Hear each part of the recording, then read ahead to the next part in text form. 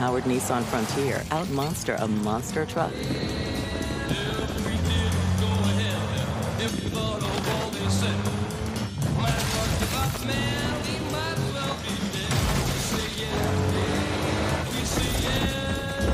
Not that you would, but you could.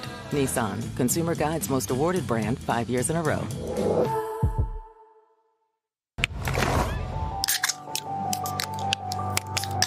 That's good.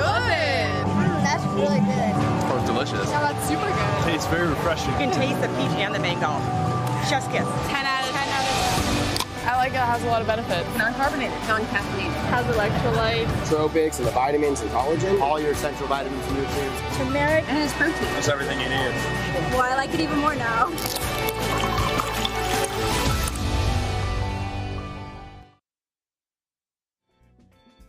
By Mad Hippie, award-winning, clinically proven skincare.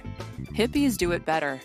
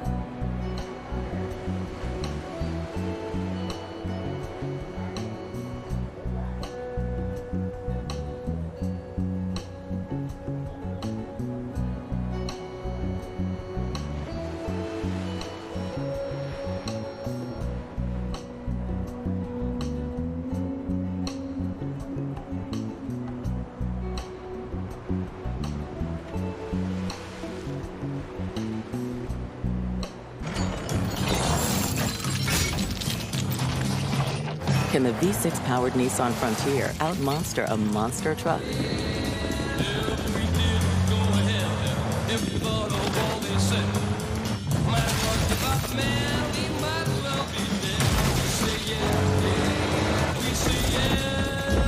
Not that you would, but you could. Nissan, Consumer Guide's most awarded brand 5 years in a row.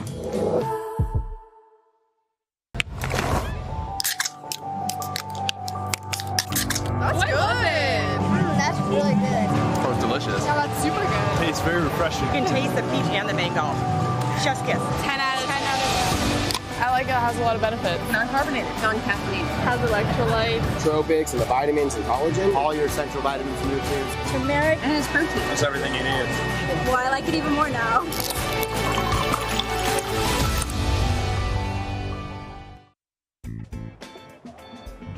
By Mad Hippie, award-winning, clinically proven skincare. Hippies do it better.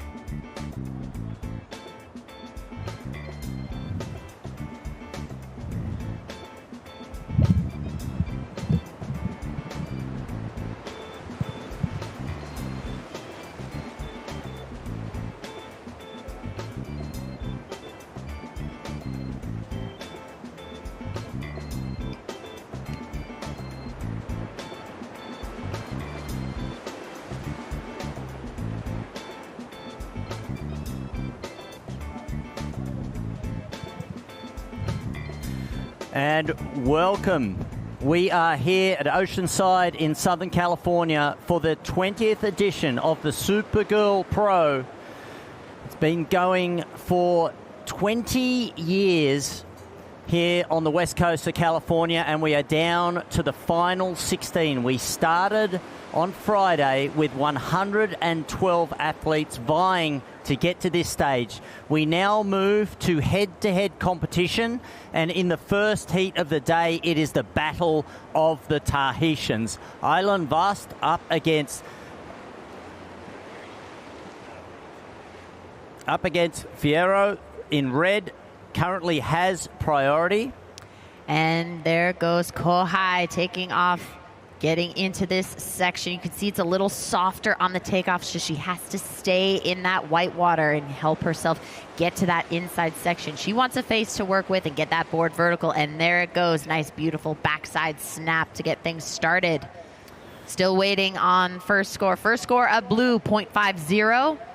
We're just getting this heat started. We are in the first heat of the round of 16. This is now our head-to-head competitions. Our previous battles were 4 women in the water. Now we're making things a little bit more exciting, so there's going to be more exchange and back-to-back waves coming. And Oceanside has been providing waves, so we could have some very exciting buzzer beaters happening. This is going to be a terrific day, and it's a great day for a 20th celebration. It absolutely is. And this first heat up in the water, we had 2 Tahitians left in the final 16. They come up against each other in this first round. Kohai Fierro is in the red. Island Vost is in the blue. And both of our surfers come from incredible surfing families. Of course, Island's brother, Cowley, won the gold medal at Chopu. He's the reigning Olympic champion and currently number 13 on the men's CT. And Kohai's sister, Vahine, who has competed here many times, is currently number 20 on the World Championship Tour as well. So they come in with incredible pedigrees, and they have been absolutely firing throughout this competition. 16 minutes and 50 seconds remaining here. With priority is with blue. It's going to be a lot easier. We've had the last 2 days, we've had, as you mentioned, here with Lindsay Jacobellis. Hi, everybody. To those at home, 2-time gold medalist, Lindsay Jacobellis. Great to have you here. And we're going to see some incredible battles today, because one of the dynamics that's changed is as we get to the final 16, we did have heats of 4. We now have head-to-head competition. And that makes that exchange happen that much faster. You know, your priority cycle that you're waiting that it's your turn to go after a wave comes a little faster when you're just having that head-to-head dynamic. So more exchanges can go, if there's more opportunity, and we have seen a flurry of waves come in, and it's been really exciting to see an amazing attack on a wave and then immediately a rebuttal from the lady sitting out the back. Surfer. So you can't just be like, oh, that was over, we'll wait a couple minutes. It's immediate, and it makes everything that much more exciting for 20 years in the making. Thank you, ASA. And having a look is Kohai up and surfing the goofy foot Tahitian, wrapping it around. Beautiful, gentle, swooping turn. Again, it's a little softer on the outside as this tide is starting to fill in, but once it comes to the inside, there are some sections that will stand up and give a nice vertical inside section. Unfortunately, bearing that rail and not having a nice completion on that, but had some great flow, and you can see the effortlessness in that movement, and she was just floating with such grace, but then has that little sneaky power when she gets to that inside. So it's such a cool dynamic to see the array of skill out of these ladies. Yeah, Kohai's definitely been one of the form surfers. And if you're watching at home, and welcome to everybody at the World Wide Web. That's Talia Swindle, who will be wearing the red, obviously, coming into the next round. Always very focused in her preparation.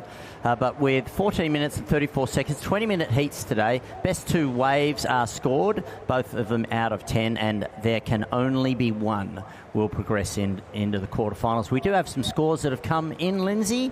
All right, last ride of red, a 2.83. Red, your first ride, a 3.67.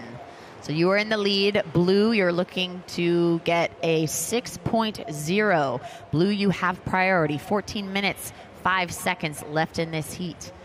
We have the great overview that's being taken with the drone.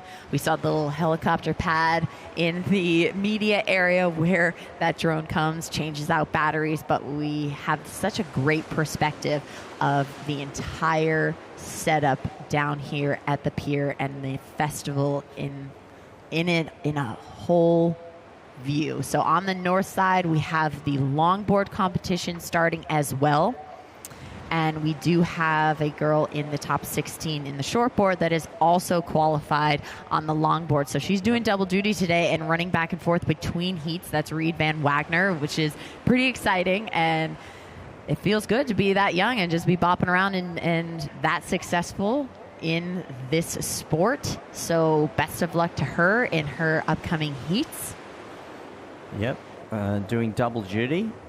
And we just saw Ruby Stringfellow also getting herself ready. 13 minutes remaining. You will, if you're home watching us, and thank you for joining us, whether it be on YouTube, whether it is at surfergirlpro.com, if it's on the WSL website. Thank you for watching. We are doing both beach announcing and the live webcast, and so our priority is with the surfers. And you may see occasionally a surfer waving, and that means they're looking for information. And so we'll keep that information flowing. Priority right now is with Blue, Island Vost. And both of these French Polynesian surfers have come in to today with such incredible form. Kohai Fierro won both her heats yesterday, both seeded into this round. Kohai yesterday winning both of those. In the rounds of where you had 4 surfers in a heat, you just had to be in the top 2. And so Kohai winning both of her heats yesterday. But Island is currently the 26th Challenger Series seed, representing regionally represents the region of Hawaii and Tahiti Nui.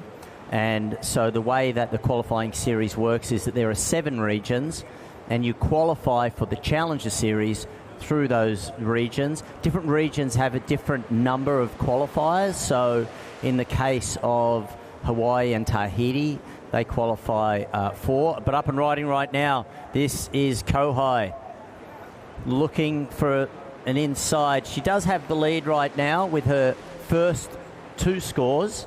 And that one likely not going to enter into a scoreline because the low score is a 2.83, top 2 scores But smart move, given that the waves today, they have been inconsistent. We couldn't see them for the first hour and a half this morning.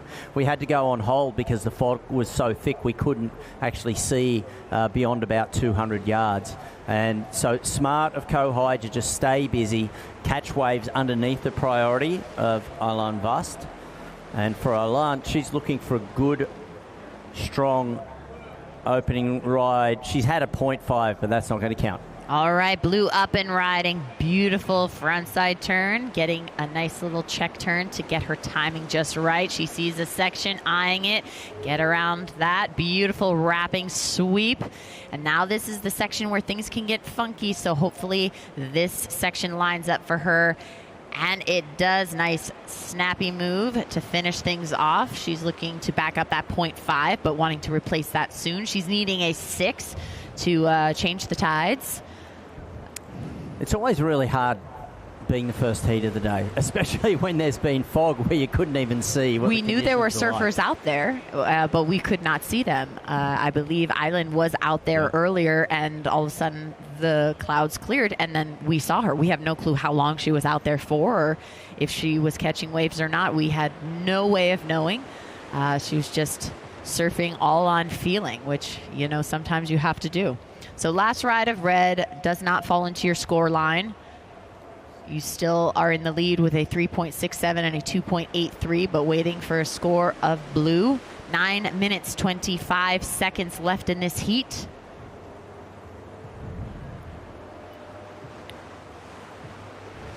Now, one thing you should note is that when you compete in regional areas, your kind of points for your qualifying come from that area. Let's take a look at Kohai here, Lindsay, and this is really just a in and out. She was looking for something, a little bit of power in this wave. We have seen waves that come on the inside. There we go, and gets a nice backhand hit. So that was her 3.67. I think that was her first ride. Yeah, she was able to find that little inside section and time that beautifully. There wasn't much to that wave, but she pretty much got everything out of it she could. So right now, priority is with red.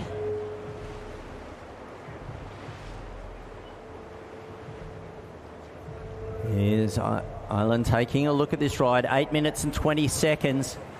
Vast up and riding. Nice sweeping turn there. A little bit of bump on the face of this wave. Can she get through to the inside? She does. Really difficult wave to surf. Nice re-entry there. She'll get the chip shot in, maybe one more. There's a slash in the pocket, and again, that was a very difficult wave to ride. There was bump and lumps and chop, and yet she was able to ride that all the way through to the inside. So gets a scoring ride. We're still waiting on Blue's second ride. That score is dropping soon. And this is the replay. And take a look at this replay. Such beautiful drawn out lines. You can see there's not a steep face on this, so she has to be gentle. So it is just slow and drawn out, but it does make it look effortless. And she was able to get that nice little snap, and that did line up. We have seen the wave almost separate and come into this like triangle formation right in front of us in the judges stand. So the second ride of Blue, a 4.67, and her most recent ride, a 3.40. So Island in blue, you are in the lead. Red, your new requirement, a 4.41. You're trying to improve a 2.83. Again, you need a 4.41. Priority is with red, 6 minutes, 55 seconds. And on the webcast, we're taking another look at that last ride, and you can see that Island really had to almost battle with that wave. There was an unusual cross chop running through it. There she is right underneath the pier. Fantastic view from the pier here at Oceanside. And but gets herself a decent score, 3.4, just slightly behind Kohai Fierro's 3.67. And that did push Vast into the lead. Priority now with Fierro, and obviously only needs a smaller score, sub 5, a 4.41, but in conditions like this, you are you're juggling skill and nature. Yes, and what I'm seeing here, consistent over the last couple of days that I would like to implement in my surfing next time I'm doing beach break. I see they take off, they're maybe going right, and all of a sudden it gets a little soft, and then they work their way left. You think that they're now just going to continue left the whole time. No, they get a little floater, stay in that white water, and then get a redirect and continue to go back right and wait for the section, because they know it'll eventually hit that sandbar on the inside and stand up. So they're really only doing that as like a little supercharge to get an extra speed. So I thought it was very interesting. Thank you, ladies, for improving my surfing. 5 minutes 30 remaining in this heat. Kohai, you need a 4.41. A 4.41 at the moment. Just over 5 minutes remaining here. Of course, only one progresses through. Vast takes this under priority, and that is a quick in and out. But you saw her reaction there. So, okay, I may have an opportunity here. Kohai has the priority. I'm going to try to take this wave just in case, but she could tell straight away that it wasn't going to give her much to work with. So, moving straight back out the back. And let's see, having a look at this. Again, Vast decides Island to go. up and surfing, ripping down the line, racing to that section. Beautiful backside snap, throwing a beautiful array of water. A nice fan display. Working her way to the inside, staying in that section. It is all broken and crumbly, but she was able to get a nice little floater and some extra points on the inside. So waiting for that score to drop. 4 minutes, 22 seconds left. Priority is with red, and Kohai having a look, and she decides not to go. Probably a great decision that basically just crumbled. There was not much power in that wave.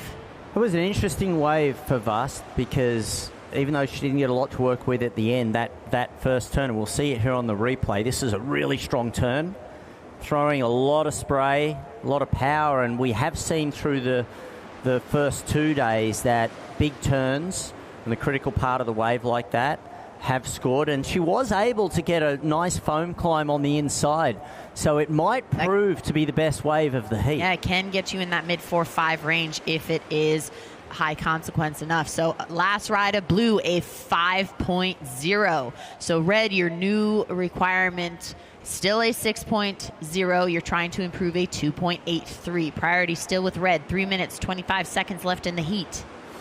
So, quick move there by Vast.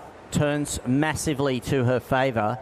Under priority, Kohai could have had that wave if she wanted with that priority. Chose not to go. Vast jumps on it, and just like that gets a 5 in her scoreline. So with 3 minutes remaining, Kohai Fierro needs a 6. Only one Tahitian will remain in this round of 16. Really strong showing from the Pacific. 2 Tahitians, 5 Hawaiians, and Chelsea Tuak from Barbados. All the rest of the field are from North America remaining in here. We did have representatives from Peru, Costa Rica, Australia, Colombia, Mexico. We have in the past had Guam. I don't think we had this year. Not this but year. It is incredible that Supergirl is reaching the far corners of our place we like to call home and on Mother Earth here. So 2 minutes, 8 seconds left in this heat. Priority is still with red. Kohai is looking to improve that 2.83. She needs a 6. Okay, here's something here. Kohai decides to strike up and riding on her forehand. Sweeping cutback. She's been doing a lot of that. Now she's facing the pier. Reverses, goes to a backhand. Nice backhand re-entry and another. She may get the link up on the inside. This wave steepens up. Beautiful snap in the pocket. A strong final maneuver. How is that going to compare to the one big backhand turn of Vast on her 5-point ride? Yeah, 1 minute 20 to go. It's hard to see how those combinations will come into play. the variety or power in this. Let's take a look at the replay. Ripping down the line, eyeing that section. Beautiful turn, but gentle. She has to not overpower the section because it is flat there. Again, a nice little backside hit. Just checking the section. She is waiting for this reform. Look at it stand up, and you can see her eyeing that second snap. Beautiful. That timing was just so spot on. It's a lot harder to get energy from a smaller wave, especially when it has this mini ramp roll. So last ride of red, a 4.37. You're now looking to improve a 3.67. You need a 5.3 to move into the lead. 35 seconds. Priority is with blue. So now we are going to see Alon just buddy up next to Kohai for the next 25 seconds of this heat. That is a hard position to be in when you are needing a score, but it is still possible. You cannot give up until you hear the buzzer, and you can still pop up as long as you can get up before that buzzer. That's crucial. Last 10 seconds. 5 seconds.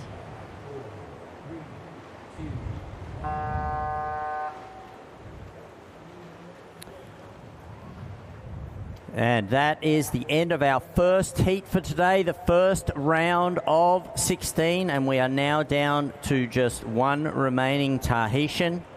And that is going to be Ilan Voss. And it was Voss. Here's Voss wave on a backhand, that big backhand smash right next to the pier for a 5. We'll be right back after this short break.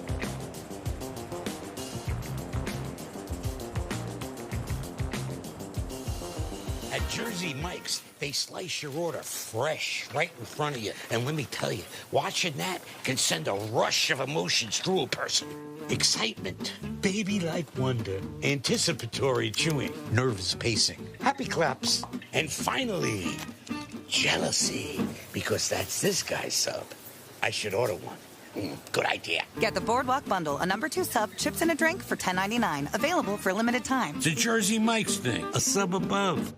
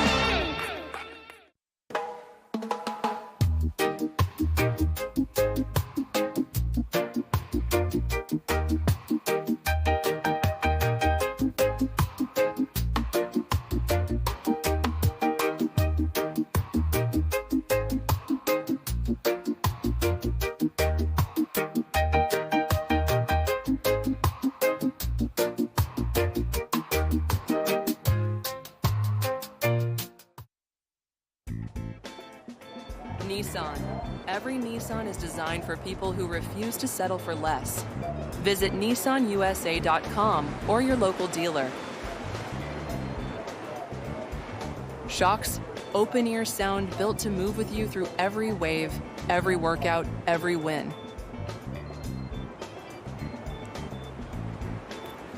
And welcome back to Oceanside for the 20th edition of the Supergirl Pro. In the water right now, you have Talia Swindle of Malibu, Ruby Stringfellow, the youngster who came into our consciousness just 2 years ago at this event. And this is Talia Swindle that you are watching on the live webcast right now. This is live action Ruby Stringfellow. Lindsay Jacobellis. Ruby, the goofy foot from Ladera Ranch, is ripping down the line, and now she's working her way towards that middle section. Gets a little soft, but you have to keep your speed so you can have a nice aggressive snap on that inside. Wow. It's hard to generate speed right on the inside. You have to have some momentum from that middle section to then help build momentum and speed, compound speed. So if you're starting at 0 on the inside, then try to get up, it's hard to have that same energy and power. So out the back, Talia off on her front side, laying back into that.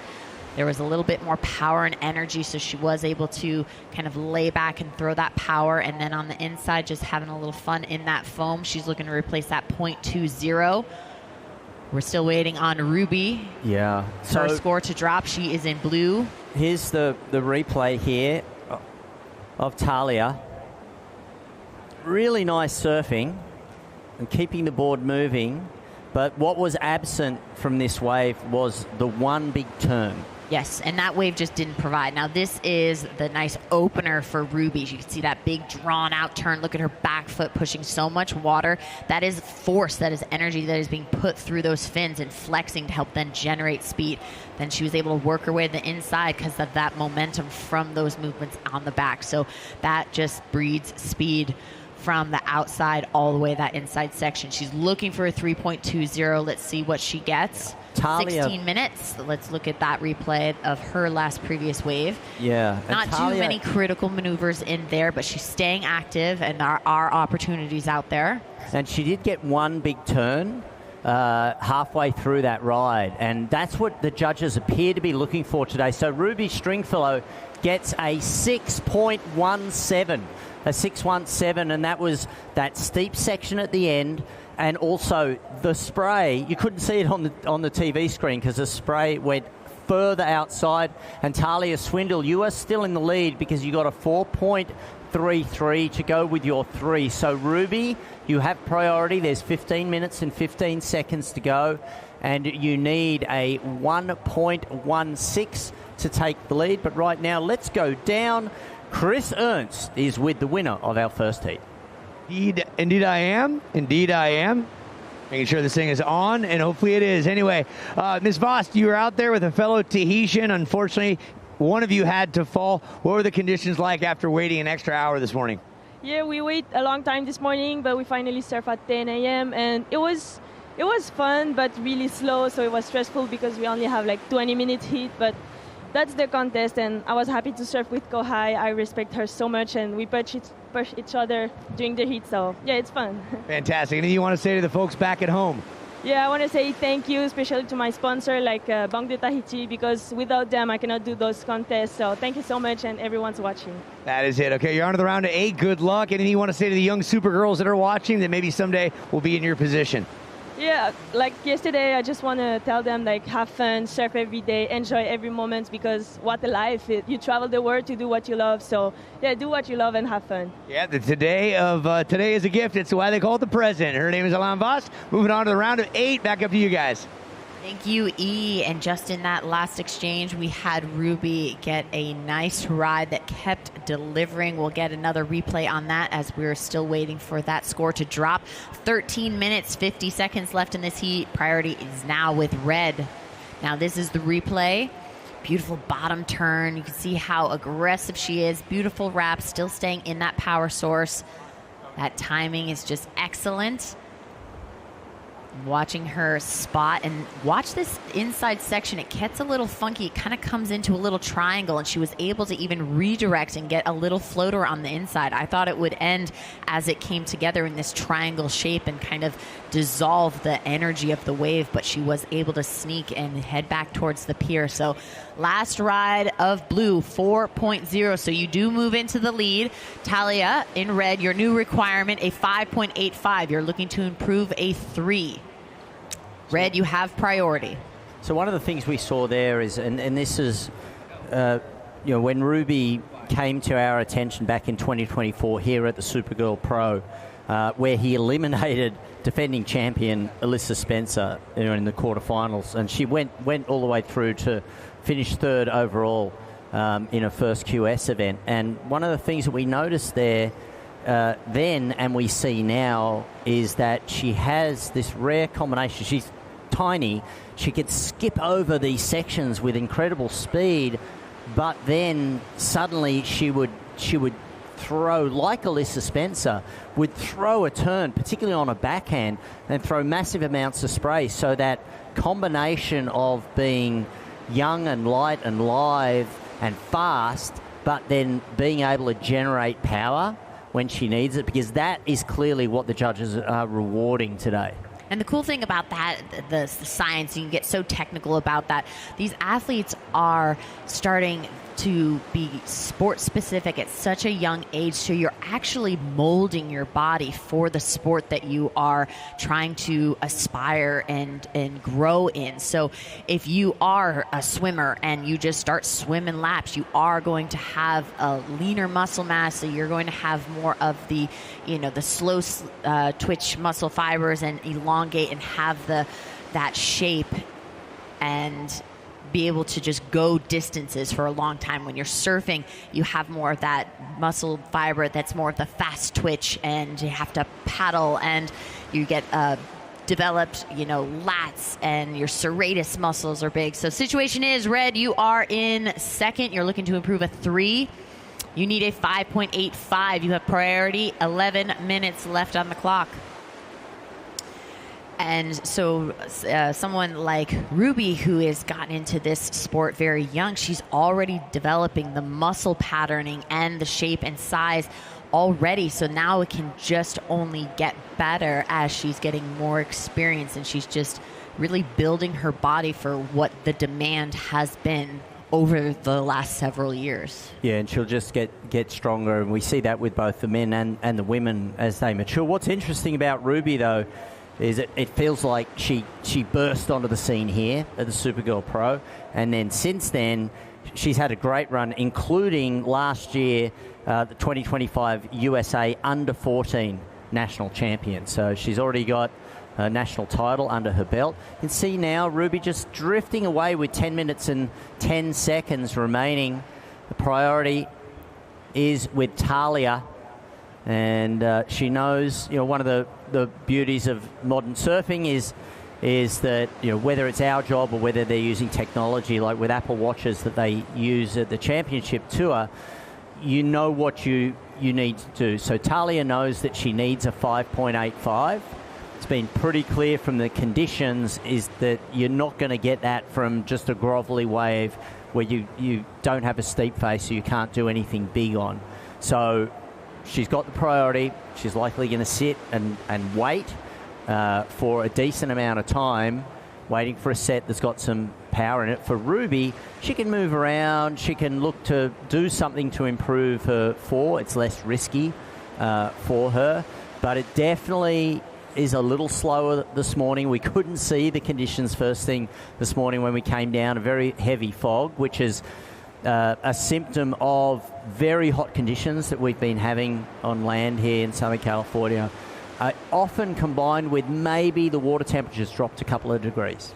But it's still 74 degrees, so it just shows you how warm it has been on the beach and inland. So that combination, you are getting that condensation, that fog build up until this area can heat up and burn that off.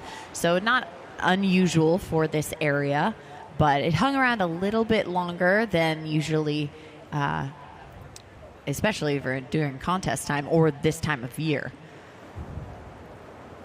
So 8 minutes, 30 seconds left in this heat. Priority is still with Red, Talia Swindoll, the 20-year-old from Malibu, California, coming off a 3rd at the Barbados Surf Pro this year. And she also has a 5th at Supergirl in Jacksonville Beach. That was a great event. And on the beach right now, Reed Van Wagner with her father. He's probably just helping caddy her boards back and forth to get her prepped for longboard that she'll be doing right after this next heat. It's exciting to see how quickly she can pivot and change style and flair from going to shortboard to longboard. It's such a different energy and speed, and judging's requirement is very different, and what is really looked after and what is scored. So it was interesting to catch up with her on that and what she likes more, what does she prefer more, and I just love that she has been developing as an athlete and just really amped on everything right now. Yeah. And that's the little young gun Lola Fleming in blue. She'll be up in that next heat as well. Up against Reed. Yep. And mentioning Reed, there's never been a Supergirl champion that has won both longboard and shortboard. And so Reed is in the running. And her form has been really, really strong. throughout the entire competition. But Lola has been surfing really well, very dynamic in her surfing, and conditions today might well suit her. 6 minutes and 40 seconds. 6 minutes 40 to go. Just a reminder, Talia Swindle, you have priority. You need a 5.85. And for Ruby Stringfellow, she's got that 6.17 in her scoreline. And that was largely due to a huge backhand re-entry, throwing a massive amount of spray, a lot of power, and rode out clean towards at the end of her first ride. And her backup score is a 4, so she can improve her lead by getting a wave that is better than a 4. 6 minutes and 5 seconds remaining. If you're watching at home, welcome to the Supergirl Pro, the 20th edition of it, and you are seeing the aerial view. Chris Ernst mentioned the other day, we used to use helicopters for this, but now we use little tiny drones that can go anywhere above, below the pier, and bring us a great view. But it's going to be an incredible festival down here today. If you are near Oceanside, come on down. There's musical performances. We have an open water swim with Summer Sanders that is happening at 11 o'clock today. I believe it's totally sold out, but you can still come down and watch an Olympic legend doing the ocean swim here. A lot of activities, a lot of sponsor giveaways, and thank you to all our sponsors. There we go. Look at that scene. This is the largest all-women's surfing beach festival in the world. And on the north side, that's more where the longboard is set up, and all the way at the end, that's the goals stage. I went down there yesterday. They were doing a Hawaiian dance in the mornings. There's Zumba classes, and there's always just something funky going on every corner of this festival. So you just keep walking around. Things will be opening up soon. And right now, we're just under the 5-minute mark. Priority is still with red. This is where things can get interesting, fun, stressful, anxiety-provoking. It's just excitement all around. Yeah. And this is where it does, obviously, it can get very nerve-wracking. Mm-hmm. So Talia knows she needs a decent score. At this point, you clearly have a choice. You hold your priority, you wait, and you hope that a set comes in. At some point, you have to make a decision as to, okay, where do I go? Today, it's pretty clear. There isn't a lot that is happening. The swell is still, when they come, similar size to the last couple of days, but definitely very slow first thing this morning. So we haven't seen even a lot of little inside waves you could at least get something on. So she is, as we say, she's thrown down anchor, and she is sitting patiently waiting with that priority, and hoping that she gets just gets the opportunity, because Ruby Stringfellow, that was that first ride, that 6.17 by the 15-year-old that has set the standard and set the bar, and that backed up by the 4, and so clearly in a very, very strong situation. 3 minutes and 20 seconds remaining. Little bump there. They just drifted over. Let's see if this thing breaks at all. And the tide hasn't been too crazy with the swing. It's going down just a little bit, but hopefully that helps. Something on the horizon, and Talia is up and into it. She's looking for a nice open face. Beautiful wrap back into the foam, generating some speed. There's the combo. Let's see if she can work her way to the inside. She needs some sort of combination to work for her on that inside so she can get some speed. A nice little finishing flare. She's looking to improve that 3. She needs a 5.85. 2 minutes, 35 seconds left in the heat. Priority now is with Ruby. And this is where things can get tough this is where for Talia. It gets interesting. So Talia, though, now she has time. She has time to get back out. It's going to take her, maybe 40 seconds to get back out. So but she could easily turn on something on the inside, because she knows she's not under priority. So she'll stay active. I know she will hunt until this buzzer calls her off. And we will bring you the score as soon as we have it. This was the replay. Nice opening turn. Yeah, still gentle, but nice drawn out and long long, drawn-out turn, which makes things look just beautiful and elegant and just effortless. And then she works her way to the inside, was able to get a nice little snap on that front side to finish things off. So the scores... We're still... that has come in. It was a 3.37. So, Talia, you still need a 5.85 with 1 minute 30. 1 minute 30 remaining. Ruby has priority. And now you see Ruby is going to go over and she's not just going over to have a nice friendly chat with Talia. She is going to... This is the competitive spirit. So when you have priority, you have the ability to block the other surfer from any wave. You can only do it once, then you lose priority. But for Ruby, if she can keep Talia off any other wave, then she's won this heat. She progresses through into the quarterfinals. So that's why you're seeing they're not having a little social chat right now. And for Talia, she has to hope that a set comes through with maybe 2 waves in it. 50 seconds remaining.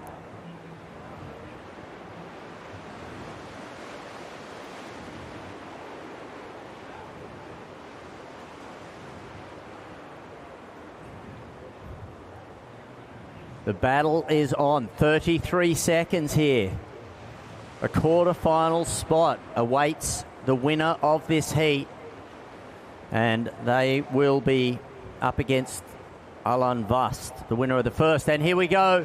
Ruby Stringfellow using her priority with 15 seconds remaining. She has the lead. Surfing this one. Can she get a run on the inside? 9 seconds. This will be the last wave ridden. And this is a victory lap for Ruby Stringfellow, who will move through into the quarterfinals once again. The youngster from Orange County, just 15 years of age, and she progresses through into the quarterfinals. I think it's pretty clear what the island's best wave is going to be, and that is this one by Ruby Stringfellow. Put together a series of nice, smooth cutbacks, but it was the finish that really mattered. And we will be back for round of 16 after this massive turn there for Ruby Stringfellow.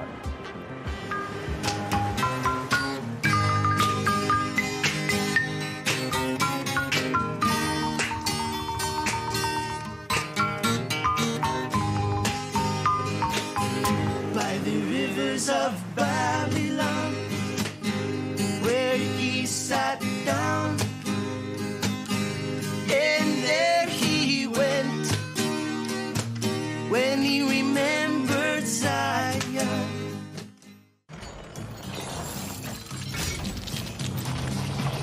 Can the V6-powered Nissan Frontier out-monster a monster truck?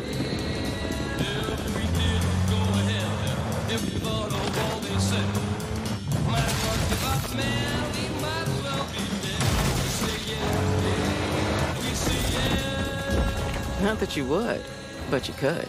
Nissan, Consumer Guide's most awarded brand 5 years in a row.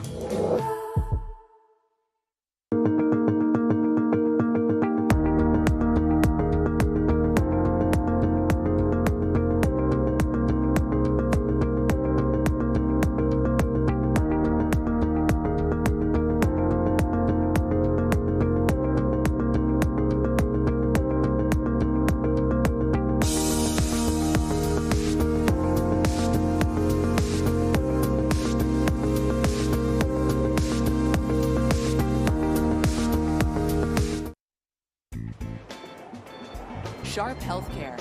From North County to South Bay, Sharp delivers the extraordinary level of care called the Sharp Experience. By Revive, fuel your body and mind with all-natural, elevated wellness. Rise stronger with SG Revive. Welcome back, ladies and gentlemen. We're in Heat 3 of the round of 16. Oceanside, thank you for stopping by and supporting this event, and thank you for tuning in on the webcast. In the water, in the red bib, we have Reed Van Wagner, and in blue, Lola Fleming. So this is the first ride that you guys missed if you were just tuning in now. A nice little outside, but working her way to the inside. Smaller wave, but she does show a lot of energy. And live action out the back. Lola getting a nice frontside section and a nice revert into the floater, helping her build some speed. Having a nice little runner on the inside, potentially. She's got to stay with it. She looks a little hung up on the lip.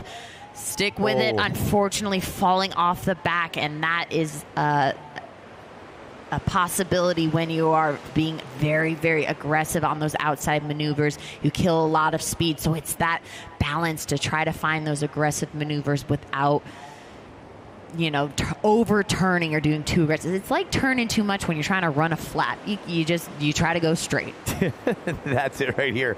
Reed Van Wagner, big crowd on hand. She's a Carlsbad girl, and she's showing you what she's made of for you folks at home. And that wave will be scored, and we'll give it to you when we have it. Here's a look back on a replay of Lola, just a hungry barracuda out in the water. And look at the vision she has right now. Looking to the left, looking to the right. And then here comes the hop. She knows from experience if she keeps up this energy, it could pay dividends. And then she bows out and said, that wave will not do it for me, as the tide is not working for her. So Reed Van Wagner out of Carlsbad, 17 years young. She's going up against a national junior team member who's 15, Lola Fleming. And we have a small break in the action. Why don't we give scores first, then we'll throw it down to Fulia. What do you see? All right, red, first ride, a 6.0. Blue, your first ride, a 2.83. While we're taking a break in the action, let's throw it down to Fulia with our previous heat winner, Ruby. Thank you very much, Lindsay. Ruby, really tense moments for us up in the booth. What is it like as a competitor when you've got the lead like that, but your competitor has priority? Worst thing ever. That just straight up worst thing ever, because you're just sitting there, especially when it's slow, it's horrible. You're just sitting there and you're like, is there gonna be a wave, or are we just gonna sit here? Or yeah, it's stressful. So you had a big score of 6.17, enormous backhand re-entry finishing. When you're on the wave, that was your first ride. Do you know that the wave's going to deliver for you, or what are you thinking in that moment that, okay, this is my opportunity? How do you get a score like that? Yeah, I like to watch for a while before my heat, so I can see which type of waves I want to be going on. But yeah, when I got that wave, I was thinking, yes, this is going to have a really good reform. So just super happy that I got that. Yeah, it's fantastic. And it's always really obvious. You're throwing spray to the sky, but your pink board. So tell us about your board. Yes, always with the pink. Has to be pink every single time. But it's a Timmy Patterson. I actually just got the new model all in, and it's been working really well. This is a baby squash, so it's a little bit more pulled in than a normal squash, and I've really been liking it. I think it works really well in these waves, so shout out to Timmy for making the best boards ever. Well, you're into the quarterfinals once again, up against Alan Vost. Have you ever surfed against her? I've never surfed against her, so that'll be a fun matchup. Fantastic. Well, it was entertaining for all. Great to see you progress into the next round. Good luck for the rest of the competition. Thank you so much. Is the spirit of competition. Looking forward to surfing up against a Tahitian. One is 15, one is 17, and that is going to be a fun heat. Excuse me, she's only 14. Ruby has a birthday coming up September 4th, and Alan Vost will see them in the round of 8. Lindsay? Things are getting exciting here for sure. I love to see how these ladies are feeding off of one each other. They're pushing each other, but they have those similar stress and anxiety driven moments which competitors face, and I can understand that. I can feel that. I can feel that being up in the booth and seeing that. So I am empathetic to her situation and could understand, but then I'm also feeling for Talia and just not getting the moment when we know all of these ladies are capable of wearing this cape, especially in the round of 16. So congrats to all the ladies that have made it this far in the top 16. But back in the water again, red in Reed Van Wagner and blue Lola Fleming. We've got priority underway with blue, and we've got 12 minutes, 45 seconds left in this heat.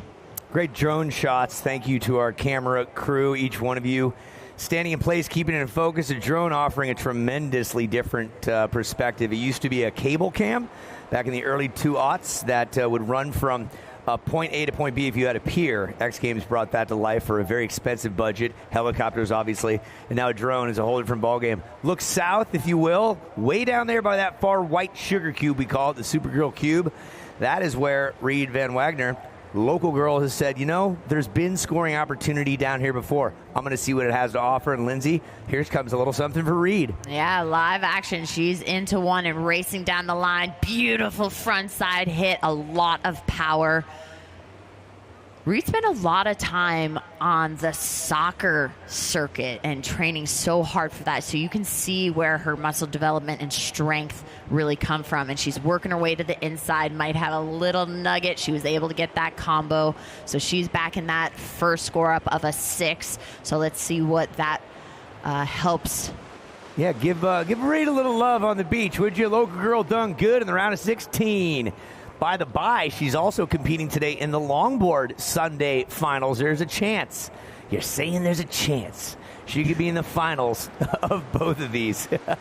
So just a kindred spirit at 17 years of age. Here's a peek back for you folks on the webcast. Look at that nice front side with just the multitude of water that she is just throwing north to the pier. As just so much energy. You have to love it. And then she has to do that little hop, stay light on her feet and not sink that board so she can keep her speed and work her way to the inside. So last score of red, a 5.90. So you are in the lead.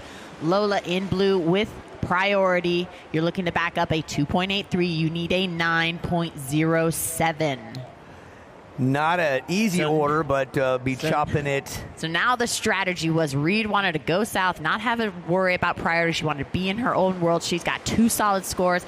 Now she's going to be like, oh, hey, Lola, what's going on? Yeah, what are you doing over here? Yeah. Hey. Yeah. Eventually she'll want to go on something. There is 10 minutes, 15 seconds left in this heat. Lola will go on something. She will use her priority, and then Reed will be out there sitting pretty, holding that priority card. So excellent strategy on Reed.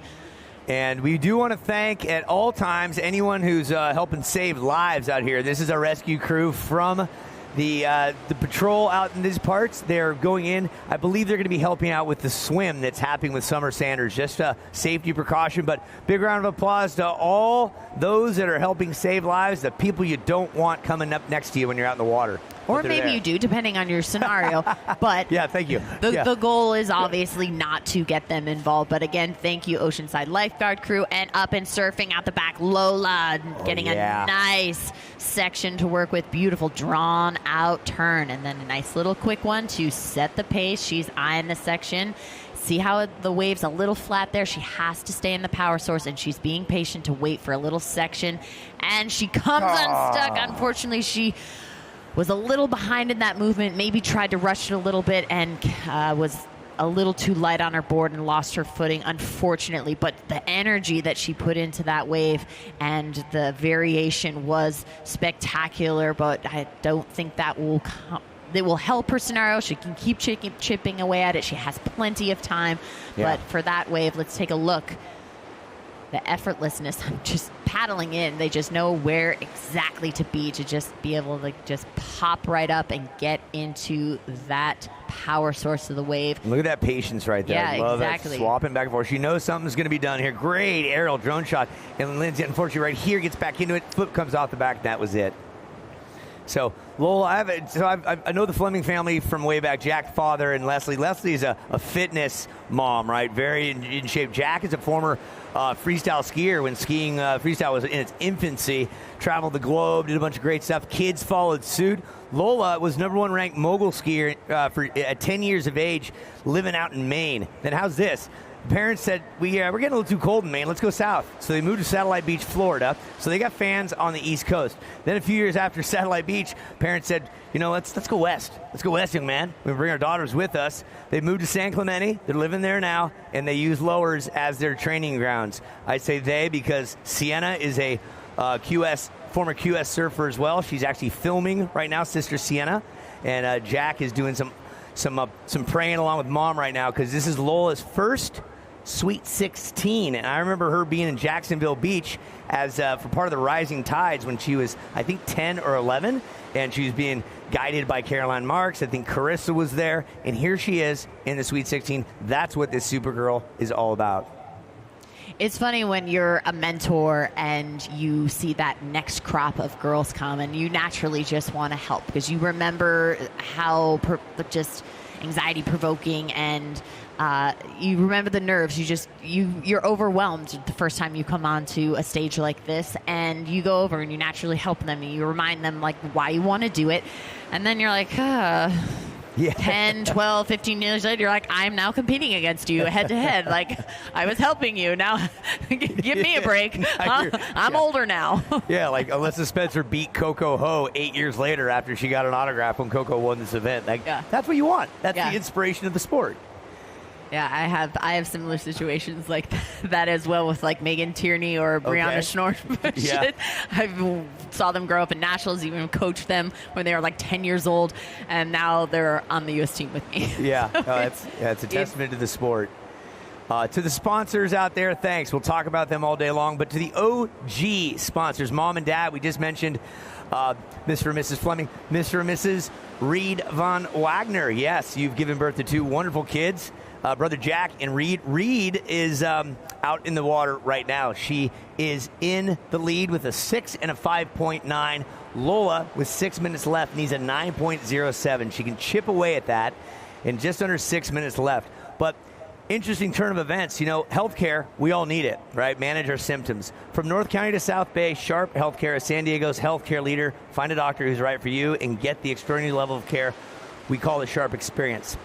Why do we bring up Sharp and Reed? Because Reed's mother is a NICU nurse in the Sharp family, and she's been doing that for 30 plus years, I believe. And I remember when I was pregnant, she was reaching out to me, if you need anything, like, let me know, I want to help. And that's the type of family dynamic and help that you get from companies like that when they truly care and that you get that family experience. And it's wonderful that a company like that takes interest in an event like this, and they are so hyped to be here. I caught up with we both got caught up with some of those individuals as well as at the welcome party, and it's wonderful that they're just as excited as we are. Every year we amp it up even more. So it's nice that we're not just going cuckoo with it's true. It's great. It's a great event, and it gets better and better every year. And it's 20 years in the making now. I can't say that enough. That's a huge accomplishment. Yep. 2 decades of Supergirl. Neither one of these gals were born when this event happened, and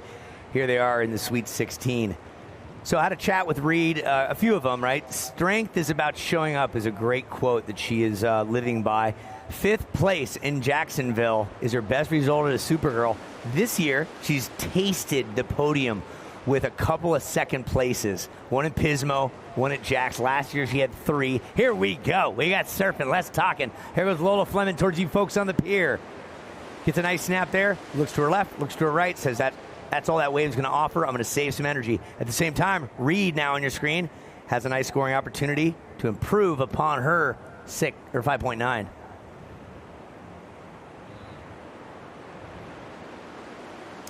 Now there's that paddle battle to get out. Lulu she has the advantage to get out there unless something crazy comes and gets her mixed up into those pylons, but she will get that priority once she gets out there. She is eyeing that section, a nice backside as that section just presented itself. Yeah, so that was the one hit. She had to look to make sure she wasn't going to interfere on anything. Yeah, and Reed had a bunch of foam to work with, not a lot of dynamic, powerful maneuvers on that. That will not play into her new score. Lola's score yet to come in. Hold tight.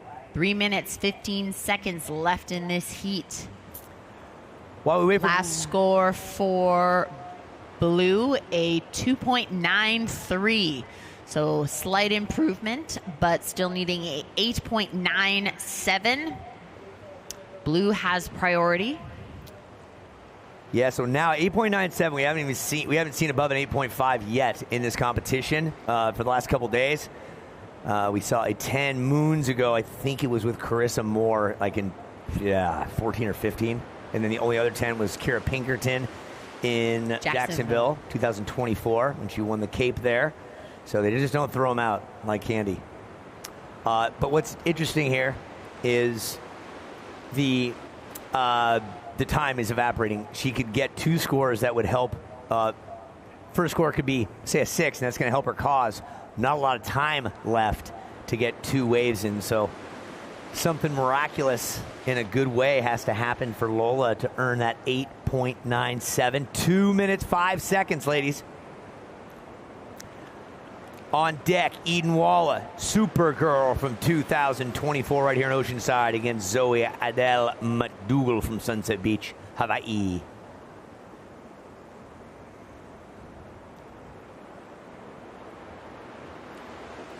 And as we mentioned before, one is just sitting there waiting for that clock to evaporate. The other being Lola saying, please drag on. Please give me more time.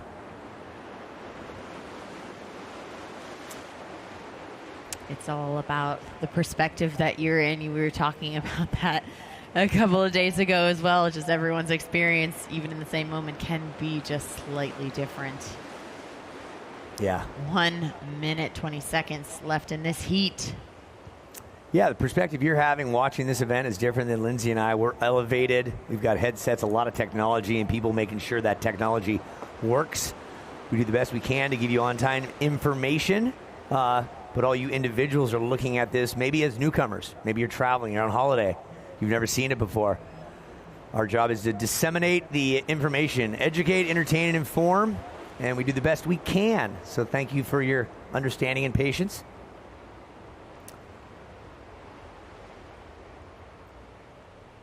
.40 seconds remaining, 4-0. Situation remains the same. Lola, you do have priority, needing a hearty 8.97. Reed is in the lead. And waiting patiently to the south is red and blue of Eden and Zoe.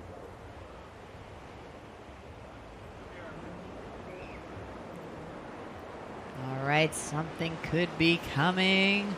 Down the last 15 seconds. Okay, paddling in is the blue of Lola Fleming. This is her last-ditch effort. All eyes as the countdown comes up. This will count.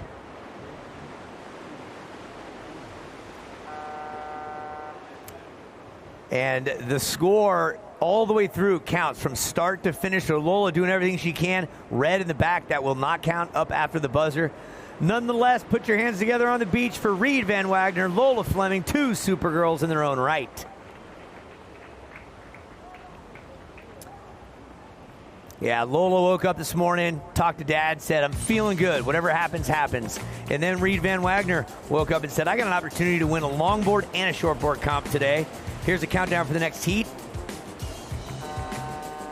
And for you folks on the webcast watching Reed's 6.0 ride, this is one of the 2 waves that helped her get into the Great 8. And we will be back with Eden Walla, 2024 champ, and Zoe McDougall when we return to the webcast. Stick with us.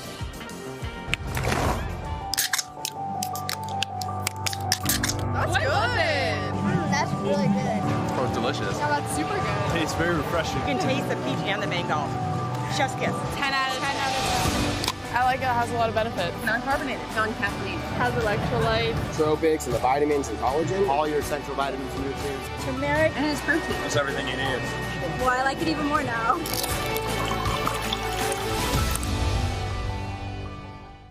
At Sharp Healthcare, this is the world's most advanced robotic surgery and the value of human touch. This is the region's only focused ultrasound for people with movement disorders and the neurosurgeon devoted to restoring their lives. This is the respiratory therapist who cares for baby June and the volunteer who rocks her to sleep. The science of medicine, the art of caring. This is the Sharp experience. Find your new doctor at sharp.com. The Open Swim Pro from Shox are my constant companions during training, especially in the water. As open-ear headphones with bone conduction technology, they not only offer a secure fit, but also outstanding sound quality. In addition to Bluetooth, they have an integrated MP3 mode so that I can listen to music seamlessly underwater. This provides additional motivation and feels like being in a concert hall. Smoke Flower, premium apparel brand celebrating the grand opening of a new flagship store now open in Encinitas. Beach Break Cafe, great food, great friends, great service. Now serving beer, Bloody Marys, and mimosas. Welcome back to Oceanside, California. That pier that you're looking at on the screen, and for you folks live standing on it, it was first built in 1888, knocked down 4 times. That's the 5th iteration, built, I think, in 87, and it's here to stay, barring Mother Nature's miracles. When right now, here's a replay of the surfing going on between Zoe McDougall and Eden Walla. Here's the first strike, and Zoe said it had promise, it had hope, and now Eden Walla on a replay. She gets one dagger strike, and he's able to ride that one out. Lindsay Jacobellis to my right. Mark Fuel doing some interviews down below. My name's Uncle E, and we do a whole bunch of talking about surfing. What do you like so far about what you've seen? I mean, I love that these ladies didn't waste any time. And right off the bat, we did see some waves on the horizon. Not a great section for either, but both surfers were on the hunt. So in red, that is Eden Walla, and Zoe McDougall in blue. Blue has priority right now. So scores that drop. First ride of red, a 1.5. First of blue, a 0.50. So both were racing down the line. Didn't have a great section to work with. It was a very steep, very walled up wave. Did not present a nice open face for them to do any maneuvers or even vertical snaps, but that happens. It's maybe the direction of the swell, but as we're taking a break in the action, let's throw things down to Fuely with the winner of our previous heat, Reed. Thank you very much, Lindsay. Reed, you are clearly on a winning streak. We're now in head-to-head competition, so you have to win to progress, but you also won both your rounds yesterday. So you're clearly surfing good. We spoke about how well that you're surfing, the development that we've seen in the last year even. How important are the points here in this QS 4000 event? Yeah, I mean, 4000s are always so important in the long run. I'm just trying to take these bigger events and capitalize on them because there's a lot of events this year, so it's a lot of running around and getting prepared for everything. So yeah, these points are so important, and I'm excited to see where this contest goes. And the next couple are pretty big comps as well, so we'll see. Well, the critical piece of equipment if you're a surfer are your surfboards, and in your case you're using 2. So tell us about the boards that you're riding. Yeah, so this one's a Chris Borst. It's kind of like my own model, which is super cool. We've been doing a lot of experimental work and figuring out which boards ride the best, and this is my all-around board. Works in good waves, small waves, any waves. Yeah, and I love to do art on my board, so that's what all the eyeballs are. But yeah, no, Chris is great. Yeah, and he has a few good surfers under his belt as well, local surfers, so a local shaper. Tell us about your longboard as well. Yeah, so over to my right, we have the Michael Takayama board, and it's absolutely beautiful. It's like he is such a craftsman with his work. He creates every board by hand, by himself. So takes a second, but once you get it, it is absolutely magic, and I couldn't imagine riding any other longboard. So. Well, we do have to let you go because you are right now potentially the only Supergirl who has the ability to win both shortboard and longboard. You are in both final stays today. What would that feel like, and how do you stay so versatile? Yeah, like I said yesterday, I'm taking one heat at a time, and longboarding and shortboarding are 2 of my favorite things to do in the entire world, so I'm just kind of doing it like I've done every single day, since I was little. So I'm just excited to go have some fun. And now that I'm past this round, I'm just gonna bring it and show my surfing as much as I can, and yeah, bring it on for the rest of the day. Well, good luck. I'll keep that Borst for you if you like. I'll look after that. I'll add that to my quiver. And good luck over on the north side of the pier. Back to you guys. Boy, thanks, Fuely. And all that talking led to some fantastic surfing. McDougall took that one deep in the blue and out the back. What do you see there with Eden? Yeah, Zoe had such a powerful maneuver out the back and was unable to finish strong, but had just a variety of different maneuvers. And then Eden had one that she was racing down the line and had 2 aggressive snaps. So let's look at this replay. Immediately into the bottom turn, vertical snap, and then eyeing that section again. She's working her way to the inside. She has to get into that foam to see if there's any energy that carries her in. But this is Zoe's beautiful sweeping turn. Smooth. Yes, and then into that nice vertical snap, and then she's got to get back into the power source of that wave. And to get to the inside, she was able to do a couple little turns, but then that finishing maneuver was not as crisp. So that is not going to get the best score she could have possibly gotten on that wave, but it's definitely going to help her situation. 12 minutes, 35 seconds left in the heat. Yeah, start to finish. You want to see it ridden from start to finish and ride it out. It's known as the completion of the wave. The simple way to remember the judging, the general judging criteria is the acronym of SPF. And just a little recap. We just want to make sure that the competition zone is completely free of all free surfers. So if you are in the water and you are to the north of that most southern sugar cube, please make your way south. Thank you. The only other person allowed in the water is Kurt Steinmetz. That's right, with his tremendously large camera. What do you see? Action out the back, maybe a little wave or a sign of something to come. Something to come, yes. Priority is with red right now. 11 minutes, 43 seconds left on the clock.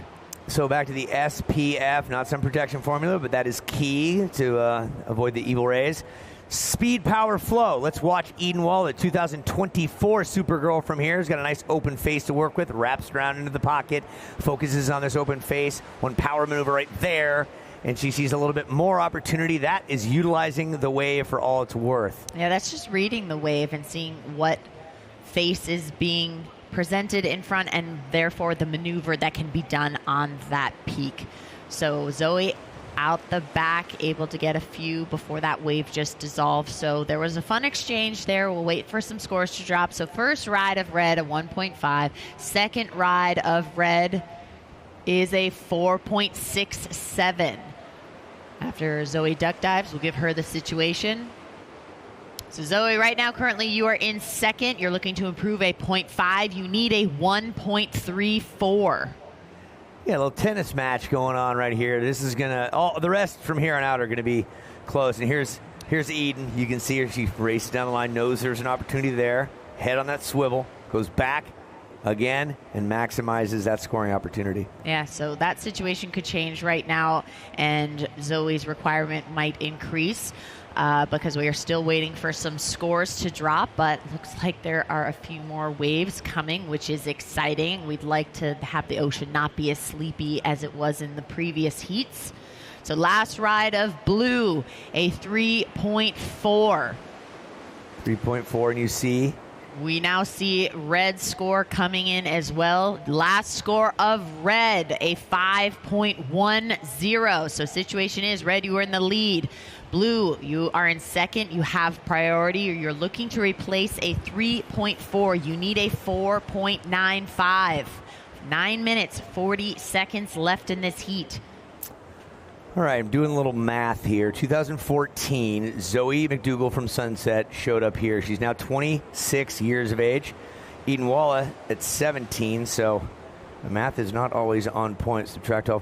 Eden was 5 when Zoe showed up here for her first event, and Eden's first event here, she won. So that was pretty darn impressive. Shows up and says, I got victory. Last season, there was 9 QS events. She did no worse than 9th. Won the last one in Morro Bay, took 2 seconds, and got a 3rd in the season opener in Pismo. And she's just not afraid. And a correction, her first Supergirl, I'm sorry, was back in 2022.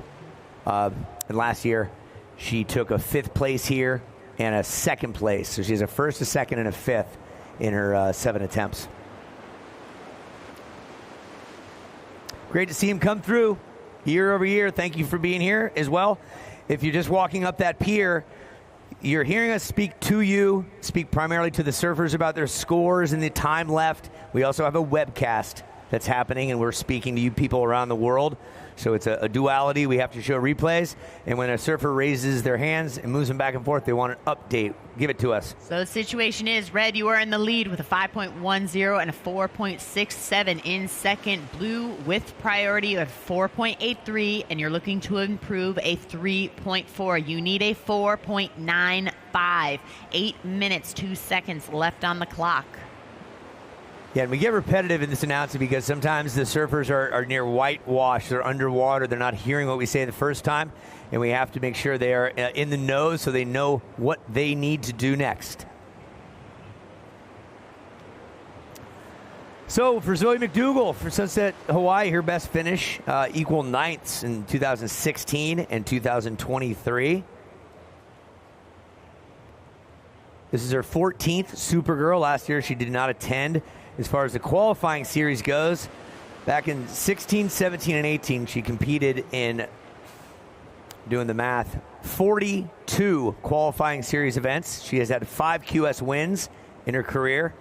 Very seasoned veteran coming from a really challenging neighborhood in Sunset Beach, Hawaii. Tough place to grow up. It's just, you ever been there, you know what I'm talking about. It's a golden sand, beautiful tropical waters, and a great place to get out and challenge yourself in the surf. Sunset Beach, Hawaii, North Shore.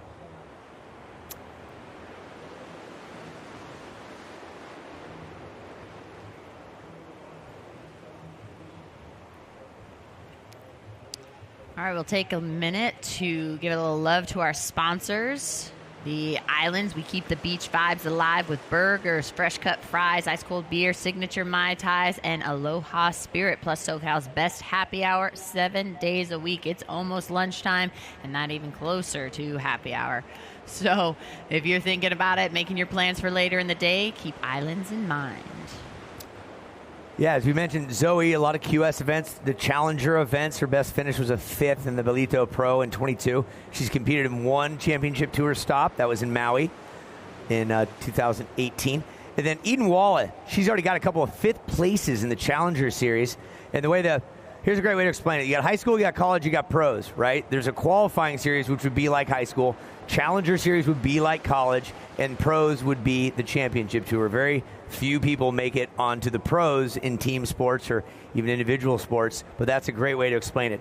However, you can go back to high school from college in that scenario, and you can go back from the pros to college, even to high school, to earn your right to be up to the next step.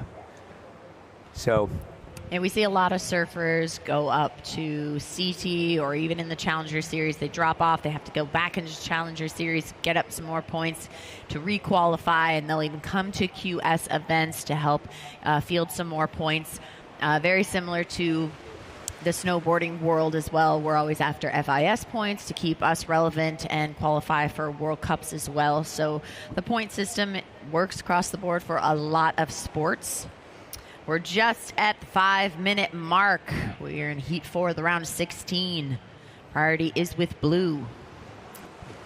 The voice you hear is Lindsay Jacobellis. She is a globetrotter, the GOAT of snowboard cross. Earned a silver in 2006 at the Olympics, multiple X Games gold medals, World Cup titles all over the planet, and 2 Olympic golds in Beijing in 2022.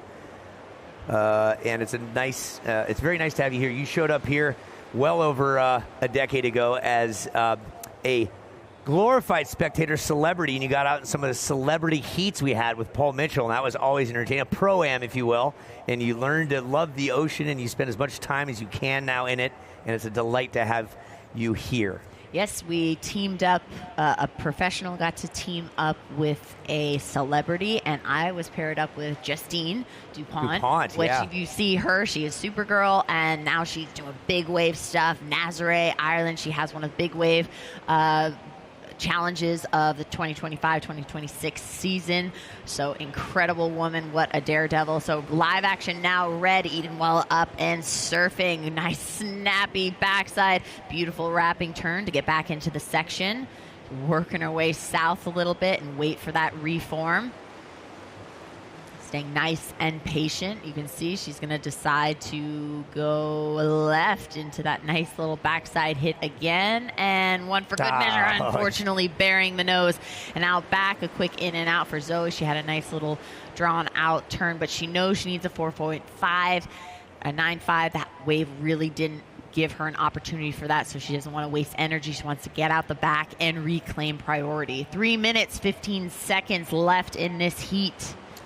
Yeah, that was wise of Zoe because she saw that Eden put down a potential better score to improve the lead, and we'll see on the replay here what Eden's score looking to improve her 4.67. So great first maneuver, and this is just the juxtaposition hop to get to the next scoring zone. Yeah, this wave gave her a 4 that did not fall into her score line. It did have some great energy and commanding presence right off the back, but not finishing the maneuver was the key thing that really didn't help the score and improve her lead. So right now, Blue having a look. Unfortunately, that wave just not standing up for her. But she could be in position to scrape into another one, as we are seeing a few more. Mia McLeish, the mouse in the blue on your screen, running in front of you folks on the beach. Good luck. You're going up against Moana Jones-Wong, the strong pipe winner from Hawaii. Next up, she'll be in the red, Mia in the blue. So Zoe McDougall, as we mentioned before, started her Supergirl Pro campaign in 2014, only to be outdone by one in today's field, and that's Chelsea Tuock from Barbados, who started in 2012, and I believe she's been here for 16 events, including the Jacksonville side of things. Yeah, this is her 17th, and it's amazing. She's gone into different avenues and surfed all over the world, and always makes time to come back to this event. We love that she has that support and love for competition and the Supergirl spirit. So thank you, Chelsea, for being a diehard Supergirl. Yeah, she will be coming up in heat number 6 against Tahiti Mahena Enzo from Hawaii. Looking forward. Again, Moana Jones-Wong, Mia McLeish. Let's look right now. Red finding the time and the place once again. Eden Walla. She will do her best to take this all the way in, knowing she's under 1 minute.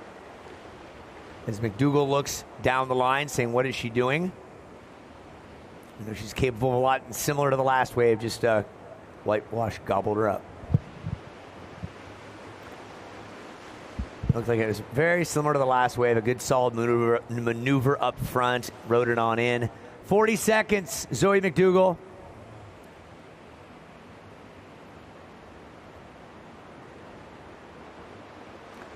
In 2024, the waves they were small, and the younger gals with the smaller footwork, smaller boards, they were just a little more dynamic on the smaller waves. It was the youngest finals we ever had between first and fourth, and you can see Eden right here. That's about the size of the waves in 2024, and she was able to just chip away at it like a barracuda. Yeah, right now the tide is pushing out a little bit. And that wraps things up for Heat 4 of the round of 16. Unofficially moving forward, Eden Walla. And here's a look back of the island's big wave by Miss Walla, counting down the next heat. Yeah, again, we'll be right back with more surfing. Stick with us on the webcast.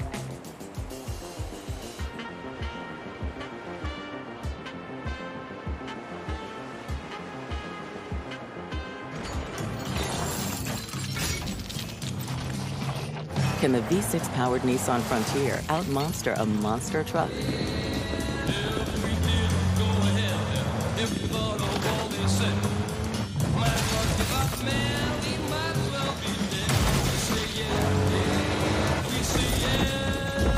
Not that you would, but you could. Nissan, Consumer Guide's most awarded brand 5 years in a row.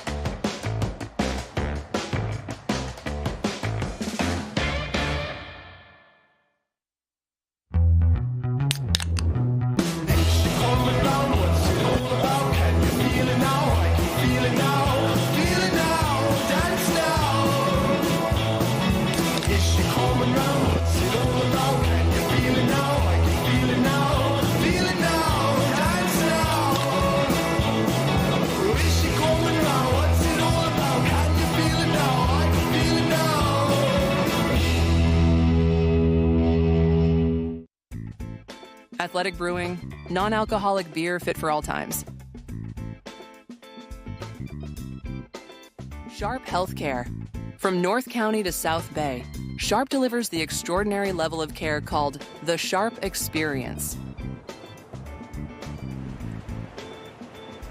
Welcome back to Oceanside. There's the webcast view for you folks watching online. Here's a look just a moment ago from Mia McLeish, the mouse, starting things off, Lindsay.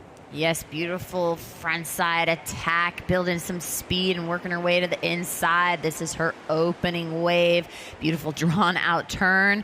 And this wave kept providing. It was on the smaller side, but really provided and built up on that finishing maneuver. And then Moana Jones-Wong not wasting any time, just building so much speed as she's racing down the line and into another section. Does a nice little check turn as she sees another beautiful opportunity to do a nice wrap and then into that pocket snap and getting those fins free, maintaining her composure in that whitewater that throws you around a lot and you can easily be thrown off your game. Out the back, live action in blue, Mia up and surfing. Beautiful little combination turns back to back. And again, now this wave gets a little soft in this section as this tide is starting to drain out. It's not a big tide swing, but it's enough to make a little things softer, and you have to kind of plan accordingly. She goes right then left and a little revert on the inside. She was able to get some little bonus on the inside. So we're still waiting on a couple of scores, but these ladies aren't wasting any time, and the ocean's starting to wake up. So that's, judges are having a hard time keeping up, but they want to take their time, review, and give the proper score. And again, Moana taking off on another beautiful bottom turn and snapping off the top, sees a pocket in front of her, and again answers back. Yeah, back and forth to our watercraft coming back in. Thank you for your service and safety. Yeah. Give us a flex, would you? When you turn that thing off, give us a flex. Here it comes. Wait for it. He learned from Hasselhoff? No, he didn't. Okay, have a look back on the replay here. It's going tit for tat here. Mia McLeish. Something to bring up. What we learned in the 2024 edition, talking to Pinkerton and Leilani McGonigal specifically. They're more. I'm using this as it is. They're more developed. They're women. Their hips were bigger. Their boards were longer. The waves were smaller. Ruby Stringfellow, the likes of Eden Walla and Kiara Gold.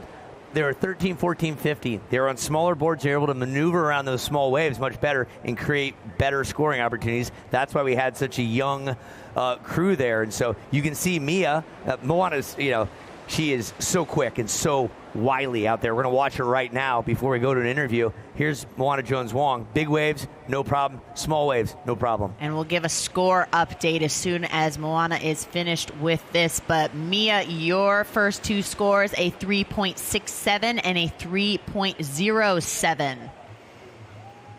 14 minutes, 45 seconds left in this heat. She's trying to sneak in one more for good measure, and she does. A nice backside aggressive maneuver. Moana, your first ride, a 6.83. Your second ride, a 4.17. So you are in the lead, and we're still waiting for that wave you just came in on. Let's take a look at the replay. Yeah, and what's beautiful about this is she really focused directly in front of us and the judges to ride this wave out. We'll see it at the tail end here. And you can see that patience. Legs like pistons. A piston works by going up and down, and that's what those quads and calves are doing. And it's so quick right at the end. It's a slow to the start, and then it's a snap right at the end. Watch to this. Get the most rebound from the board, and I love that. It's very similar to completing a turn on skis or snowboard. You're flexing the edge, they're flexing the fins as they're giving that push, and it helps them propel forward. So as we take a break in the action, the ladies are paddling out. Let's throw it down to our previous heat winner, Eden Walla. Walla. Thank you very much, Eden. Tell us about the conditions out there and give us a comparison, if you can, to 2024 when you won. Yeah, it's super small right now, but there's still a couple waves and a couple opportunities. It's very similar, actually, I feel like, to how it is kind of every year. It's always kind of small and grindy, but I was stoked to get the job done. And with what you're doing, you're competing on the QS, you're competing on the Challenger Series, looking for the path to the CT. You have to be really versatile. So tell us the range of waves that you have to deal with, particularly over the last year. Yeah, I think every contest there's different waves. You kind of don't really know ever what to expect, but yeah, it was huge for the U.S. Open and for Bolito for the start of the Challenger Series, and then super small here. It's kind of just it's how it goes, I guess.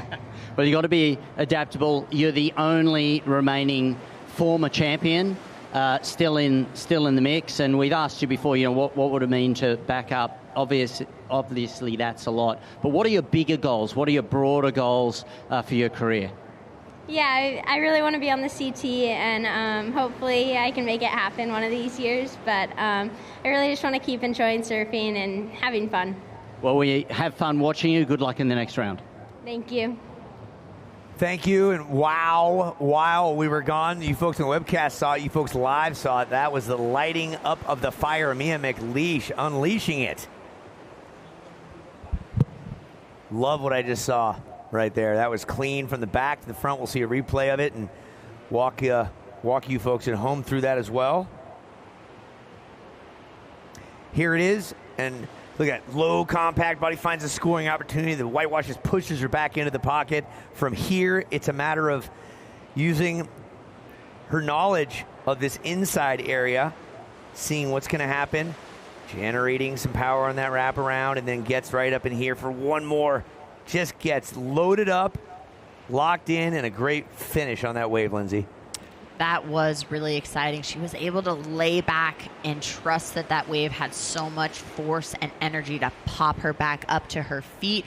A very high critical maneuver right off the bat, giving her a 7.40, moving her into the lead. Now in second place, Red with priority. You're looking to improve a 4.17. You need a 4.25. 7.4, first 7 of the day. And that's in our top 10 for the event. 1-8 in the mix, a lot of 7s, but nice 7.4 for Mia McLeish, finding the opportunity. She's got a quote that says, "Not about winning or losing, rather getting up and dusting yourself off," because you're going to have a lot more opportunities in life to not win than win. What do you take away from it, right? If that was my motto, then you'd be calling me the maid. I had to pick myself up so many times. My gosh. Yeah. You get a lot of victories, but also a lot of seconds and beyond. Supergirl history for Mia McLeish, the 18-year-old from San Clemente, spends oodles of hours at Lower Trestles, the site of the 2028 Summer Olympic Games. And she has competed in Supergirl since 2021. Her best equal ninths in 2023, both here and in Jacksonville. Speaking of which, the Supergirl, we'll give you an update. How about that, Mia? Go ahead, Lindsay. Break it down. All right.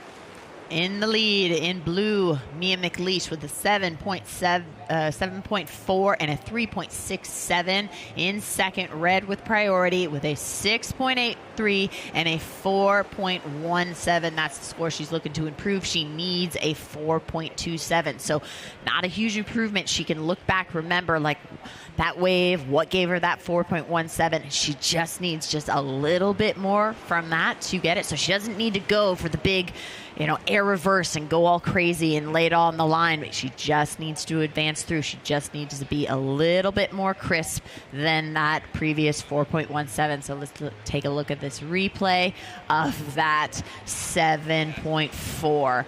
So much energy into that wave and so much commitment to lay back into that. It shows that the judges that you've timed everything, that you trust that it's going to pop you back in, and you've eyed that section. And then she was able to complete it and bring it to the inside. So that's what gave her that 7.4.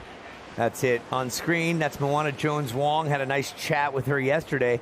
She was the one of the first graduates of the University of Hawaii for a bachelor's of Applied Science for Hawaiian Indigenous Health and Healing Program back in 2021, just after she got married. And it's how surfing empowers Native Hawaii to connect to their culture. And that's just really, really cool. What we learned the other day, too, also is that surfing became a scholastic high school sport, and that sounds shocking to me, but they finally made it a sport for high school, so that's pretty cool, obviously. And the Challenger Series, Moana has spent time on. She's won pipe a couple of times, but on the championship tour, she was a wild card for the Billabong Pro in 2022, her home break, and she won it. 27 years of age, born in May of 1999. There are only 3 competitors born in the 20th century remaining in this comp. 7 minutes, 40 seconds left on the clock, ladies. Priority is with red. Getting ready. And our next heat will be in red, Vahiti Mahana Inso, and in blue, Chelsea Tuak. That is a veteran against a formidable Hawaiian force that's got a great laugh and smile. Inzo showed up here in the booth a couple years ago also. It just had us cracking up. Got a future in broadcast like Reed Van Wagner does and Sophia Gamboa. Thanks, everybody, for being here. Nissan, emphasis on the V6. And we're going to jump on camera here shortly. Every Nissan is designed for people who refuse to settle for less. Take life by the wheel, because the people who move forward don't wait for others to steer. They hit the gas and go visit NissanUSA.com for your local dealer or more. They got a big footprint here at this event. So if you're at the beach or on the pier, go talk to Nissan. What are they giving away, Lindsay? Though they're giving away the capes, and I believe they're also custom making little beach totes as well. I saw those earlier. You know what those are good for also? Going to the store. Yeah. Yeah, or picking up trash on the beach. When it's all said and done out here, make sure when you stand up, take a look to the left, to the right, and you get yourself an opportunity to pick up some trash. Keep it clean, right? Absolutely. You definitely want to be appreciating your surroundings, and we want to be able to come back to a beautiful beach every single time. So pack in and remember, or if you're just seeing a little piece of trash, pick it up yourself and be a good Samaritan. Thank you. 5 minutes, 55 seconds left on the clock of Heat 5 in the round of 16. We are doing the head-to-head competition. No more 4 ladies in the water. This is what makes it exciting, and it's a big accomplishment. Scratch that. It is a huge accomplishment to make it in the top 16, and now things get a little spicy as we're going to the head-to-head, and a lot of action can happen in the water. So we're at the 5.5 minute mark. Last year, it was Jones Wong taking 3rd here in Oceanside. This year in the Hawaii Tahitian qualifying series in that region, she won the first event in Tahiti. She took a 5th. She's taken a 2nd at home for the local motion surf in the summer. In the Bolito Pro, relatively recently, she took a 33rd. So she's having a nice season. If you're into social media, it's hard to ignore, right? You want to stay in the know and catch all the Supergirl action. Follow us on Instagram at Supergirl Pro. Essence, Supergirls, ready for some beauty fun? Stop by the Essence makeup booth for glowing touch-ups, product freebies, fun photo ops, and more. And who do you see on the screen there, Linz? I see Miss Chelsea Tuak doing her mobility and warm-up and just trying to look at the ocean and see what the plan is going to be. These ladies study the water. The tide's changing a little bit. It's going down a little bit until around 1 o'clock. It's not a huge tide swing, but it's something they have to be aware of as the sandbanks can change a little bit, and that affects how the wave will be breaking. And as our aerial shot, we have some longboarders on the north side of the pier. That competition is also underway as well. Yeah, Reed Van Wagner, who is in our grade 8, is over there today as well. She could go for 2 victories, which has never been done before. And we will be kicking things off with the Women's Pro Beach Soccer Showcase very soon. Shocker. And then we have the Shocker DJ Showcase. So there's a lot of S's in there, so yeah. Forgive me. Yeah. That's it. Gray's Craze, your camera roll call that wants a pick of the Gray's Craze booth. Stop by, see what the world's favorite charcuterie brand has for you. Visit Gray's Craze, or we'll find you. They help with the kickoff party at Toasted, the venue that welcomed us on Friday night. Start your Supergirl Surf Day at Toasted Gastro Brunch. I think they're open 7 days a week, 8 to 3 p.m. And they serve brunch. Thank you, Toasted. There's a hotel right behind us that was built about half a decade ago, and it's known as the Mission Pacific. Attention all Supergirl Surf Pro fans, Mission Pacific Beach Resort. Recognized in Travel and Leisure World's Best Awards. Go check it out. And the Top Gun building with the Ninja motorcycle parked right there. Get your shot on that cycle and relive your Maverick Top Gun days from the 80s.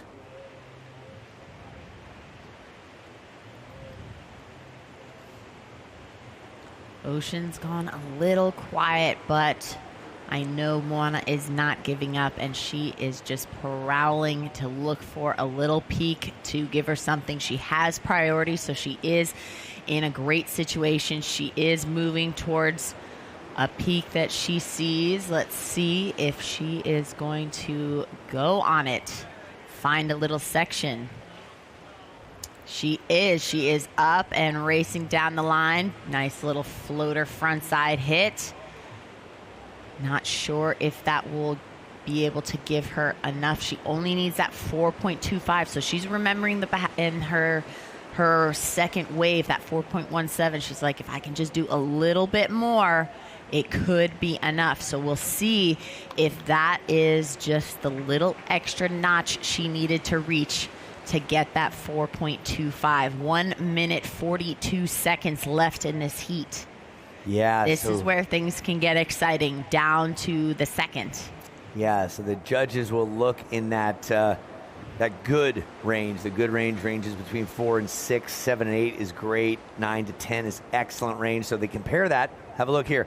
Racing down, good composure, gets it loose, and the speed continues on. Now it's a matter of what else will this wave do. You see that low compression.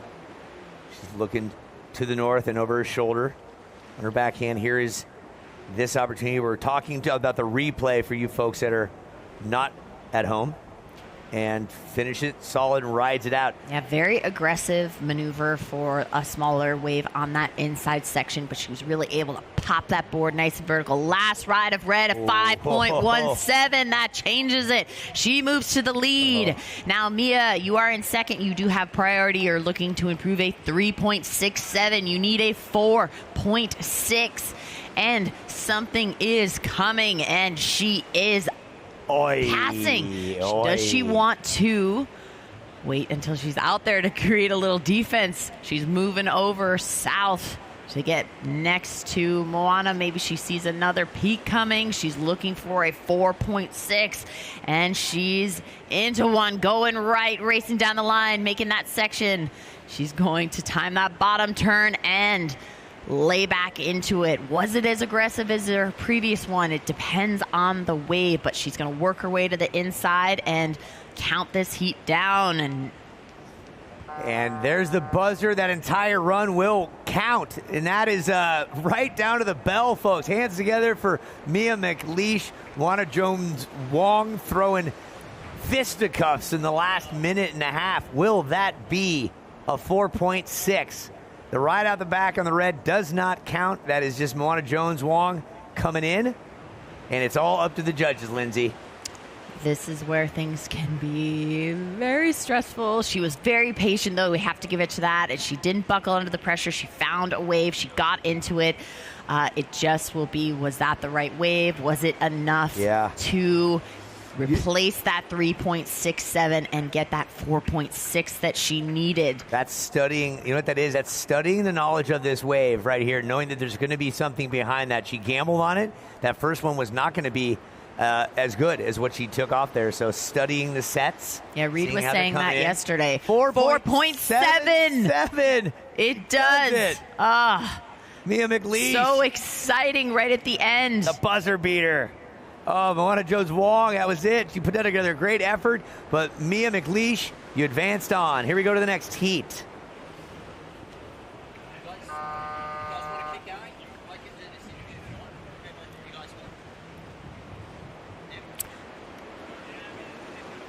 All right, and that's the start of the next heat, but let's take a look back at the island's big wave. That was that 7, that beautiful layback, thrown all of that spray in that first maneuver. Congratulations, Mia, for fighting all the way to the end. Yeah, you got to fight for your right to party on to the round of 8. You did just that. Mia, the Mouse Malish. That's right. We'll be right back to the webcast.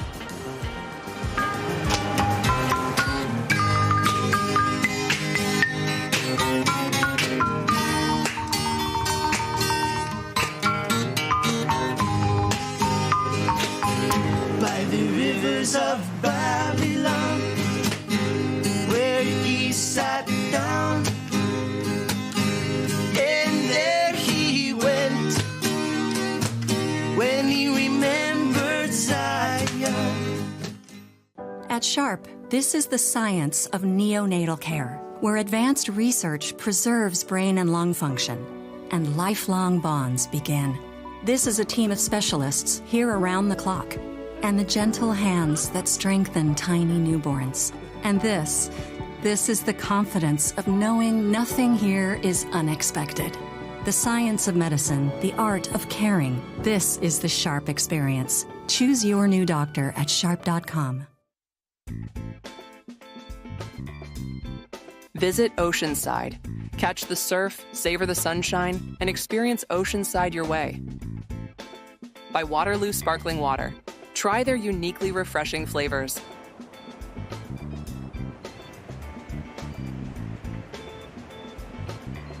And welcome back, Oceanside, to the 20th annual Supergirl Surf Pro and the festival behind us that keeps growing. And welcome back to everyone queuing in on the webcast. In the water right now, in the red bib, Tahiti Mahana Inso, and in blue, Chelsea Tuak. We're getting things spicy.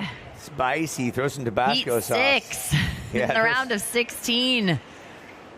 We might as well set the stage for you. Rhymes with Tahiti. It's Tahiti Mahana Enzo from Sunset Beach, Oahu, Hawaii, up on the North Shore. Celebrates a birthday every first day of fall, around the 21st of September, born in 2007. She has been here. Let me do the math. 1, 2, 3, 4, 5, 6. This is her 7th edition. She's had 2 5th places. We welcome Tahiti out there in the red, and she's going up against the Barbados competitor. We have a lot to talk about with her. Her name is Chelsea Tuak. They're waiting to catch the first wave, but before we go there, let's go down to Fuely, who's with the Mouse, Mia McLeish. Thank you very much. So straight into it, Mia, where did you learn to handle the pressure like that? But because that was clutch. 15 seconds to go, you needed a score, and you got it. I mean, I've grown up with 3 sisters and 2 really competitive parents, so I think I've definitely learned to handle the pressure just competing with everything, with all of them. Oh, it was fantastic. I mean, and over Moana Jones-Wong as well, who is a champion for a long time. Points really important, we believe, and we were just chatting about it. This is going to be your best QS result ever. Right now, you're sitting at 45th. On the QS score, but you're into the quarterfinals. What do the points mean to you? Why does that matter? I mean, I think for me, I've had like a horrible season so far in last year, so I haven't really thought much about the points, but it feels good to make some heat to feel like I'm surfing good. And you've been ripping trestles all summer. There's been great waves. Do you want to send a shout out to the trestles crew? Oh, for sure. Yeah, thanks to anyone watching. All right, Mia, get ready for the next heat. You're into the quarterfinals. Well done. She has that same tone. If you close your eyes, she has the same tone, smile, and energy as Alyssa Spencer. I thought I was listening to Alyssa, the smiling assassin, as we call her. Good job, Mia. So, Chelsea Tuak, love this young lady.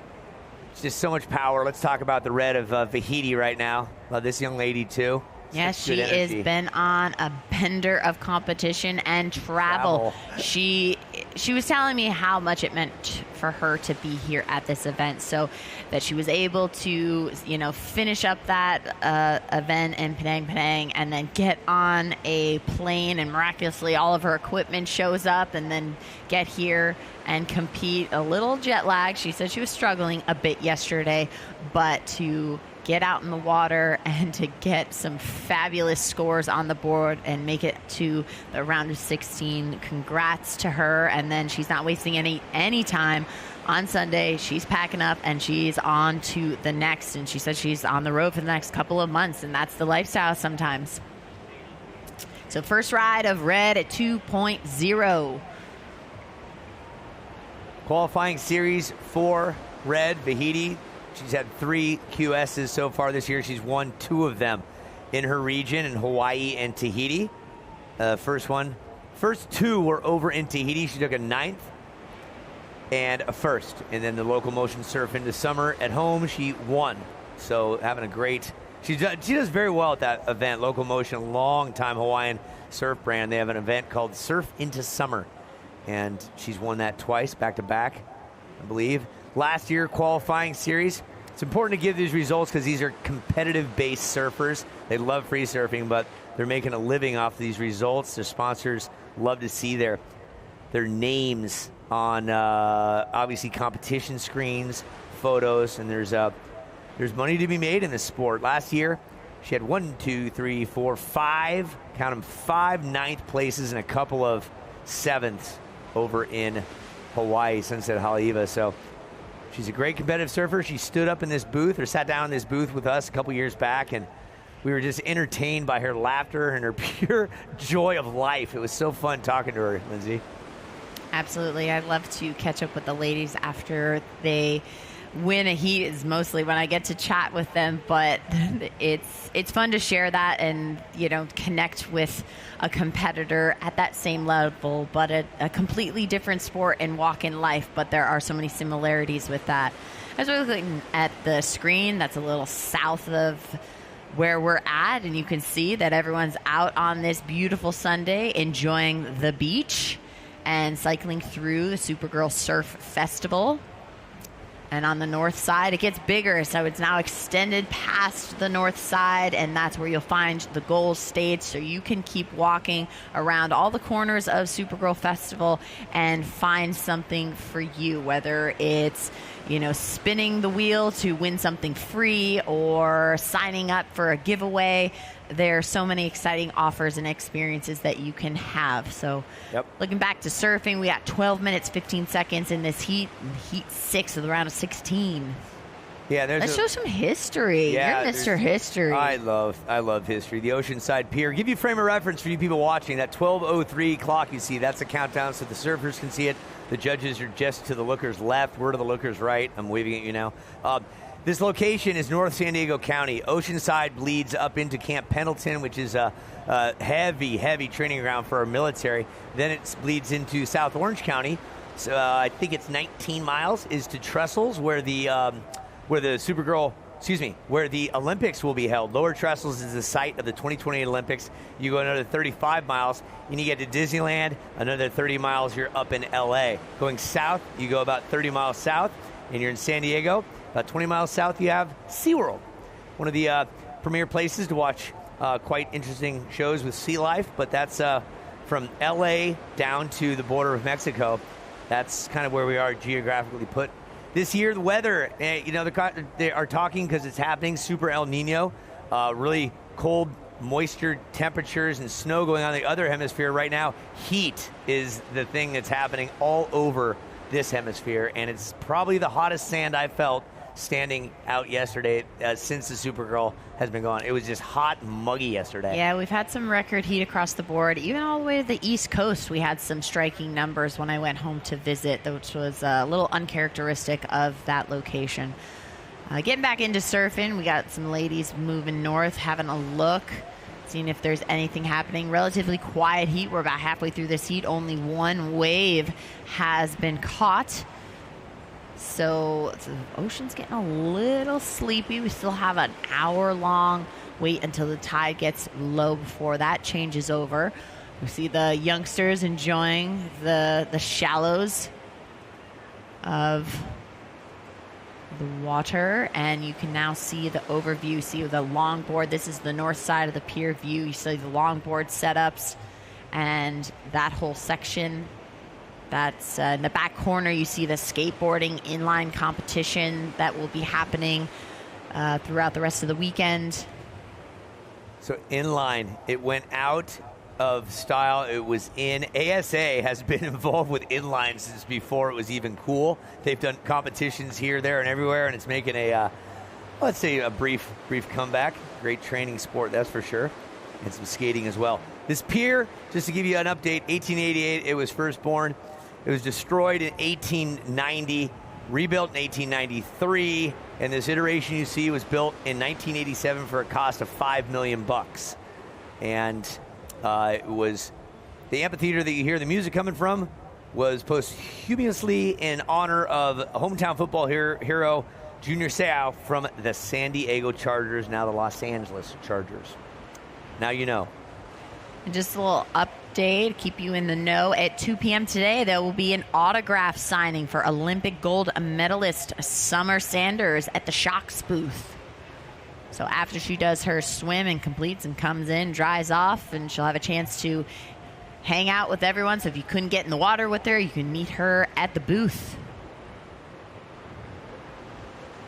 As we mentioned, 20th anniversary is happening here. 50th anniversary of organized surfing. It started with the IPS, International Professional Surfers. Let's talk surfing now. Go, Lindsay. All right, Red Tahiti up and surfing. She's looking to back up her first ride.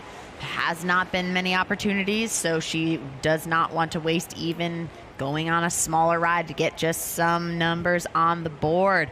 So getting a nice little floater to finish things off on the inside. So a maneuver out the back and able to carry it to the inside. So she is able to back up that first run of a 2. We'll see what her second score is. Comes in at a 3.17. So Chelsea is out the back waiting for priority.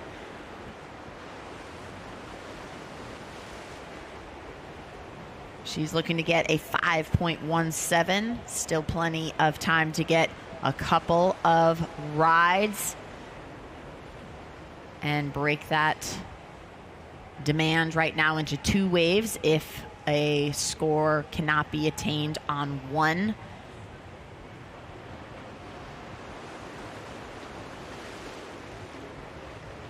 And it's getting warm out there, so make sure you are applying your sunscreen. And drinking water. Yeah, and this is the replay. A nice, beautiful frontside turn.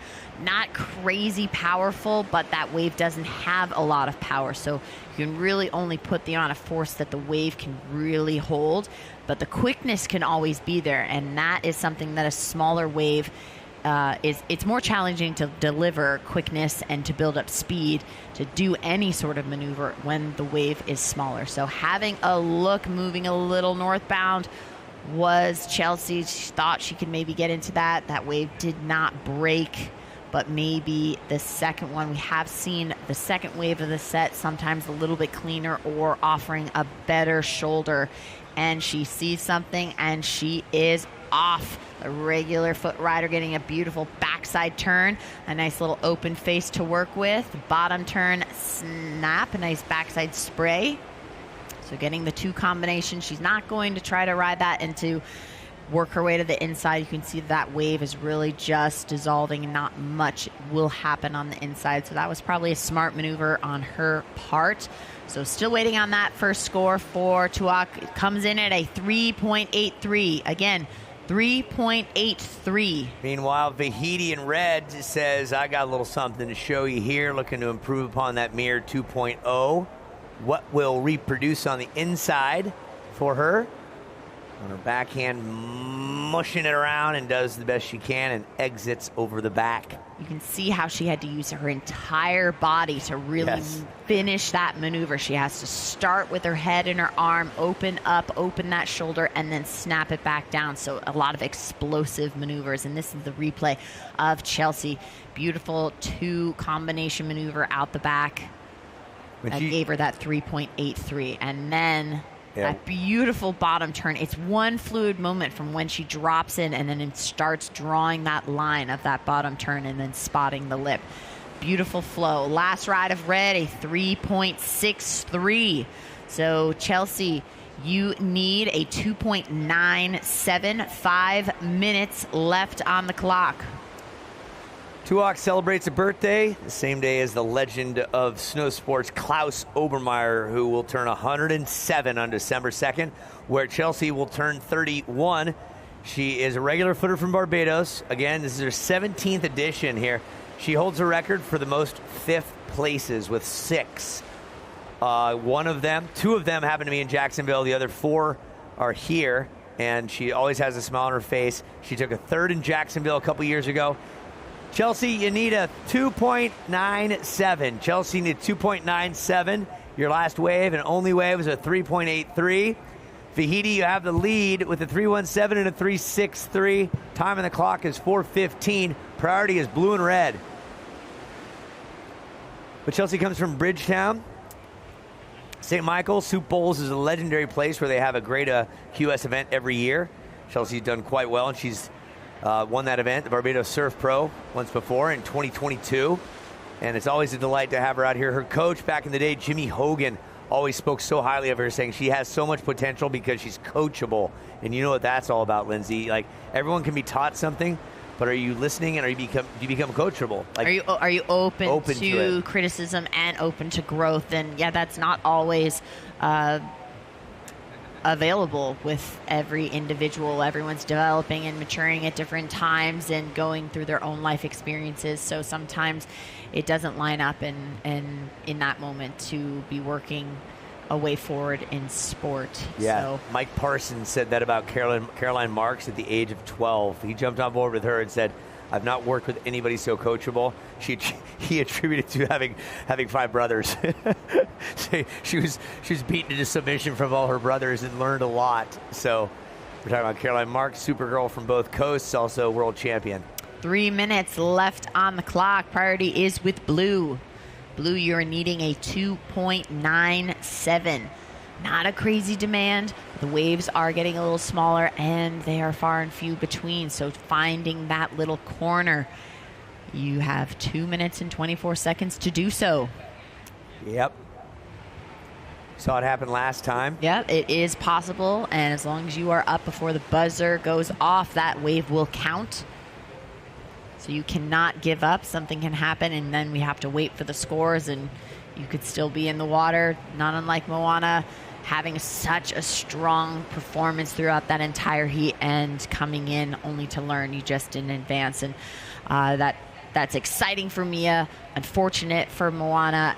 These surfers, I feel for them, and I get so excited when one does well, but then you're then torn because then you're sad for another person. But at the end of the day, it's the Supergirl movement, the spirit, the pride that pulls us all together and pushes us to new heights and aspirations for ourselves and others. Well said. 145, Enzo with the lead. Again, Chelsea Tuak in blue with priority needing a 2.97.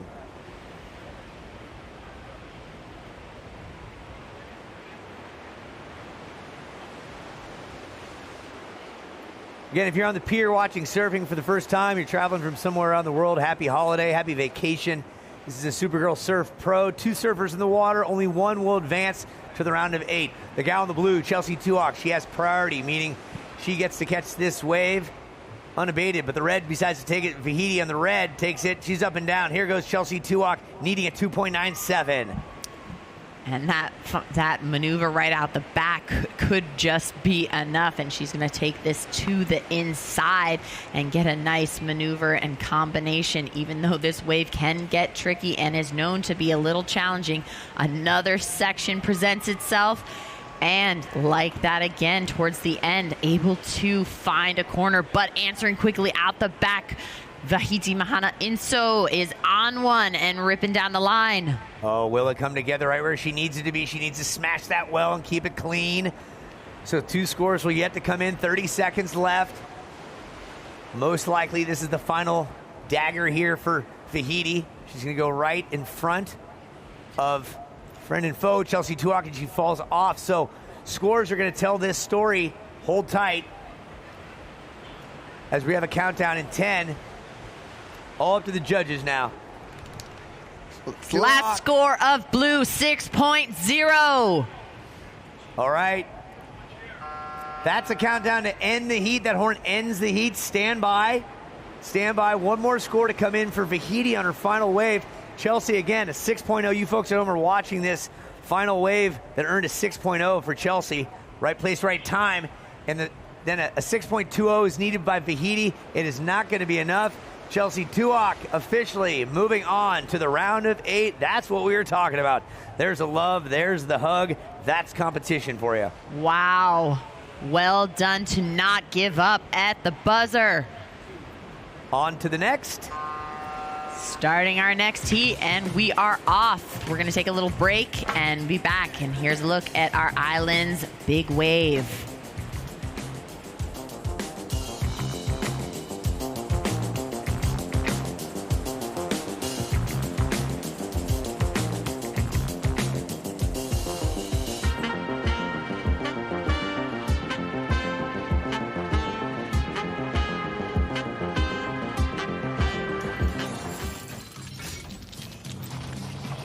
Can the V6-powered Nissan Frontier outmonster a monster truck?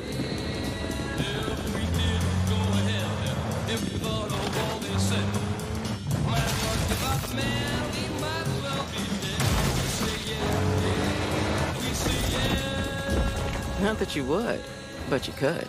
Nissan, Consumer Guide's most awarded brand 5 years in a row.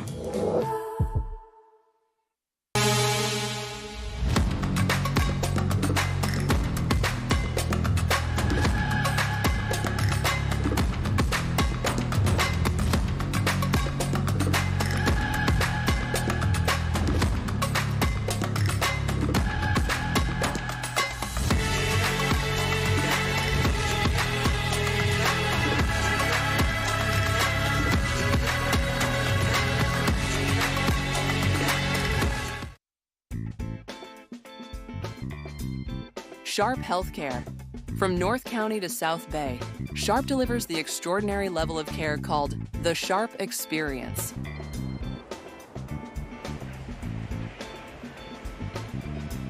And welcome back to the Supergirls Surf Festival in Oceanside, California. We are in Heat 7 of the round of 16. This is the round that determines the quarter finalists, and we are head-to-head competition here. We have 2 more heats remaining, including this one in the round of 16. In red, Linnea Mons from Atlantic Beach in Florida, 17 years of age, and in blue is Keikora Nauenberg, representing the West Coast from Santa Cruz, also 17 years of age. And priority is with Keikora because Linnea Mons has already had a ride. It was just a 0.6 20 minutes. And while we're waiting for the waves to come in, let's go down to Lindsay Jacobellis, who's with the winner of the last heat. Thanks, Bewley. Chelsea, what an incredible feat. Oh my gosh, we were so excited in the booth.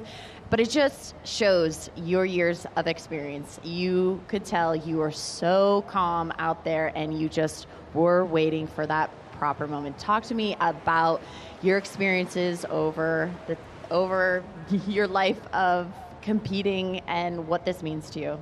Yeah, this is a good heat win, but it was tricky. I feel like I was sitting out the back 10 minutes, nothing came. I knew there were going to be sets, but I was just hoping and praying that it was going to come before the clock ran out. Honestly, I knew I needed to be calm and patient. I know I only need a small score, but it's sometimes hard to get a 3 out there if you don't get the first section.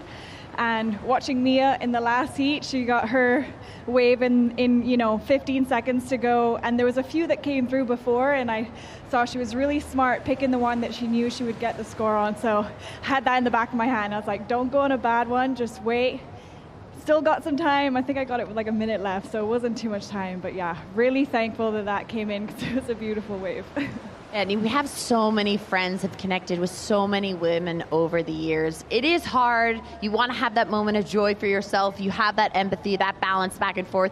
It is a little bit of a roller coaster, but I'm so happy. You're your requirement was on that lower side, but you went and got a 6. So it's so inspiring to see just the power and the years of experience. So congratulations. Anything else you want to say to anyone back home? Thanks for everyone watching back home. It is a roller coaster. The sport's a roller coaster. I mean, I've been watching my friends compete all morning. Saw the Zoe and Eden heat. I love both of them. They're both ripping, and every heat you're happy and sad. You know, there's a winner, there's a loser. So it is a roller coaster of the sport, and at the end of the day, win or lose, you just have to be proud of your performance and have fun. And that's what the Supergirl is about, you know, just having as much fun as possible, pushing yourself and learning and growing. So it's a great event, and stoked to be here another year. Well, we're happy you made your Sweet 16 appearance as a Supergirl, and congrats to the round of 8. Yeah, thank you so much. Back to you guys. That's just wonderful. Good job, Tuak. She's really stepped into her own from a young girl, and she showed up here back in 2012, and she took, I think it was 13th place back then, and what a delight to have her into the round of 8. And importantly, she's the lone Barbadian still in the draw. So we have a Tahitian, one representative of Barbados. We have 6 North Americans and a couple of Hawaiians. That's it. All right, scores in, 4.17 for Linnea Mons and a 1.0 for Kaikora. Water photographer out there in the mix, right next to the red of Linnea Mons. And just over 14 minutes, lots of time here to score. Kaikora Naumburg with one of the finer faces to work with, Mark. And just very steep. Can she get round the section? Is not able to. Nope. But had to go for that. Throughout the day, what we've seen today is the bigger turns in the critical part of the wave that are scoring the best. So that looked like it was going to give her an opportunity, and unfortunately it just shut down, and so that'll be a 0.37. 4.17 is her high score right now with a 0.6, and Kaikora currently needs 3.78, so that wave did not change the situation with 13.5 minutes remaining. Great to see the sun come out. Thanks to everybody for coming down here to the Supergirl Surf Festival. There's so much activity going on. We got longboarding over on the north side of the pier, shortboard here with the Supergirl Pro on the south. Behind us, we've got music going on right now. We've got the festival area, tons of giveaways, tons of great sponsor activations. It really is a fantastic way to round out our summer. And Chris, this year a little bit earlier than previous years, but I actually think that this might be a better time of year. You're entitled to that opinion, Mark. Yeah, I meant for waves. I didn't mean for me personally. Okay. This really fits my calendar well. I want to appreciate this. Yeah, no, agreed. And, you know, it is different. Like Friday, Saturday, Sunday, we're all equally busy because it's still summer. Some schools are back in. I feel for you kids that have to go back to school in August. When back in the 20th century, we went back always a Tuesday after Labor Day, where summer was summer, and you got to enjoy August for all it's worth. So if you're visiting from around the world, good to have you. If you're watching from around the world, good to have you. We're on to 20th anniversary of this great event. We're looking at Linnea Mons and Kaikora Naumburg, 17-year-olds from different coasts. One from Santa Cruz, the cold, heavy water near Mavericks and near Steamers, where the O'Neill Coldwater Classic has been. And then over the Atlantic Beach, where the water's probably 85 degrees right now. And that's the likes of Linnea Mons, who's surfing towards the pier right now. Wow, that was a massive turn on a critical section. That wave was basically breaking top to bottom and just hit that thing with all of her speed. As we see in the replay here, so critical and so sharp. Fast. I'm going to put it out there and say that's going to be a good score. Now, this is a rematch as well. Naumburg beat Mons by 0.31 in their round of 64 heat. But Linnea posted Saturday's best round of 32 total. So they're coming into this really even. They obviously surf against each other very regularly. Up and riding now. Can Kaikora answer back? She does! There, yes. Floats down, and her board was completely in the lip. She was down on it after that sizable drop. We'll get another peek at that, but she's not done. And we'll give a score update in just a second. Let's keep our eyes on Naumburg to put a punctuation mark on this beauty and give her a little bit of love as she does the hair flip. Wow, the hair flick's a good claim. I haven't seen that before. That was good surfing right there by both those surfers. A 6, Linnea Mons, you scored a 6. In the red, you have priority, obviously, right now. Kokora, therefore, needing a 9.17 to advance because she only had a 1 and a 0.77. I think what this will do, we're not even halfway through the heat yet. This puts her in the heat. Yeah, that replay for you folks at home, she just got vert and then dropped down onto the board and got, little layback, but used those strong, long legs to stand upright. And then here's the finishing mark with the hair flip at the bottom. Watch this. Whoop-ap! And then I got that. Yeah. It's like a superhero. I wish I could do that. Hair flick. And watch this. This is a comparative. Yeah. So super sharp. Very good. Waiting for the score. Priority is with red. We've given the score already for red, 6.0. It was a 6 on your last ride, Linnea. Yep. You have priority. Wow, that was a fantastic exchange there. And we're seeing on the webcast, we're seeing the replays because the judges are using the replays to compare those two rides. Yeah, Linnea, again, a 6.0 and a 4.17. You presently have the lead. Incoming score, Mark, what do you see for Kaikoura? What I see for Kaikoura is a 6. It's a 6-point ride, so equaling Linnea Mons' ride. Now Kaikoura needs a 4.17. So that totally resets the situation. Before that wave, she needed a 9.17, and now just a 4.17 with 9 minutes to go. For those of you new to surf, they get 20 minutes to catch as many waves as possible. The top 2 combined wave scores, that highest combined score, will advance the surfer to the next round. So presently, with 7 waves caught, it's Linnea Mons, the surfer in red, with a 6.0 and a 4.17. Kaikoura Naumburg, surfer in blue, has a 6.0 and a 1.0. For that surfer in blue to advance on, she needs a 4.17. So it's a back and forth seesaw battle a lot of times. And we give this elemental description to the people that aren't as familiar with surfing because we want you to learn as we go along.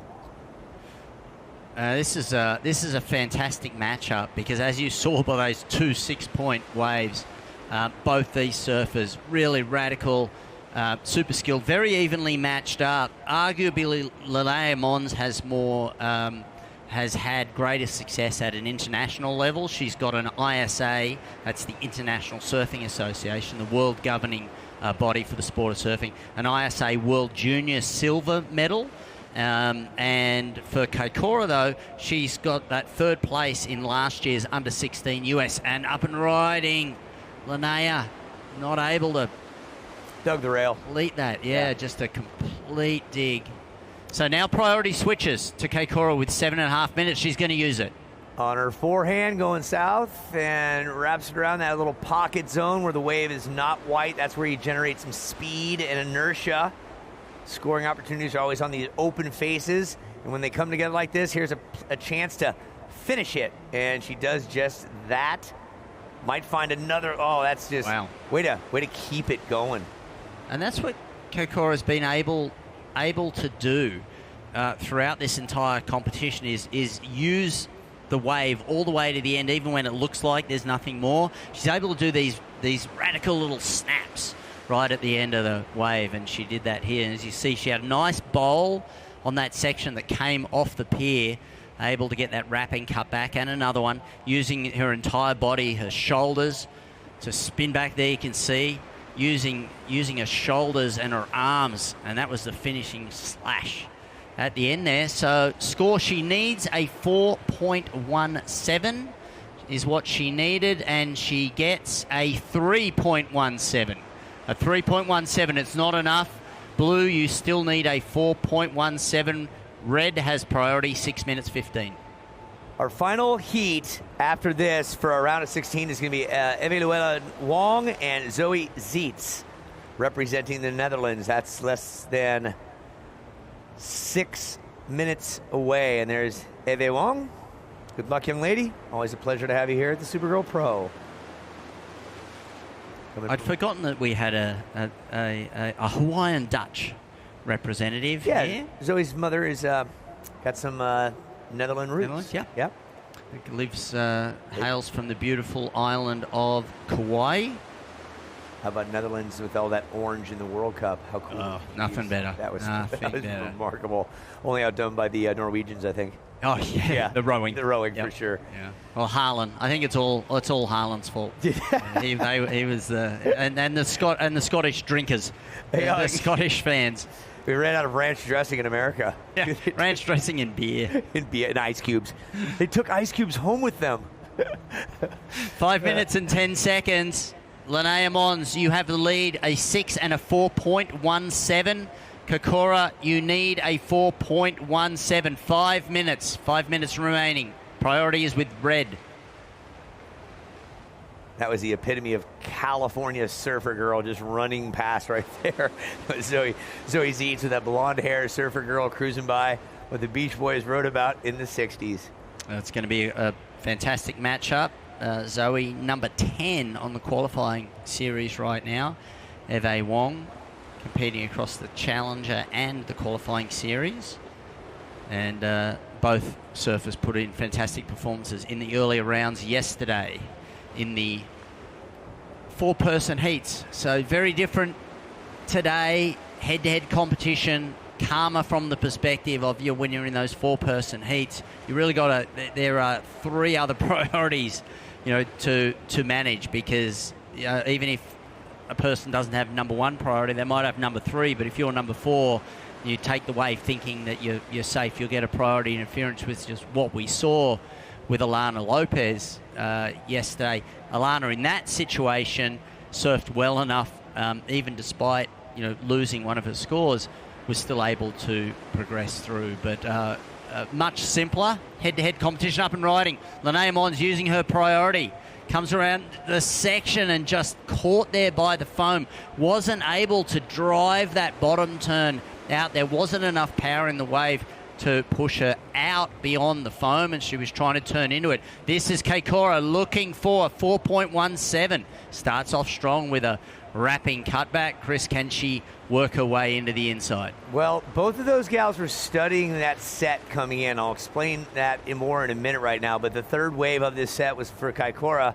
As you mentioned, Linnea took the priority to try to find her scoring opportunity. This wave proved to be just a little bit better to get a little more scoring opportunity. Mark, she needed a 4.17, and we're going to leave that one up to the judges. It's in that realm. Yeah, was going for a progressive maneuver, basically, total fins freeboard, a little bit out of the wave there at the end for Keikora, but not able to complete that final turn. Yeah. And for the uninitiated, you want to start with a punctuation and end with one. 2 minutes 30 to go. Score in Keikora. That was a 2.77. A 2.77, not enough. You're still in need of a 4.17. You folks at home are watching the replay. We're keeping our eyes on real time as well. So, yeah, not enough oomph and not enough score potential from start to finish for Keikora on this. Yeah. And so the sets, here's how. Let's watch Mons before we talk about sets. She's on her backhand going south, and she's got some scoring opportunity, Mark. Big turn, throwing a lot of spray, wrapping back in. She's going to get an inside wedge as well. Which way will she go, left or right? Having a look, decides to go the left. But that first turn was really strong, and the spray is an indication of the power in the turn and where you put the board. And so those big turns is what the judges have been rewarding today. She is in the lead, 1 minute and 35 seconds remaining. At the moment, Keikora with priority needs a 4.17. We'll wait to see what this score comes in at for Linnea Mons. Yeah, there's riding the wave, then there's working the wave. And here's a great example on the replay. This is working the wave for all it's worth. Looking. And now she's like, there's no more scoring open face area, but I can get one more. Maybe not. And she knows that. And out she goes. Yeah, but it's going to be, the points are going to come from the first turn and then a little bit on the support. And you can see here on the replay, just getting it up, and then she starts to work it through. So there won't be any points in that. And it's a 5.37. And now, Blue, you need a 5.38. 50 seconds remaining. Linnea Mons, a 5.37.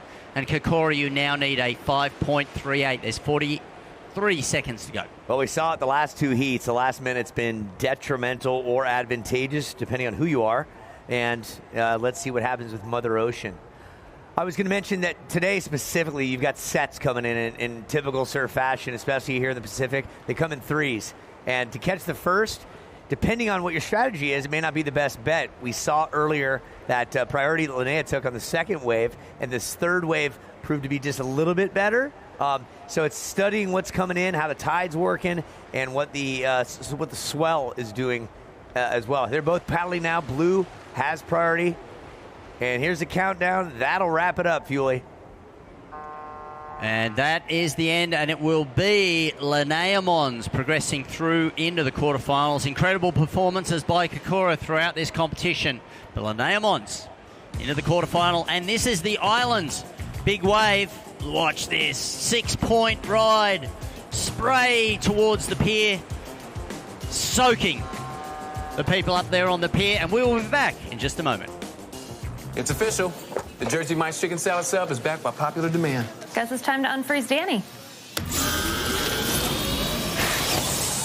Hey, I said keep me frozen until the chicken salad sub is back. It is back. Is it still made fresh in store and loaded with slow-roasted whole white meat chicken? Yep, still the same. I can't move my arms. How long was I in there, 60 years? About 11 months. The chicken salad sub is back for $8.95 for a limited time only at Jersey Mike's. The first time I tried athletic brewing, it was like a revelation. Run Wild is crisp, delicious, and exciting. At Athletic, there's a lot of love and a lot of labor that goes into each can. It's the details that truly make a difference. Everything works in harmony. You can taste a little bit of sweetness, a little bit of the citrus notes, a little bit of the bitterness. It tastes like someone cared making it. Athletic makes a great IPA, period. Bright Event Rentals. From tents and tables to chairs, linens, lighting, and more, Bright brings every event to life. Welcome back to the Supergirl Pro for 2026. We are in the final heat of the round of 16. That round qualifies the winners into the quarterfinal, and a fantastic final heat of this round. We have Eve Wong of Hawaii is in the red, and in blue, Zoe Zeitz, also hailing from Kauai, but representing the Netherlands. So we have our Dutch representative, and Eve Wong is the last remaining Hawaiian in the draw. We're 2 minutes into this heat. Joining me once again, Chris Ernst, and Chris, incredible surfing in that last heat, and very excited about this because these two surfers know each other really well, have surfed against each other a lot over there in Hawaii, and for both of these surfers, a result here matters in relation to the points for the qualifying series to progress them through towards the World Tour qualification. All that you said was the truth. All that you said was truthful, Mark. He's Mark Fuely. He's got that Australian Aussie accent. I was really rooting for your World Cup soccer team, but they got you were the only one.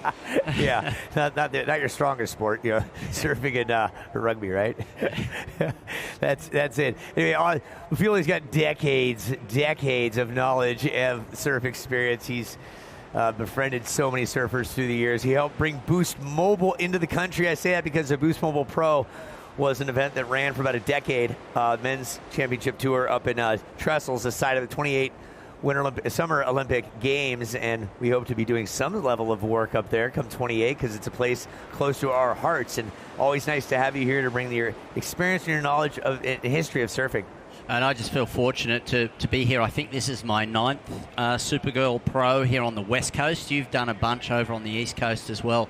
But grateful to ASA, to Rick and the crew, for having us back each year, because it is, to me, the most inspiring surf competition in the world. I think it has the best atmosphere. You know, it's like friends coming together. You see these young women who come here with big open eyes looking at their heroes, and then they develop into these champions themselves. But it has this supportive atmosphere, and there's so much going on. There's development programs, there's skateboarding, there's longboarding, there's cheerleading. There's just so much that happens here. And to ASA Entertainment, thank you for continuing to have an event that its very roots are all about giving young women opportunities and propping them up. So well said. Lucky to be here. Well said. 20 years in the making, and it just keeps progressing, as Mark said, while we wait for Eve Wong from Hawaii and Zoe Zietz from Hawaii to catch the first wave. Who's going to strike first? Seeing something. Here goes the red of Eve Wong. She wraps it around into a clean, open face. Wave's getting a little funky there. She sees that. Kind of doubling up, and that's all it had to offer. One's better than none. And Zoe Zietz had a look at that, but just closing out. But it's a score on the board for Eve Wong, who was the 2022 ISA World Junior Champion. Yes. Has won at Sunset Beach, put in some incredible performances.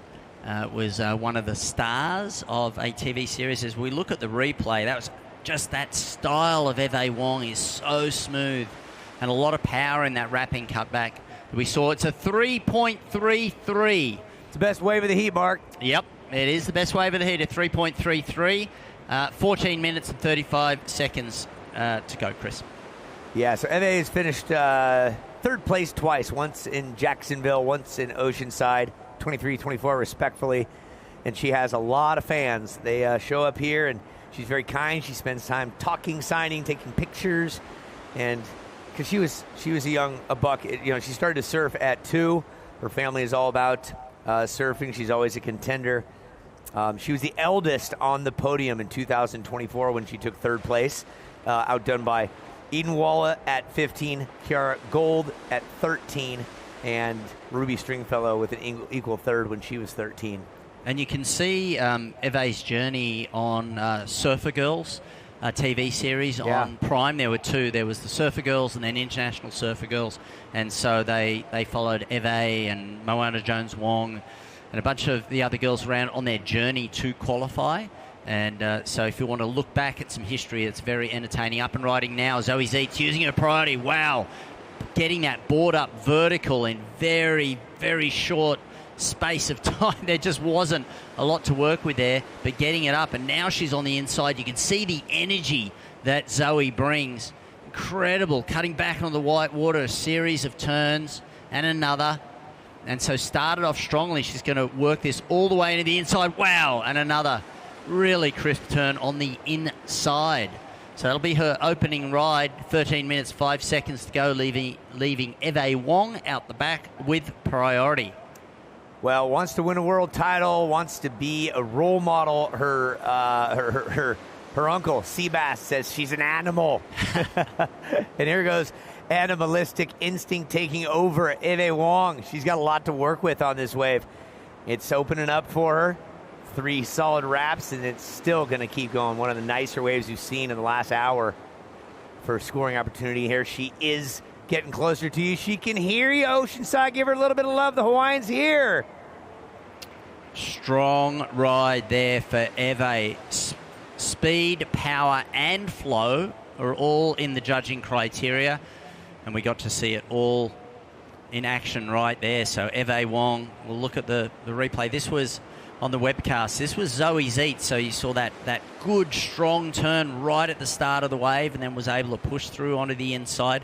Got herself a little runner, little cut back there. Keep working it, keep moving the board, maximising her points, and then looking for a strong finish. So series of turns and just the energy that Zoe brings. There we go. Bang, finishing really strongly. Let's compare this to Eve's wave. So a bigger face, Chris. Yep. And this first turn, sweeping, spray to the sky. Beautiful turn and another one. The upper body barely moving, only using it for leverage. And her style is very smooth and then works it all the way into the inside. Another sweeping cutback.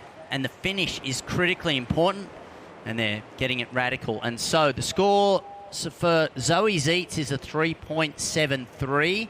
That puts you, Zoe, in the lead right now, but we are waiting for Eve's score, and it comes in at a 7.67. Well. Highest score of the day, 7.67 by Eve Wong, and we talked about it. You saw it. She was rewarded with a score just outside of the excellent range. So the highest score of the day out here. While we wait for more waves to be delivered, we'll talk with Linnea Mullins, I believe, and Lindsay Jacobellis. Maybe? And we'll see how that produces in just a minute. Okay, so we'll get to that interview in just a bit. 3 waves caught. Eve Wong has found 2 beauties, a 7.67. Yeah, Mark, you called that well. Finished it critically, right in front of everybody. And the judges said, okay, you started off strong. You rode it for a good 20 seconds. You delivered speed, power, flow, and we'll give you the highest score of the day. Yeah, and it was the opening turn was just so beautiful. It just hard, like a powerful bottom turn, and then just that sweeping carve. And a lot of spray being thrown, which shows the power in the turn. And then she just flowed it throughout all the way to the inside and finished off dramatically as well. And so that's the ideal wave that you want, especially in these conditions that are a little challenging, a little more inconsistent. That was also a good size wave for today as well. And that was the comparison with Zoe Zeitz. A lot of energy in her wave, surfed it really well. But it was smaller, and it didn't give her the opportunity for a big dramatic turn like Eve had. 9 minutes and 20 seconds remaining. And it looks like Lindsay is ready for the interview with Linnea. Take it away. Linnea, incredible performance. So exciting to see you out there just battling and working your way through. You're in the heat of 8. So well done. I'm curious, backing things up this morning. We had some delays with the fog, the tides changing. I'm curious to know how you're working through those and what's your strategy when you're sitting on the beach, just planning your attack. Yeah, I mean, the fog definitely, I'm sure, threw a lot of competitors off and set us back like an hour and 15 minutes. But, I got down here early in case anything changed and kind of just walked around like all of the tents, and it was super cool, and just hung out at the beach and just tried to stay grounded and ready for when my heat came. Yeah, because there is that risk of overhyping yourself too soon, and then you don't have the same energy and pizzazz when you finally get out in the water. So how are you managing that energy and not getting too hyped? Do you have just a consistent song, or you have a go-to playlist or movement, or what's going on in your head? Yeah, so actually there's like a dance class down there or something, and I was walking over there and saw it happening. I was like, oh, this would be a great way to kind of like reset, so I jumped in, and it was actually super fun. At the Gold stage? Yeah. So I did that, and then just listened to some music and, tried to get in the zone, and it definitely helped. Well, that is incredible. I love that you're utilizing the festival, because I'm sure you don't get to experience that because you're so focused competing. Now, we went from 4 girls yesterday. It is now head-to-head. Talk to a little bit the strategy in the water. Yeah, I mean, the 2-person heat definitely changes everything about the strategy. It's almost like a completely different style of competing. And I definitely think taking every advantage of getting your 2-person heats is just super important because it's so different, and definitely a different strategy, but I'm stoked to come away with it. Well, congratulations and best of luck in your next round. Thank you. Back to you guys.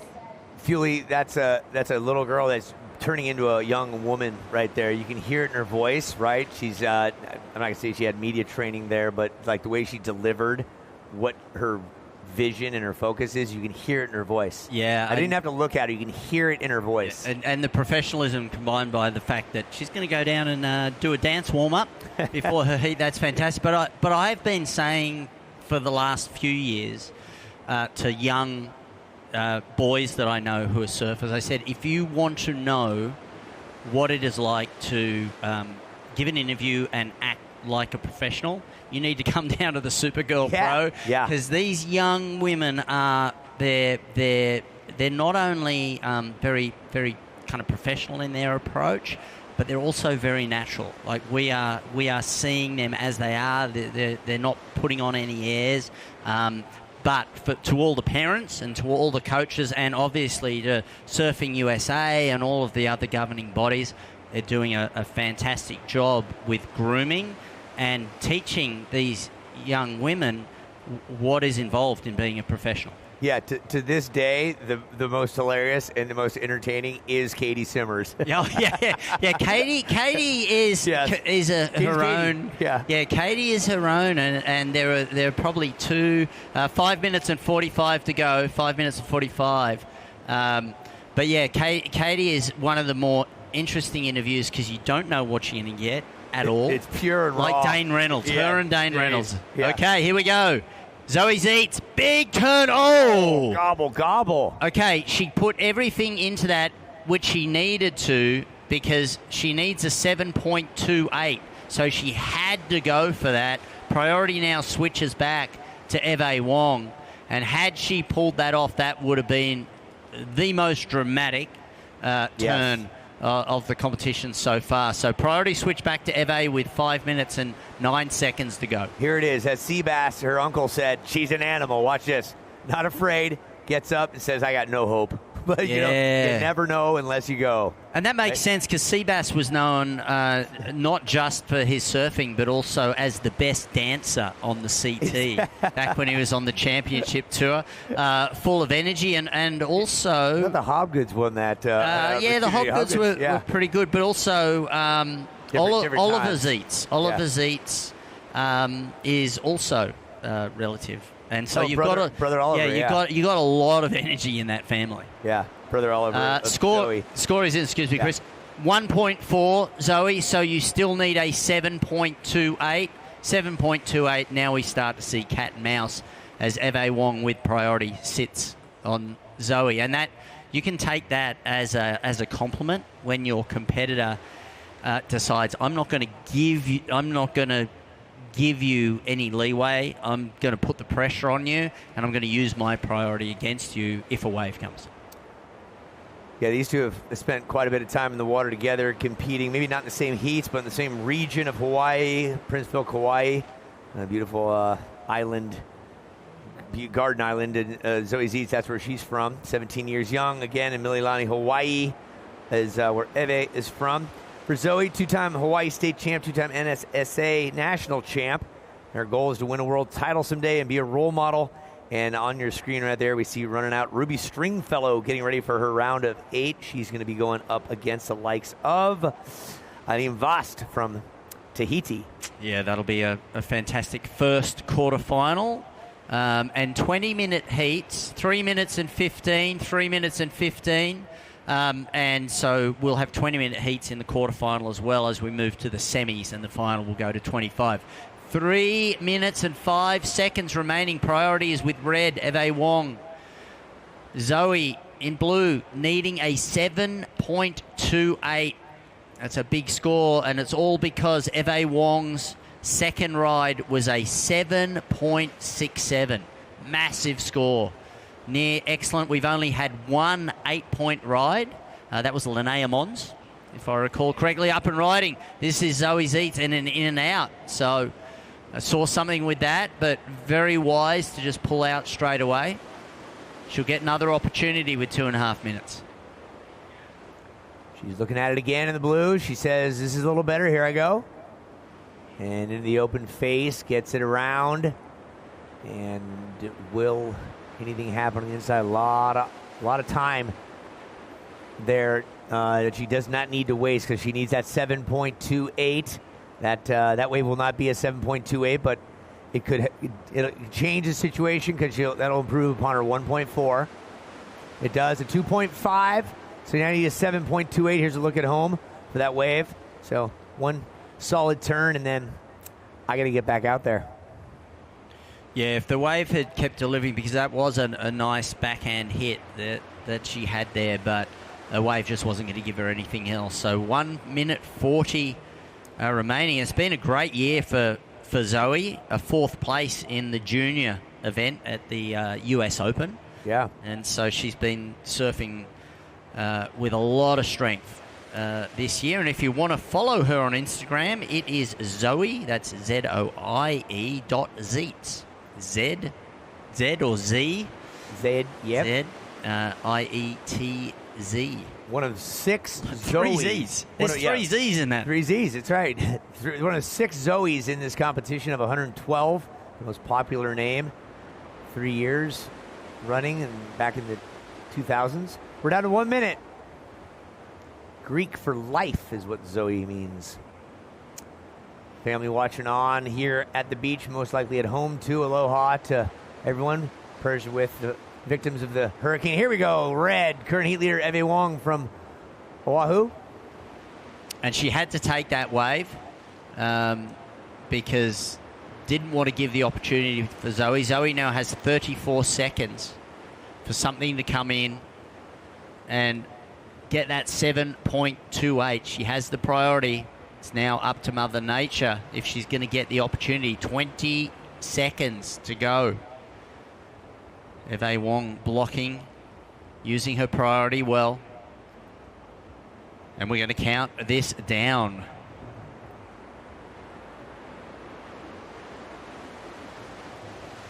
And there's the countdown with... That is the end of that heat, and Eve Wong with a huge score, a 7.67. I think we know what the island's wave of this heat is going to be. I'm going to guess it's that one, 7.67. Here it comes. And this is Eve Wong from Hawaii. Early on decides I'm going to take every opportunity based on what I've seen previously, and she gets busy here. Again, this is a replay of the island's big wave. That horn for you folks live means we're ready to go with the next heat. But the island's big wave wraps up with Eve Wong advancing on to the round of 8. We will see her in well over an hour's time. She'll go up against Linnea Mons. Back at your promotion side. Webcast viewers, stick around.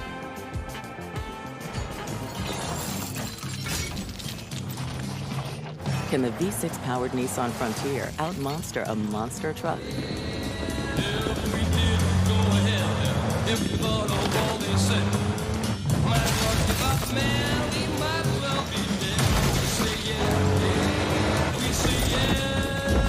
Not that you would, but you could. Nissan, Consumer Guide's most awarded brand 5 years in a row.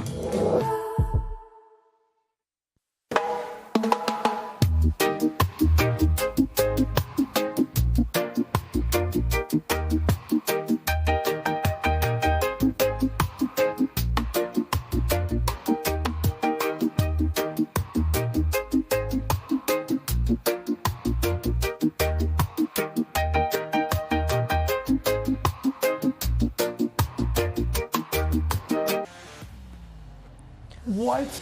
That's clearly holding. You always blame the refs. Wait, that's mine. I want strawberry. Mango pineapple is yours. You always get the same one. Because it's the one I like. It doesn't have your name on it. Wait, are we arguing over gel flavors right now? Yeah, I guess we're fighting over everything today. Yeah. You know what? Your team isn't that bad after all. Yours neither. Want to try strawberry? Sure. Win or lose, we both chose right.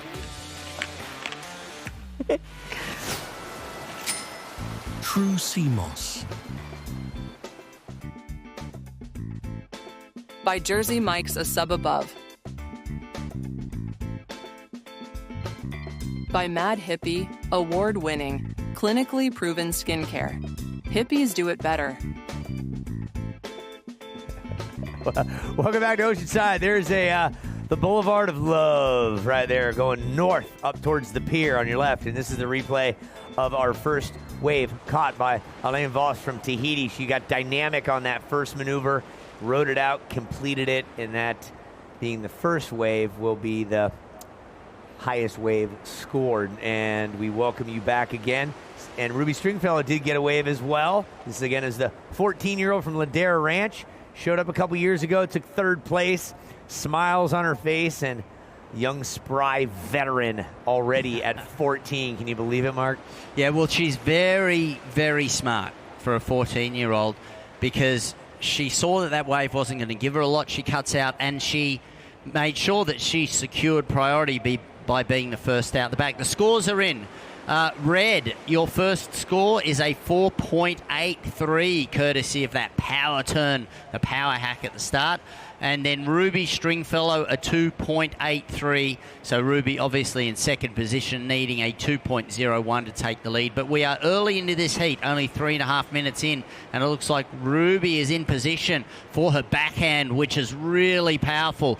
Comes hard off the bottom, hits the lip, and goes diving. You so jinxed that. You did the full announcer's jinx, didn't you? Apologies to Ruby for the commentator's jinx, but she set that up really well. She's got a fantastic backhand attack, but that wave, she's looking for a 2.01. That's a 0.93. Now priority switches back to Red Ellen Vost, sister to Cowley Vost, World Tour competitor and the reigning Olympic surfing champion. That must have been neat to win a gold at home, right? And for Eileen to see it. Now look at Eileen's wave on her forehand. Can she get round this section? No, she can't.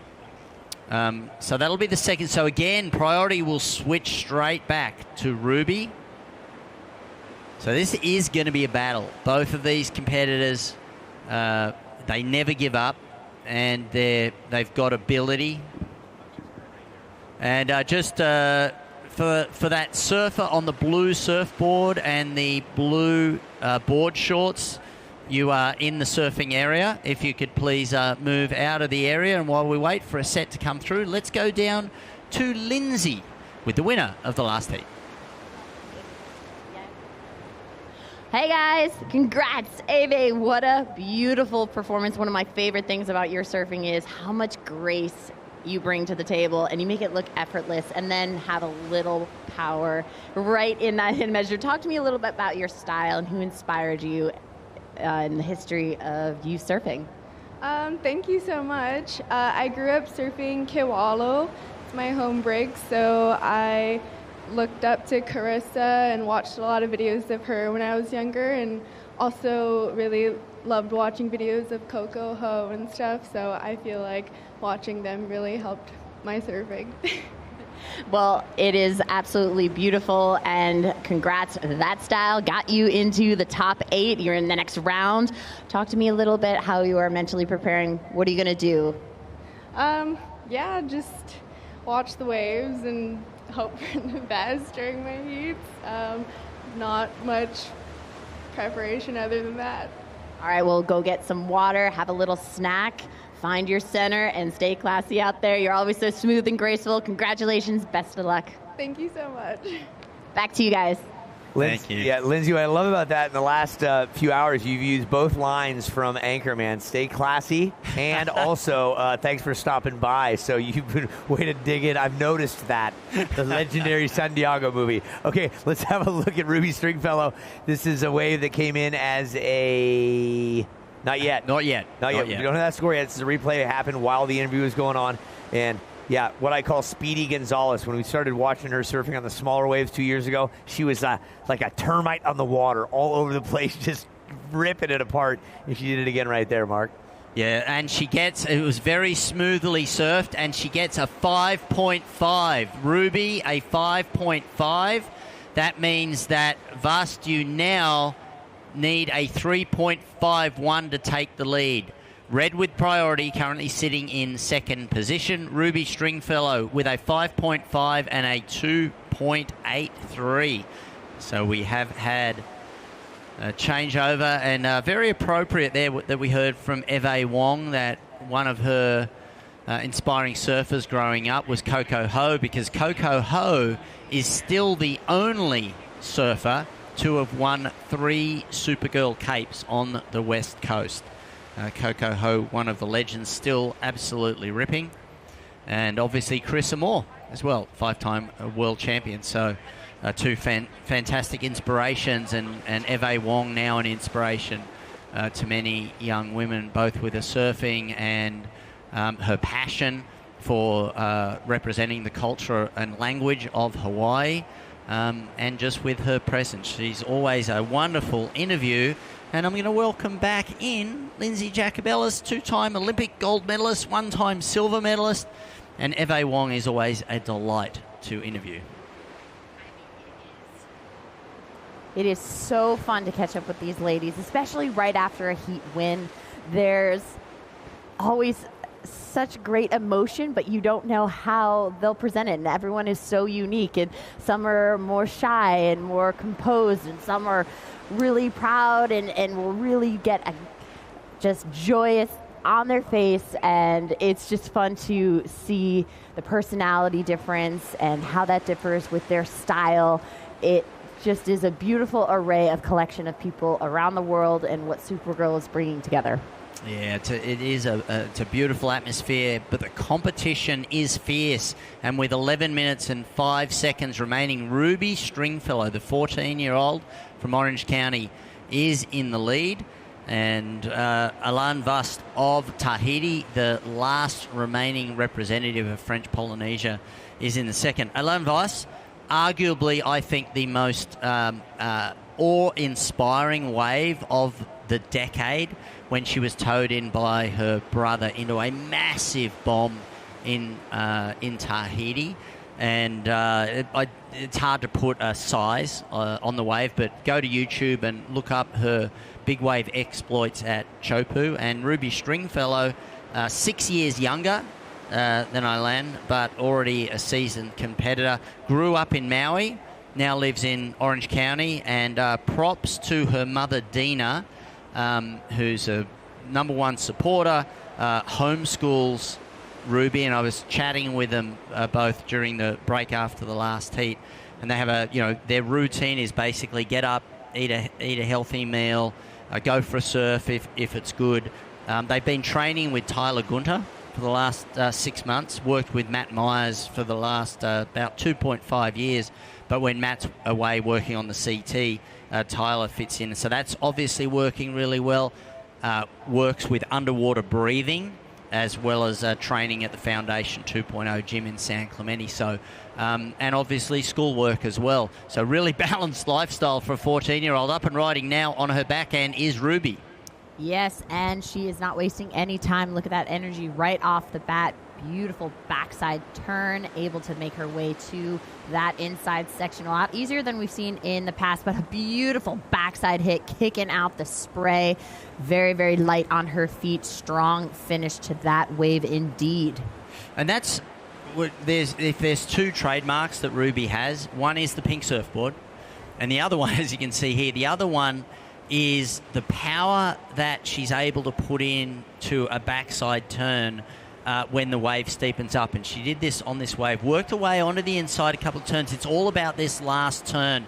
Vertical, you can see the back of the board getting loose, spray flying in the air, and so she was looking to drop a 2, and she does. She improves the situation, gets a 4.8 for that ride. Now, Red, you need a 5.48. You need a 5.48 to retake the lead with 8 minutes and 20 seconds. I want you to key into the surfers' joints. We've got the ankle, knee, and hip that are all these components for when they're doing that bottom turn. All of them are very, very flexed and loaded, and then they're in that short contrast maneuver, and then they have to have that explosion out, whether it is a turn and they have that quick extension of that back leg, that's a pop, or if it's a backside snap, it has that load, that amortization phase, and then that explosion. That happens so quickly, especially on a wave like this. And so that means you have to have the mobility of that joint collectively of all those 3 joints, and then you have to have the strength in that entire range. Think of a gymnast, essentially, of how much mobility they have in whole, but to protect themselves from injury, the strength around those joints are so important. And these ladies start to build all of those muscles, and the tendons are all coming together around those joints to make that movement happen. So I have a question for you. We'll wait to see with 7 minutes and 15 seconds here who's going to take it. I think it might be both. Split the peak. Going north, going south. Ruby on the front side, getting her fins out for some air. And a beautiful front side turn and wrap combo from Island in the red. As we see here, she's working her way north now on the backside, getting a little section coming to her, and she is able to get a nice backside maneuver on that inside. So a strong finish there for Vast. The judges will be comparing that to Ruby's last ride in terms of how dramatic was that last turn. But this was Ruby's as we look at the replay. And the board getting loose, but an incomplete maneuver just bounced off. But Vast had some good flow here. Nice first turn. The wave was a little flatter, so she couldn't put too much into it, but she was still very smooth and be able to get some combos. And this is where she's looking for the big turn on the inside, hoping this jacks up. There was a little wobble in the wave there and lost some of her speed, but did finish strongly. So we're waiting for that score to come in. It was only a 1.13 for Ruby Stringfellow. 6 minutes remaining here in this heat. And for Vast, the score is in. It is a 4.1. You still need a 5.48. Vast, you need a 5.48. Stringfellow with priority. Your low score is a 4.8. And I wanted to ask you, as an Olympic champion and as somebody who has been in the sport a long time, what can any of these, even from a young age, athletes do to build that mobility and strength for their sport from a young age? I mean, you are trying to get as close to the movement as possible. Nothing will replace your actual sport itself. So definitely time in the water. And these athletes have been doing that from being very, very young. But then in that off time, if you are recovering, it is looking for those muscle imbalances. We are in a very asymmetric sport. Snowboarding, surfing, you're going one way. So you will have one side that you are more mobile on, looking left to right. One leg might be a little stronger. We're just at the 5-minute mark, ladies in the water. So keying in on that and trying to offset that to prevent yourself some injury and increase your longevity. Beautiful front side hit. Let's see if she can get anything on the inside. She got a great spray, great form. I love how she drops in immediately into the bottom turn and right into that maneuver. Yeah, that was a really strong opening maneuver and riding it all the way in. Little hit there on the inside, but all the points are going to come from that beautiful re-entry out the back, and that's what Ruby is able to do. She's able to find these steeper faces that just give her some momentum off the bottom, but she generates a lot of her speed, a lot of her power. It all comes from the bottom turn. Yeah. In surfing, the setup is all about the bottom turn. And as we'll be able to see here, it's a good size wave, a bit more shape to it, and just able to hit that wave at the critical part of it. And the rest of the wave, there wasn't a lot there, but she did ride it in and a little hit at the end. 3 minutes and 55 seconds remaining. We are waiting for scores for Ruby. Priority now with red. And it comes in for Ruby. It comes in at a 4.83. Slight extension of the lead. Alan, you need a 5.51, a 5.51, and here she goes. She is off. Beautiful backside snap into the combo. Again, pushing that back leg hard. Watch the back leg get the combo. Avoid the pylons. She's reverting. She's coming to the inside. She's finding a little section. She wants to get that reform and finish strong. She does. That's a strong ride. Is that going to give her the 5.51 that she is looking for? 3 solid backhand turns before she had to avoid the pylon, and then she was able to just eke out to get an open face for that last hit. And you can see here in the replay. Beautiful immediate bottom turn into that maneuver. Almost a little check turn, but still able pushing a lot of water. And then that quick, sneaky one right before that pylon. It's where that one sticks out. It's the widest part of the pier right there. She actually really had to avoid that. And then sneaking in that little front side hit. Not big, but it shows that you had control of the wave, you can ride it all the way through, that she didn't just spend it all on those hits out the back. So she's working her way back out to the lineup. Will that be enough? We're still waiting for her score to drop. 2 minutes, 24 seconds left in this heat. And it does come in at a 5.83. Vust in red moves into the lead. Ruby Stringfellow, you need a 5.17. So Ruby now needing a 5.17. She does have priority. 2 minutes and 5 seconds remaining. Things are getting even more exciting in this first heat, the quarterfinals. Beautiful bottom turn, snap off the top, just punishing that lip, coming to the inside, still in that white water. Can she get to that open face? She does. So she got to get the little snake maneuver to get some speed up, not bogging the rail. Great job. Another combo. Time for one more hit, and she's got it. Wow. She's looking to improve that 4.83. She needs a 5.17. So with 1 minute 30 remaining, the judges are going to be comparing the waves here because both those waves had dramatic moments in it. If we're looking at the replay, getting really vertical and throwing a lot of spray. And then for a moment, it looks like she wasn't going to be able to get round the foam, but she does. The wave opens up for her, and then she's able to put together a few more turns. This one here, a lot of power in it. Yeah, she had to correct, and she did a great job. So most of her work was done on the inside. Very, very powerful, quick maneuvers compared to the 3 maneuvers out the back. So then it will come into play how big the wave was, what energy did it come to the inside. It's a nail biter for sure. 45 seconds left in this heat. Priority is with red. Is Ruby going to get the 5.17? Blue wants to stay to the inside because she does not want to fight for priority out the back, using her priority. Red going down the line, see if she can get something. That wave really did not offer much. It kind of just dissolved and went away. So first, we are still waiting on... Yeah, we'll wait for those scores. One judge is in, and so they'll be comparing the waves. They're thinking about, what each surfer did. As Alan comes in with 3 seconds remaining, we will go.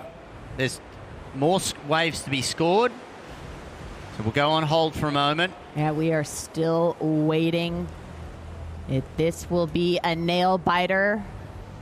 Likely. The next heat is on hold because the judges definitely need a few moments to really think about it. But let's give a big congrats to both ladies as they're working their way in. Results are still not in. Yeah, that's a fantastic Take a look at that battle. replay. Beautiful bottom turn. Great vertical snap, getting that board high noon for what that wave was. Not really too much power, but able to get speed, get a solid bottom turn like that is not an easy feat. Yeah, and just giving their all the way to the end. So we are looking, the judges, we may see a few different replays because the judges will look at that to compare. We'll bring you the result as soon as we can. This has been an incredible battle. This was the left of Vast. This was her highest score. 5.83 where she had to avoid that pylon. You could see where it sticks out more. She definitely don't want to be in the mix with those. And so that was three nice backhand turns with one right near the pylon that was the most radical, the most dramatic, and then a nice strong finish on the inside. They're going to compare that to... So we are still waiting for Ruby's ride. This is the one we are still waiting to get a score on. For part of me, this is an earlier ride. Yeah, This is her 4.83 ride. We are still waiting for the last one she did, where she did the one hard maneuver out the back. That's her most recent ride that we are waiting to get scored here. Waiting for those numbers to drop because she did a lot of activity on the inside when the reform happened. Yeah, this is where there were the 3 turns. The next one, a lot of energy in that turn, and then finishes off strongly at the end. So that's the comparison that the judges are making. 5.27. So that does put Ruby into the lead. But we do have one more score. We have one more score. For Alain Vast. So Alain now needs a 4.94. She got a 2.2 on one, but she has one more wave to be scored. Can she regain it right now? Ruby Stringfellow is looking at another semi-final, but let's see. And as of right now, for the heat, before this wave comes in, this is the island big wave of Island Vast.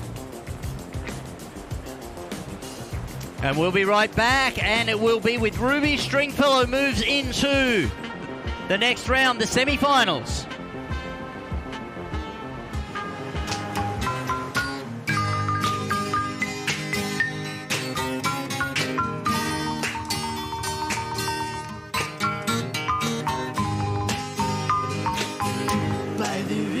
Of Babylon, where he sat down, and there he went when he remembered Zion.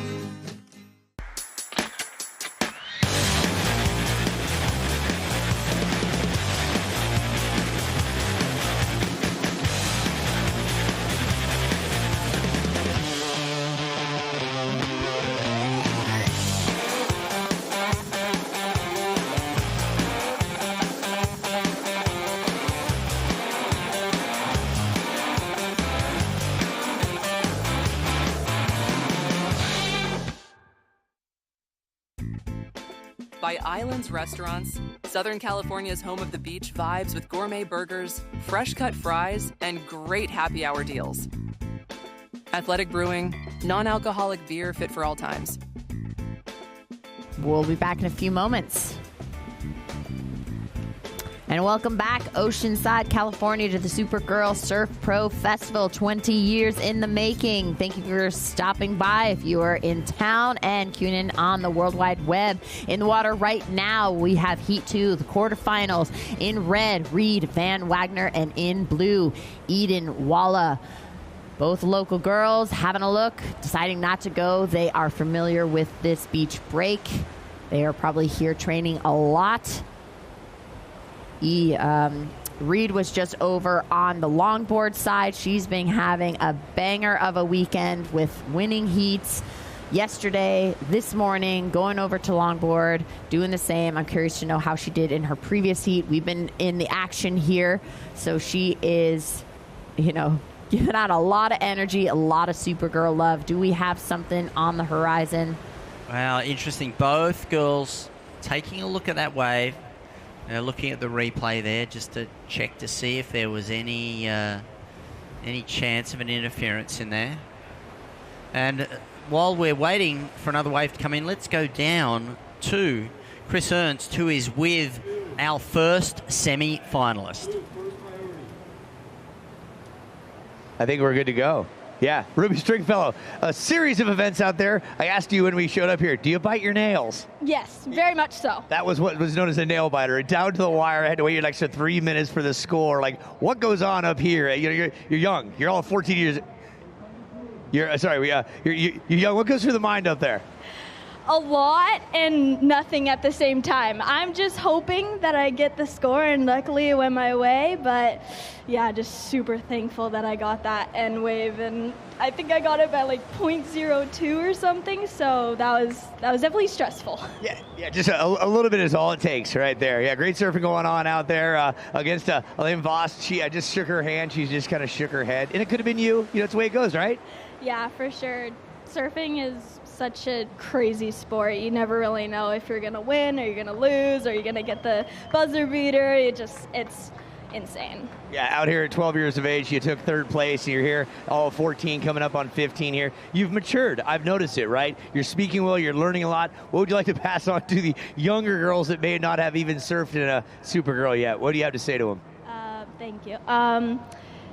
Don't do what I just did. No one likes it. I can tell you no one enjoys that. But, yeah, just keep doing what you love. Because if you really love it and you really want to pursue it, you can do it. Trust me.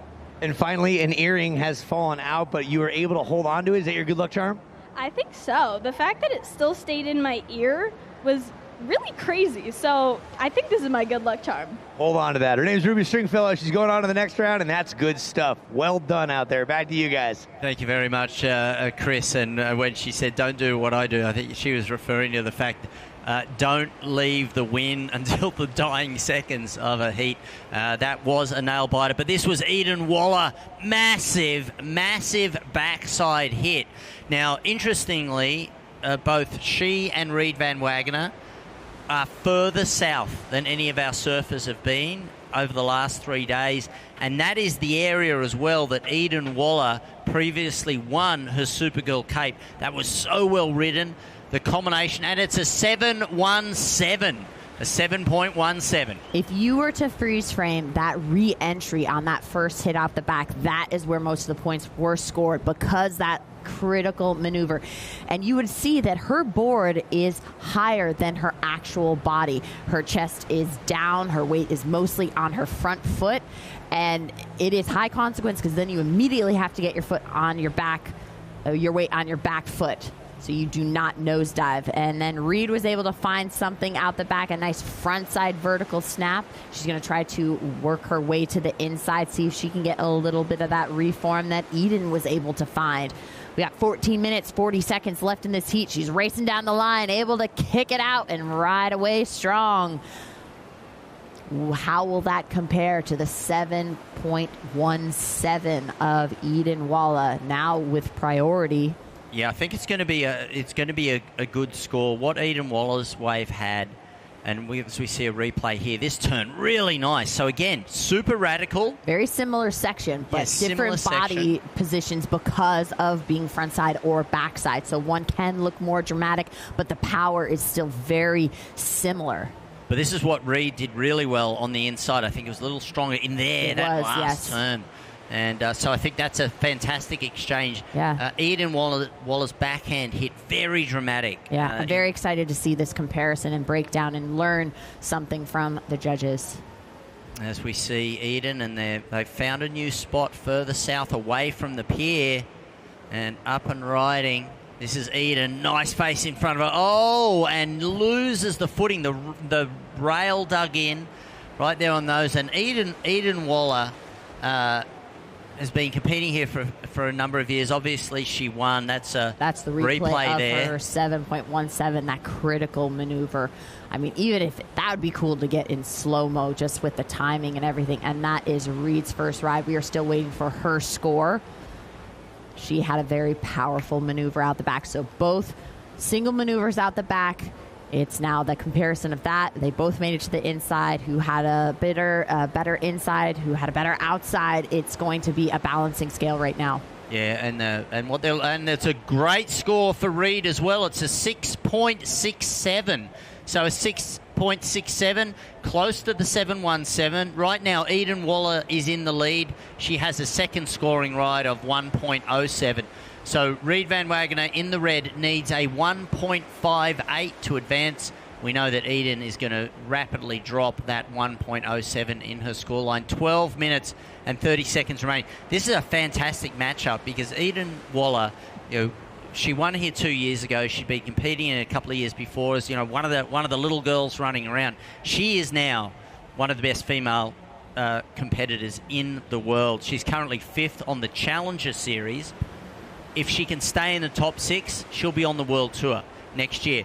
Reed Van Wagener currently sitting in 2nd position on the North American qualifying series. If you redid the points right now, she's going to move into that number 1 spot. She's only 880 points behind Bailey Turner. So you're looking at 2 of the best women in the world right now. Eden Walla has that a little bit more experience at the international level, but a great matchup. Yes, and those waves that they travel to and train on are all different. They all have to adapt, but it's interesting that both of these girls are local and they're used to these conditions and they know how to read these waves. So this will be an exciting 11 and a half minutes for you queuing in, watching online, watching on the pier. Let's give a big shout out to everyone that came down here. Hope you're staying hydrated and protected from the sun. Thank you for supporting the Supergirl Surf Festival. We couldn't do it without you. We couldn't do it without our sponsors. And speaking of our sponsors, Mad Hippie, as you said, the sun is out, it is strong. I got fried yesterday, and that's because I did not have Mad Hippie skincare on. So make sure you stop by their booth for product samples, skincare demos, and a chance to win. Clean skincare, good vibes, and happier skin. Hippies do it better. So thank you to Mad Hippie. And Luna Grill, the surf festival, is proudly supported by Luna Grill, serving fresh and flavorful Mediterranean favorites that are grilled to order, not scooped to order.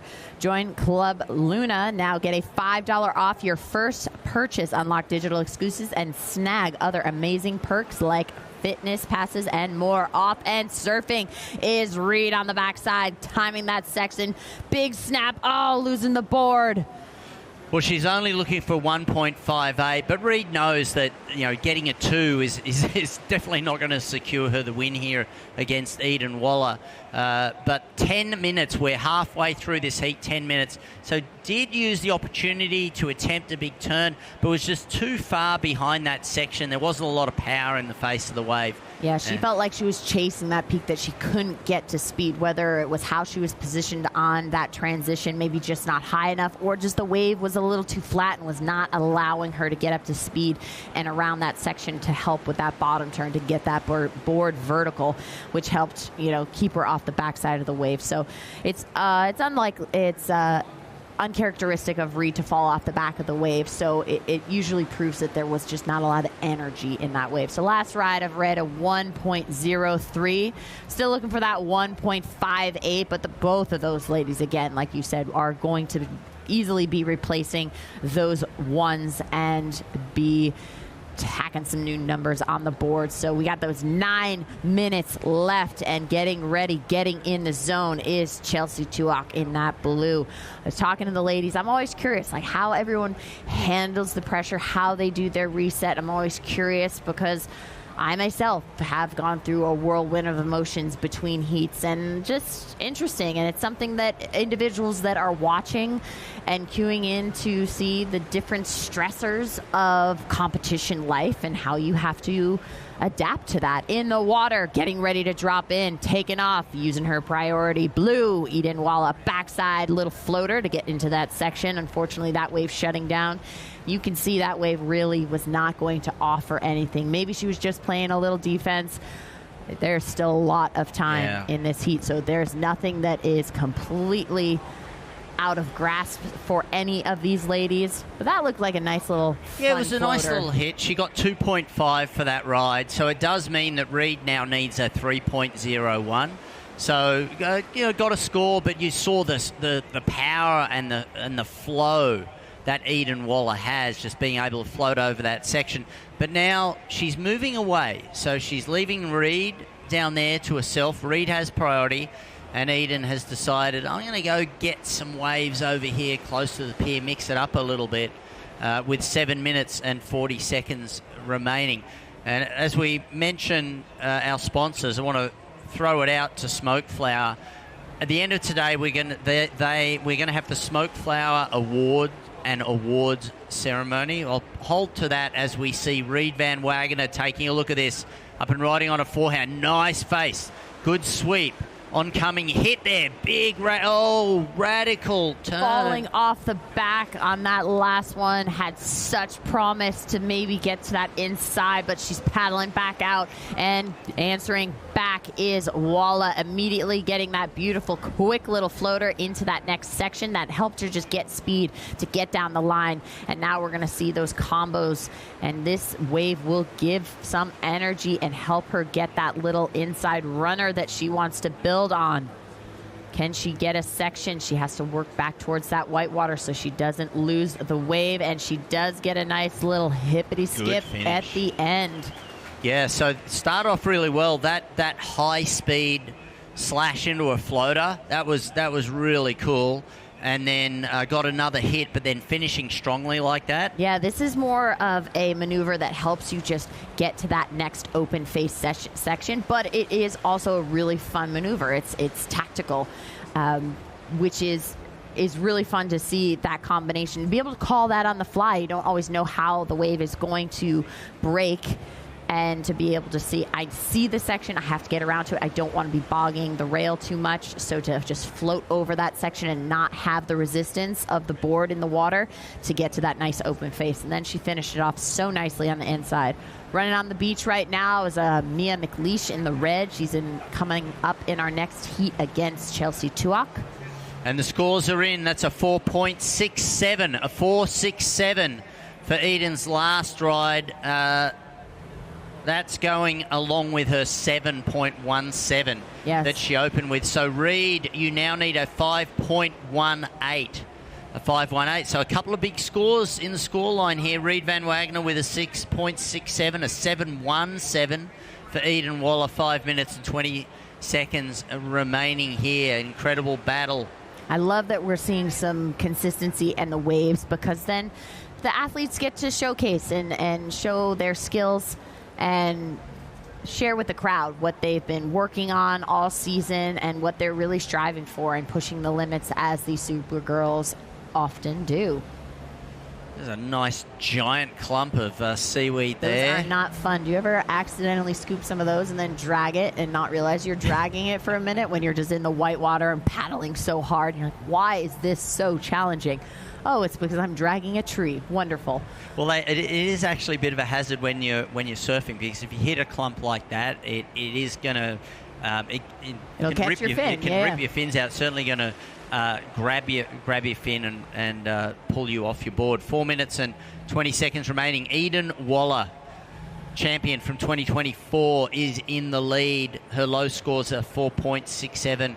Reed Van Wagner, the local girl from Oceanside, with priority, but she needs a 5.18. 4 minutes and 5 seconds remaining. And this afternoon, when it's all said and done, we are going to have the Smoke Flower Awards ceremony. And here's Reed's opportunity. She's going to use her priority. Amazing wave selection, but a quick in and out. Unfortunately, got too soft in the middle and was not going to open up. It had promise. It had this nice little peak to it, but she looked down the line and did not like what she saw. She wants to get back out there and race. I think the clump of seaweed also had an impact there. Like, you saw her hesitate on the turn, and it was because of that giant clump. Oh, she might have a wave on her backhand now. It is. It's a nice steep face. She had to hop that seaweed, so extra points there. She had to stay light on her feet, and it did not slow her down. So the inside section will matter. She's going to build some speed here. She has a little face, kicking those fins, finishing strong. She needs a 5.18. Will that be enough? We have 2 minutes, 55 seconds left. Still plenty of time to get back out there. But priority now is with Eden Walla. Let's take a look at that replay. Having to hop that seaweed, you see how she had to pick up that front leg, so she did not have to put too much pressure on her front foot. Nice floater back into that white water to get to that inside section. This is the turn that matters. That was just a fantastic finishing maneuver. It was. That board pretty much got all the way out of the water, so it shows the control, and we are still waiting for her score to come in. 2 minutes, 18 seconds left on the clock. We'll bring you the score as soon as it comes in. 2 minutes, 5 seconds. Priority is with Blue. Here's Waiting the for replay of Blue. This is her 4.67. Just the combo and different style that she had out the back before she did the revert to move to that inside. Just shows the ability to read and anticipate what this wave is going to do. Right now, taking off out the back, live action. Eden Walla, nice backside attack, kicking out those fins. Still waiting on Red's last score. 1 minute, 30 seconds left in this heat. So as being Reed right now, you cannot be even listening to that. You have to get back out there, still be looking for a peak, and surf until you hear the buzzer, because we know you can get it right at the end. Yeah, but Eden Walla just had a fantastic ride as well. Yeah, that was absolutely amazing to have a strong finish like that. And just she's looking to further increase her lead. This is that replay. We're still scores in 4.63, just shy. She still needs that 5.18, just under a minute to go. Priority is with red. And Eden Walla, though, has that last wave, the score to come in. The question is it going to be better than the 4.67 and extend her lead? It was strongly surfed. Nice combination of maneuvers, including the finishing turn. Yeah, so she did that really strong backside hit, then had to do that frontside floater just to help her keep that speed and work through to the inside section. A 6.34 is what you need, Reed. Eden did extend her lead. You need a 6.34, 20 seconds remaining. So Eden Walla getting a 5.83 on that last ride. 10 seconds.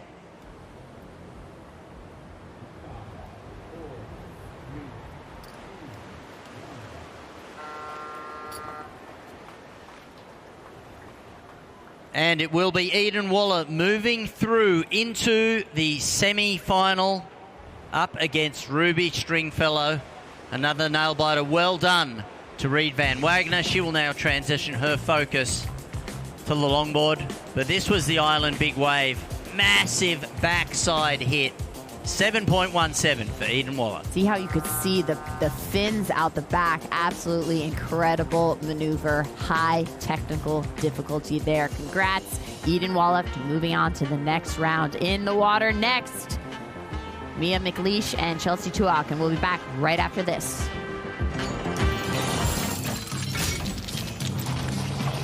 Can the V6-powered Nissan Frontier outmonster a monster truck?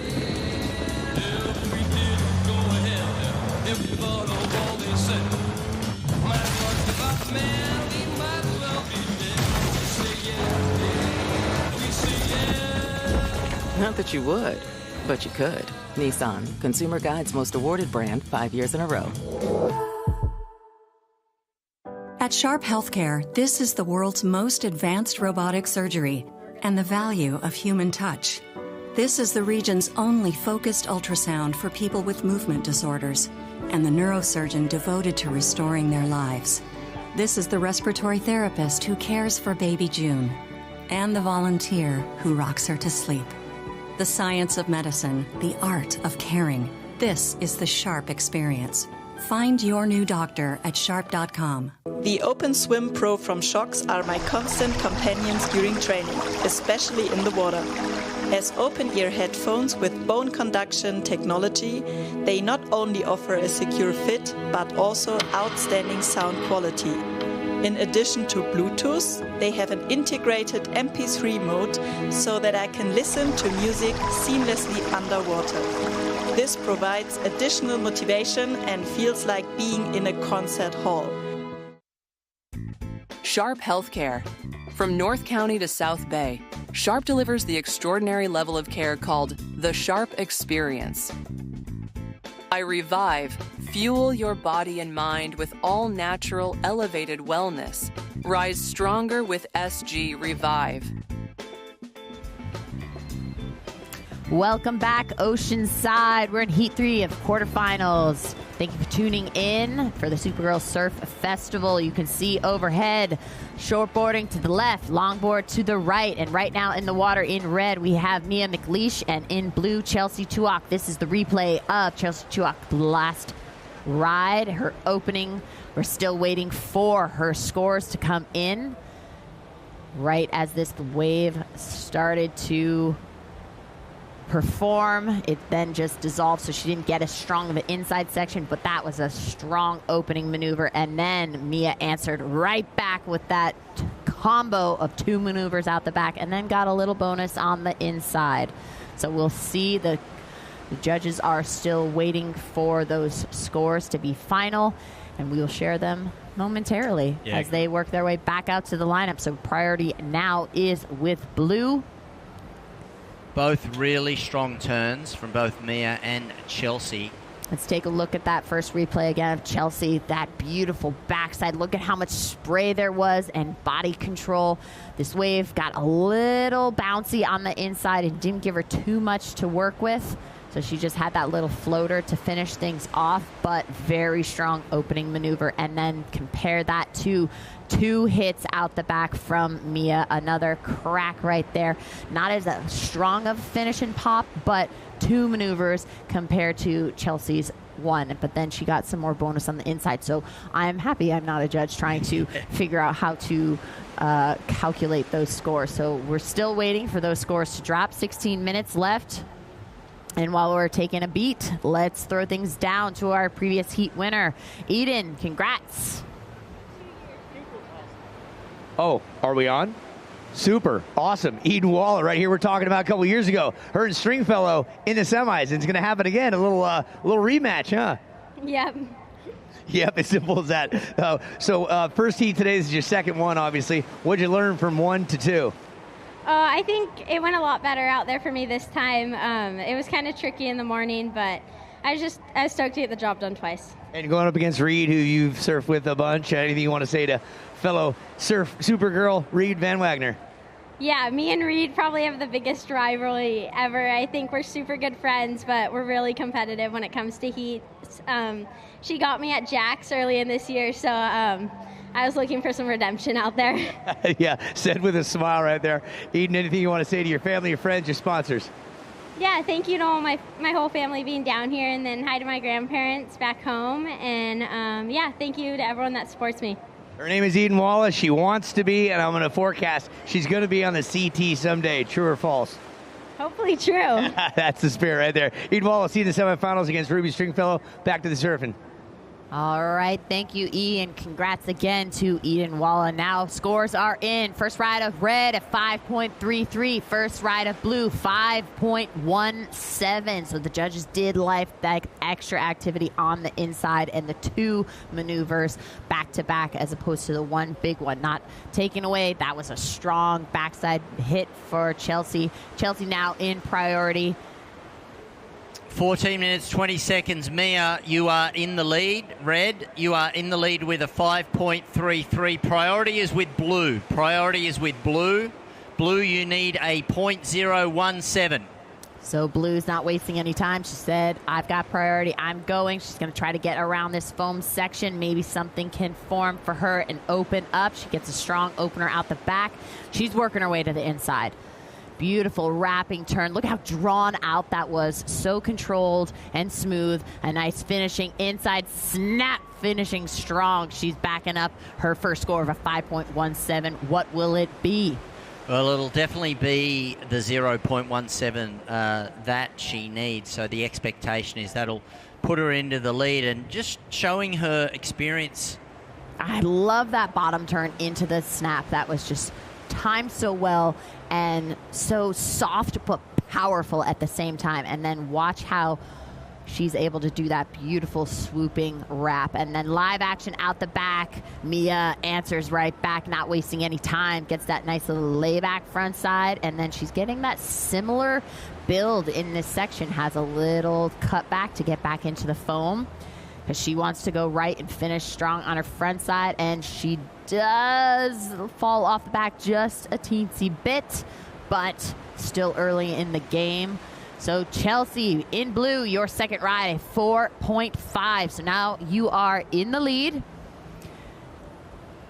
Let's look at Mia's replay. Great timing, low body position, laying back and kicking those fins, throwing that little flare and just being super stylish about it. Nice little cut back turn, staying in that energy source. She's right on the edge of that foam. She can't be too out far in the front of the wave. If there's not much energy there, she'll just sink. She has to be where there's energy.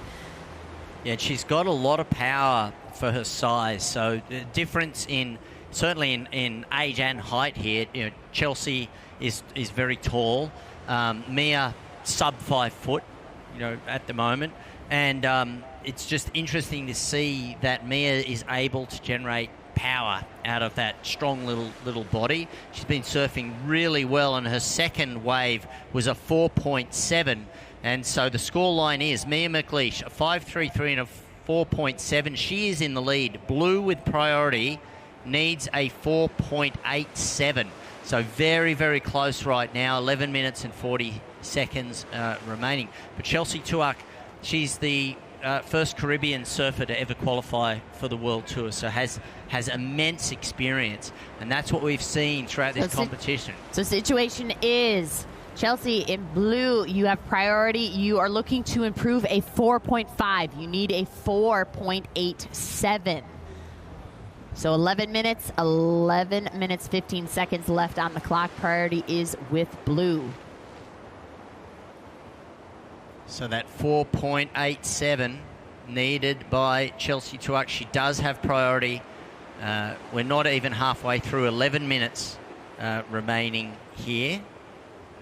We've got a little crumble on the water, a little bit more wind, and sometimes, so that what can also happen here where you do get onshore. So one of the downsides is sometimes they can't hear us. So Chelsea, give you an update. Chelsea, you are in second. You are looking to replace a 4.5. Chelsea, you need a 4.87. You have priority.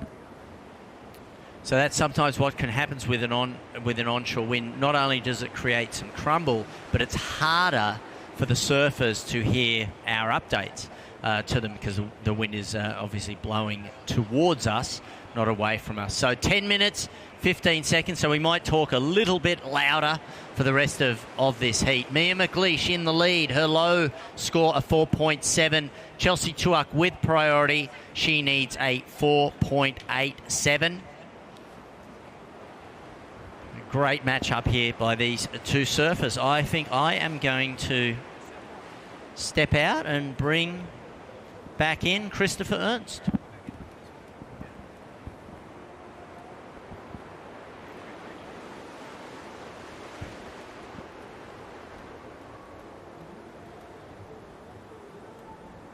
Nine minutes, 35 seconds left on the clock. This is heat 3 of the quarterfinals. We have one more of those, and then we are off to the next round in the semifinals. So up next, we have in red Linnea Mons and in blue Eve Wong. So exciting to see the ladies' level of surfing where it is now. Absolutely spectacular. The performance just gets better and better. I love being part of this event. Along with me is Fulie and Uncle E. I've learned so much from them over the years, and I'm so happy to always be here with their energy and their experience calling these shots. Supergirl at its finest. Thank you, E, for joining me back in the booth. You're welcome. Thank you. What a pleasure to be here. And I had a chat with Chelsea Tuak out in the water, the senior most veteran of this Supergirl Pro, or 17th. Let me double check that. 2, 4, 6, 8, 10, 12, 14, 16. Yep, this is the 17th. And 6 times she's been 5th place. How's that? You know? She's consistent, and I love that she keeps coming back to this event. She knows what it means as a whole to be in the Supergirl presence, and she's been a part of the growth and the next generation of these younger girls that she is now competing against. So it is beautiful to look back at the history of her as her competitive seasons over the years, and now that she is still in the mix with these young guns, it feels great. I know what it feels like to be a little bit more seasoned out there and competing against those young guns, so I always give her props, and I'm always excited to catch up with her. And I love that she is in this round, and this is such an exciting heat. We got 7 minutes, 45 seconds left on the clock. She needs a 4.87. She can do it. She can do it. Just like that last heat, she was the opportunity. She just needs the wave to pop up just out of nowhere. Just right. She can get to it.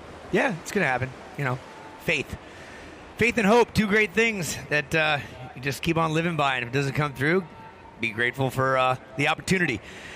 Shout out to Mama Tuak, Chelsea's mom, who has been coming to this event for ages. We've had conversations through the years. She's right below us, and we say this to all the parents out there. The OG original sponsors for dragging the kids here to the beach. Like, there's youngsters right here playing near the rocks on the shoreline. They're watching. Who knows who the next Supergirl at 12 years of age, like we saw Eden Walla. We saw Harlow Spooner earlier this week at 11 years of age. The likes of Stringfellow, who we just talked to. Kiara Gold. You know, at some point in your life, you're going to be 12. Are you going to be in a qualifying series event called Supergirl Pro? Chances are you're not, but there's a lot that there's a few that will step into the arena, and we wish anyone with aspirations and dreams to do such. And you can talk to Mia, you can talk to Chelsea. Any of these Supergirls are going to spend time talking to you. That's what's beautiful about this sport. It's not the NBA, it's not the NFL, it's not Major League Baseball, where it's very tough to get front and center to talk to the pros. This is an approachable event. So even if you're out in the water surfing a free surf and you paddle up and you start talking, everyone's so friendly. I always love getting out in the water, and I get so excited. I'm always stumbling on my words because I just get so hyped to talk with them because I don't get to surf with these awesome girls all the time. So when I do, I have to try to find my composure and get out a sentence so I can just then try to get a wave and not look like a silly person out there. So in the 5 minutes, 48 seconds left on this clock. Let's set the stage back for you if you're just paying attention for the first time. 5.33 and a 4.7 by surfer in red, Mia McLeish. Chelsea Tuak, surfer in blue, you're in second with first priority. And that means if a wave comes, you have priority to catch it over Mia. You have a 5.17 and a 4.5. You need a 4.87. We are repetitive about that because sometimes they can't hear it. They're also focusing on their game. We want to reiterate what is needed in order for them to put that out of the way and focus on the core of surfing. There was a moment in 2008 where I paddled out at Trestles when I was producing the Boost Mobile Pro, and I went out right behind Mick and Kelly, and they were in warm-up, and I sat out there and watched how they dissected the waves, how they people gave way because it was training, but it was open to the public, and I didn't bother trying to catch a wave, but just to watch that respect one, but the way that they were able to paddle in, read it, and slice it apart. There's something to be said about the time and experience of a championship tour surfer.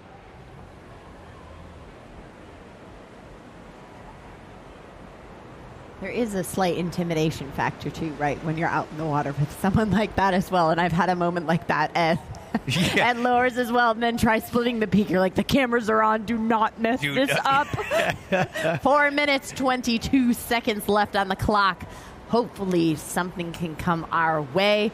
That is the beach where we are seeing the festival village. And a little bit more south is where the public is hanging out on the beach. We are just south of the pier where the Supergirl shortboard contest is going, just on the north side, longboard.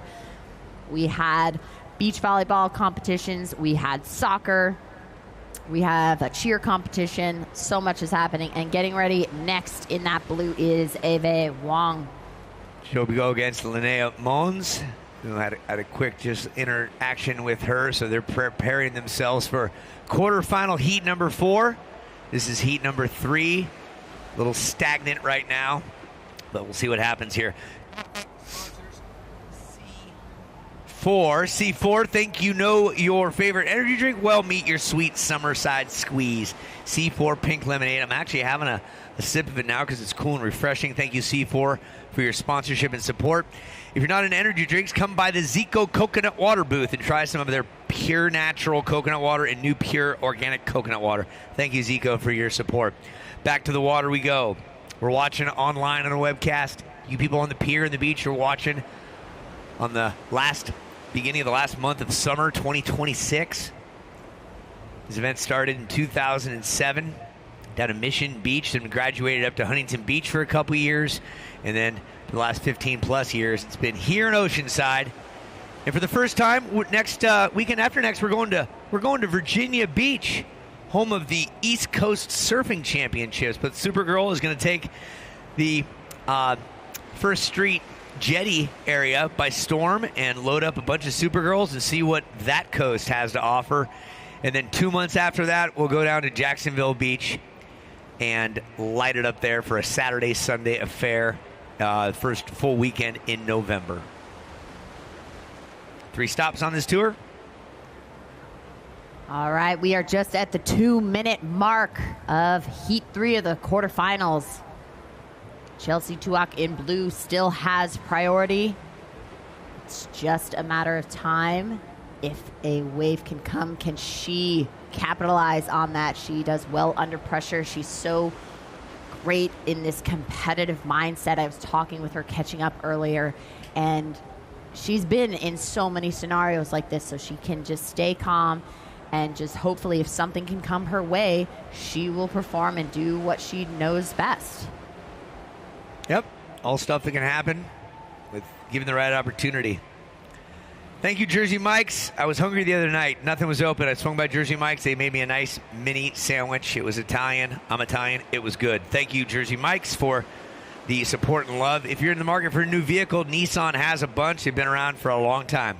Nissan knows what they're doing. Originally in the States called Datsun, because they weren't sure if Nissan was going to translate over here. That was in the late 60s into the 70s. Now we know it is Nissan, designed for people who refuse to settle for less. So take life by the wheel, because the people who move forward don't wait for others to steer. Thank you, Nissan.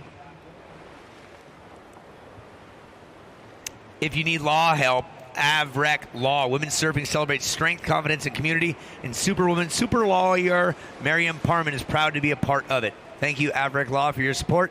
Oh, I was hoping my incessant talking would bring a wave in. Well, it did. It just ended up being a closeout, so you just have to change your swell direction and help these ladies out. Okay, this is the one. All right, Mia having a look, but it's going to be Chelsea Tuak going in, dropping in, beautiful bottom turn, kicking those fins out. Nice, strong front side maneuver. She's going to ride this to the inside. We got 10 seconds left in this heat. She needs that 4.87. Yeah, and it's just fizzling there as out the back Mia McLeish finishes her campaign to move on to the semifinals, and we'll see what the judges say about Chelsea's final wave and Mia's final wave. Chelsea needed a 4.87. It had a good scoring opportunity right to begin with, but it didn't provide much on the tail end. We are on hold for the next heat. Stand by. Next heat, stand by, please. Score coming in for Chelsea Tuak. It does not look like, no, it's not. A 3.83. Mia, your other scores of 4.97. That seals the deal. Mia McLeish, you're going to the semifinals. Congrats. Put your hands together, folks, for both Chelsea and Mia. Two formidable foe out there. All right, we're counting the next heat down.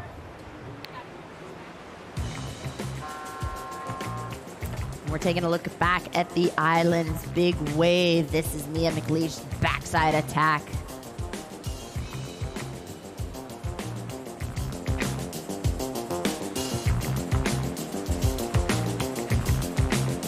At Jersey Mike's, they slice your order fresh right in front of you. And let me tell you, watching that can send a rush of emotions through a person. Excitement, baby-like wonder, anticipatory chewing, nerves pacing, happy claps, and finally, jealousy, because that's this guy's sub. I should order one. Good idea. Get the Boardwalk Bundle, a number 2 sub, chips and a drink for $10.99. Available for a limited time.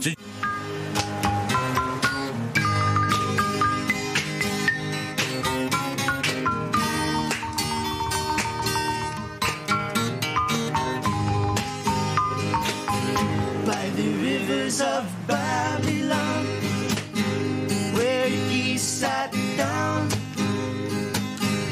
and there he went when he remembered Zion. Nissan, take life by the wheel, because the people who move forward don't wait for others to steer. They hit the gas and go. Shocks, open-ear sound built to move with you through every wave, every workout, every win. And welcome back, Oceanside, to the Supergirl Surf Pro Festival. That is the aerial view of the festival village. It is open now and poppin'. But right now, in the water, we have Heat 4, the quarterfinals. In the red bib, Linnea Mons, and in the blue, Ave Wong. Ave Wong.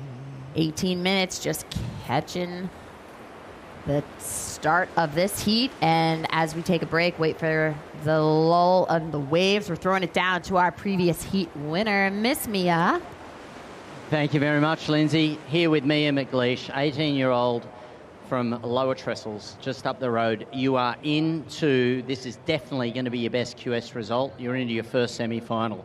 How does that feel, and what were the conditions like today? Yeah, I'm super excited to be in the semis. It's definitely the best result I've ever had. But I'm just trying not to think too much about it and just surf and have fun.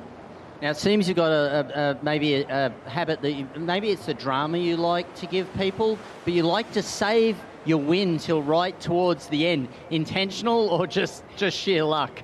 No, it's just been my luck. I guess that whole front half of the heat was pretty slow, and so I ended up just sitting. That was like the first wave that broke, it felt like.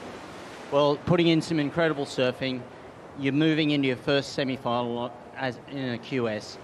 Good luck, and the dream is alive for you to take home a Supergirl cape. Thank you.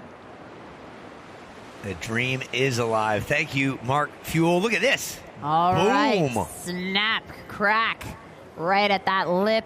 Beautiful vertical frontside hit out of the blue bib of Eve. Again, I love how delicate and graceful she is with her move, but then she can turn it on and have so much power so quickly and then back into a very fluid state when she has to get in that mid zone where it's soft and she can't drag and lose too much speed. So much variety and style within her ability level. I just love to see that. And this is the replay of Linnea, that backside hit.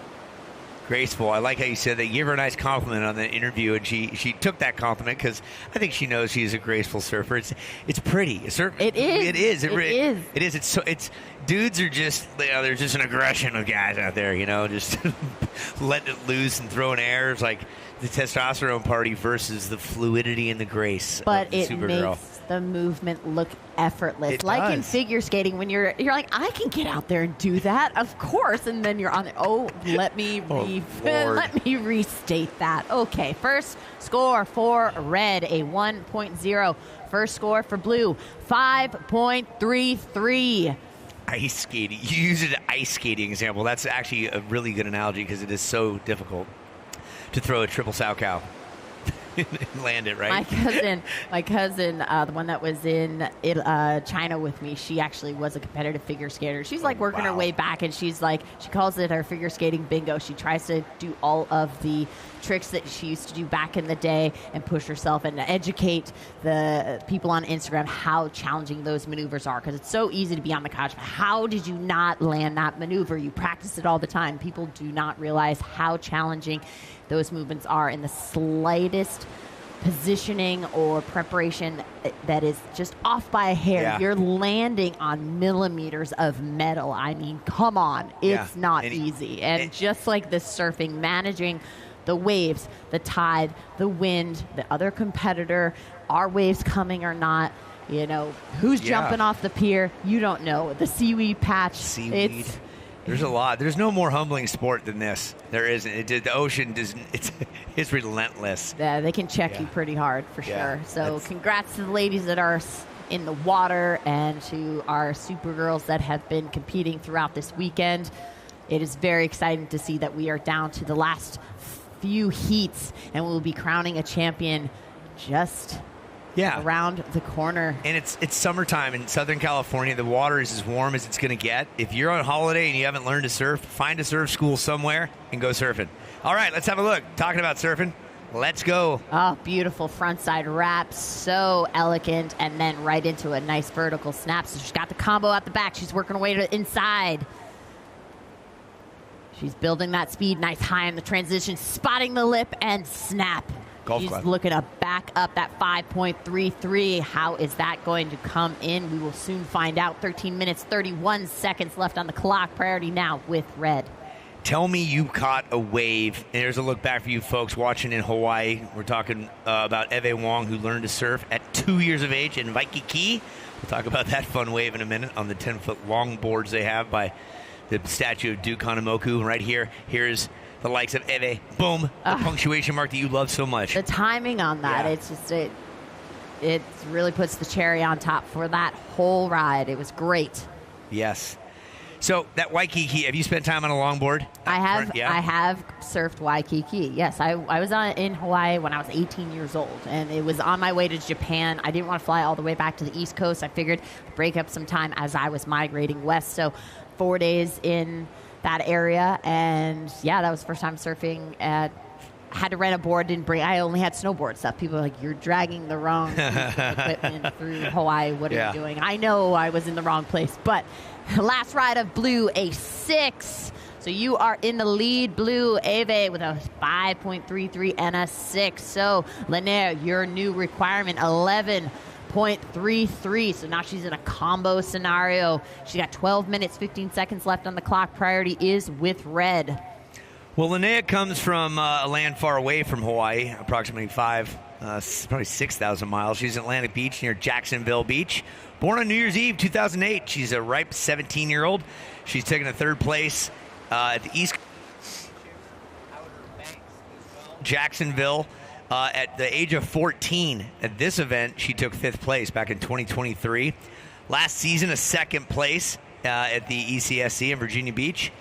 So she's had a tremendous young early career, and she's earned the right to be here. What I enjoy about her also, she loves 80s rock, old records, guitars, the cello, and timeless cars. Oh. Yeah. That's a fun combo. She's also the founder of the Ocean Walk. It's a surf contest focused on Groms and that younger generation. She's been a part of that for a while now, and she's also this wellness advocate. And back in 2023, she was the ISA under 16. She got a 2nd place in that. She's been working hard on her air game and in a wave pool. That's a new training tool that is becoming very popular nowadays. And up and surfing right now is Ave in the blue. Beautiful wrap, but in and out. She saw that there really wasn't much that wave. She says, I already got a 6 and a 5.3. That's not really going to up my score, so I'm going to kick out and get back out there, get in the mix, put a little pressure on Linnea. 10 minutes, 41 seconds left on the heat. According to a sundial, it's 2:14. We started about an hour and change late due to the likes of fog floating around. And due to the fog floating around this morning, so we started a little bit late, but we'll finish when we're done. How's that? Somewhere around the 4:30 hour. We'll have the awards shortly thereafter. And again, if you have not seen a live surf event before, this is how we do it on.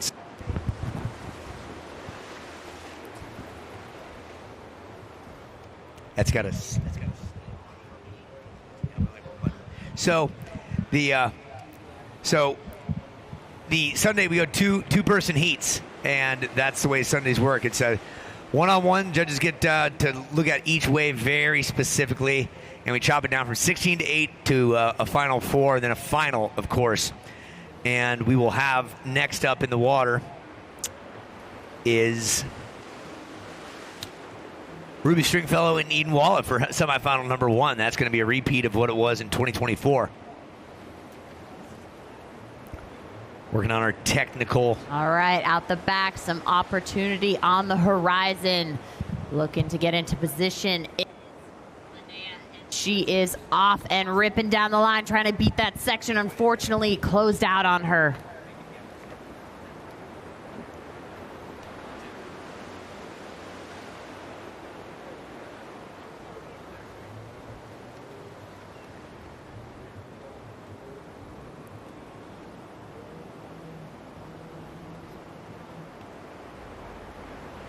Yeah, working on the specifics. Thanks to all the technical advocates and the guys that paid attention to stuff in school. Smart guys. Thank you. All right, 8 minutes, 35 seconds left in this heat. Yeah, years ago, it used to be done with pencils and calculators and abacuses, right? And now it's computers and iPads and a lot of cables and cameras and drones, and we're grateful for that. We have 2 screens in front of us that show us, one shows us the live webcast, and we're talking to you folks at home, and the other one shows us the scores and a backup scoring on an iPad, and a camera staring us in the face, and a bunch of back-end people that make the magic happen. We thank them. And for you folks watching at home, we know you're well-versed in the world of surf. We do the best we can to deliver the information. Like right now, both athletes are surfing the same wave. Blue with an airdrop, not via Apple phone. That was an Evie Wong going up and then dropping on down. Linnea Mullins went up and she fell down off her board.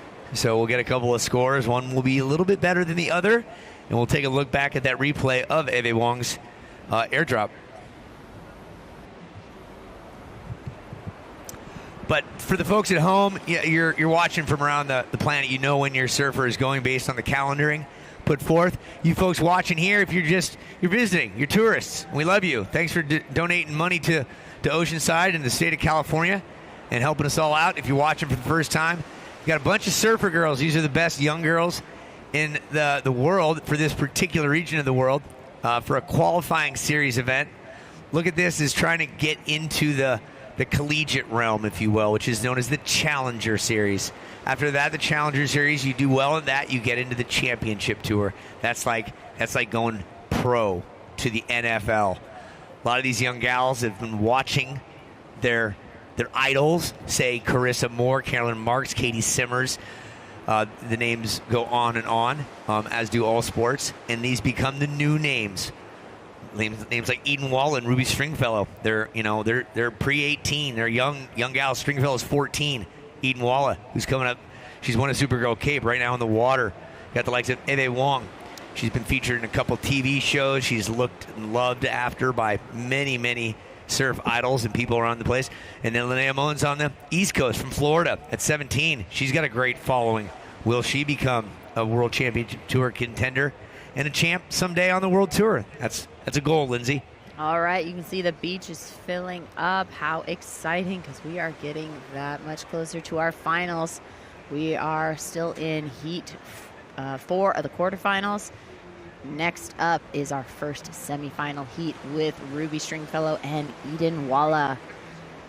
5 minutes, 45 seconds left in this heat. It is getting exciting because anything can happen. We have seen so many buzzer beaters or the scores come in a few minutes after a heat ends and they're holding in the next heat and you just really don't know what's going to happen. So these ladies are raising the bar, their performance off the charts. And we've got 5 minutes, 15 seconds to see who will be that much closer to a Supergirl Cape. Lindsay's very good at trivia and knowledge, and she knows who's the only Supergirl. We'll get back to that in a minute. She's looking for an update. 5 minutes on the clock. 5 minutes on the clock. Eve Wong, surfer in blue. You have a 6 and a 5.33. You're in second place. And, you're in first place. Eve, you're in first place with a 6 and a 5.33. Linnea Moen, surfer in red. You have a 1.1 and a 1.0. You're comboed. You need a lot of love from Mother Ocean right now. You have priority, and Eve, you're right behind her in blue. Second priority. 4:30 on the clock. My question was, who's the only Supergirl to have won this Oceanside, the first set of Oceanside events early on? Who's won it 3 times? Who is Coco Ho? Who is correct. Yes. Nice job. I thought you were going to say bi-coastal, and I was getting ready to say who was Carolyn Marks. Yeah, Carolyn and Alyssa have gone bi-coastal. And Alyssa is over in Fiji. Just saw a nice post from her. She said Cloudbreak is a dream place to be, as the ASP Tour used to be called the Dream Tour, going to spots around the globe that are dreamy for surfing. All right, up and surfing. Eve going right, kicking things out, trying some air game. Not a very steep wave to be working on that, but she's having fun. She's staying active out there. She has 2 impressive scores, and she is wanting to stay active out in the water. 3 minutes, 40 seconds left in this heat.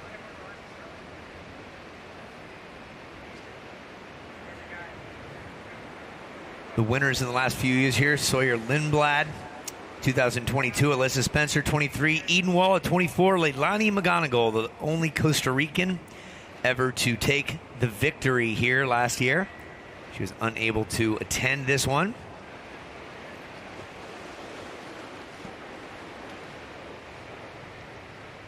And Alyssa took a runner-up that year. Bailey Turner was third, and Moana Jones-Wong equal third as well. We're under the 5-minute mark. It is 3 minutes left. Still looking for the same old situation.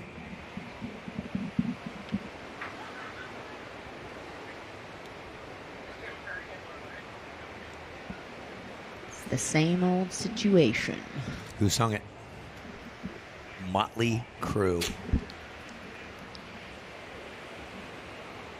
Yeah. Look at down by the harbor, filling in. What a day to be at the beach. It's absolutely gorgeous. Come on down to the Supergirl Festival after you are enjoying the beach and cruise around and see what you can find that tickles your fancy. We have the goal stage. That it was so great to hear that Linnea Mons was taking advantage of that and doing a Zumba class before her heat. She had to reset. It was just funky to start the day an hour and 15 minutes later than what you're scheduled to do. You have a prepared plan going into your day, and sometimes that happens. You have delays, and you have to be prepared for that and kind of just reset. And she found a great way to do that, and happy that it was in the festival village and she was able to experience that, because sometimes you're so focused on the competition, you don't get to always enjoy what an event has to offer because you're just busy and just in the moment. So happy that she was able to step away and get a nice little reset. Yeah, these are neat festivals. This is where I learned about Zumba back in 2015. You'd be great at Zumba. I could also see you as a belly dancer. It's Richard Simmons started Zumba. I don't care what anybody says. Richard Simmons was the king of Zumba before it was called Zumba, hands down. If you don't know who he is, look up Richard Simmons online. A gift that keeps on giving. I always wanted to see Robin Williams and Richard Simmons in a comedy act. That would have been hilarious. Yeah, anyway, we digress. 1:11 on the clock. Perfect numbers lined up perfectly. And we are down to a minute now. Linnea, she is with priority. Trying to move south, seeing if she can see that peak. We have had some luck with some surfers setting up a little bit more southbound. You're able to have a little corner to take off on. Does she see something? Can she get into it? We got 45 seconds left in this heat. And we've seen it 3 times today. Tail end. Taking off, though, is Ave on a closeout, but in and out. She knows that her time is, she's in a great position right now, so she's just having fun finding little corners. Oh, and Linnea got close to that, but was just far enough away from the takeoff that she was not there. Willa.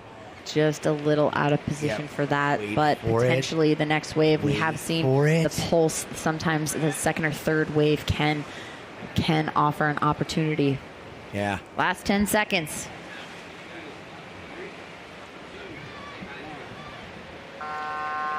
Well, not at all the result Linnea Mons was looking for. She can blink and get ones in her sleep, and unfortunately, not at all what she was looking for. But for Eve Wong, she's going on to her third semifinal. Here's our Islands wave of the heat.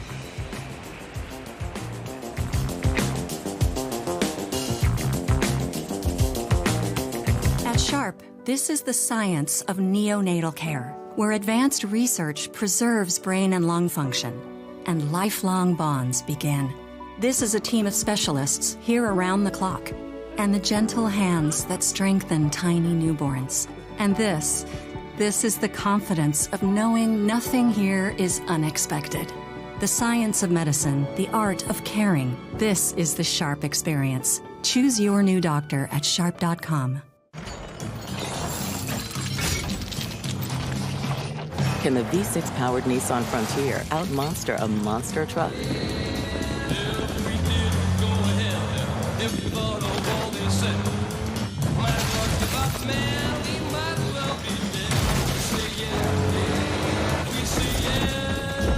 Not that you would, but you could. Nissan, Consumer Guide's most awarded brand 5 years in a row.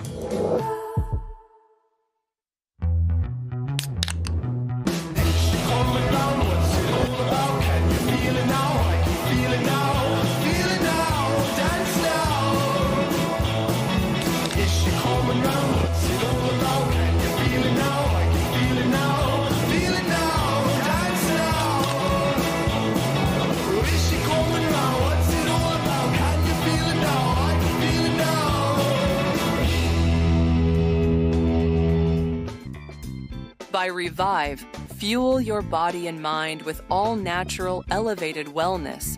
Rise stronger with SG Revive. True Sea Moss, your daily ocean superfood ritual. Welcome back, Supergirl Surf fans, for the 20th annual Then we are in our first semifinal heat. Ladies and gentlemen, in the red, Ruby Stringfellow, and in the blue, Eden Walla. We're just getting things started. We added 5 minutes to clock. We have 25-minute heats. So now, a little extra time, little extra time, which is nice because we can give Mother Nature a chance to give a few more waves, and then you get to see the rebuttal and the exchange. We have so much more happening in the festival village, but we are getting so much closer to crowning a champion, and things are heating up. And while we take a break, we are going to shoot it down to Fuley with our previous heat winner of the quarterfinals, Eve Wong. Thank you very much, Lindsay. Here with Eve. Eve, are you getting tired yet? You've come all the way, the only surfer that's come all the way from the round of 112.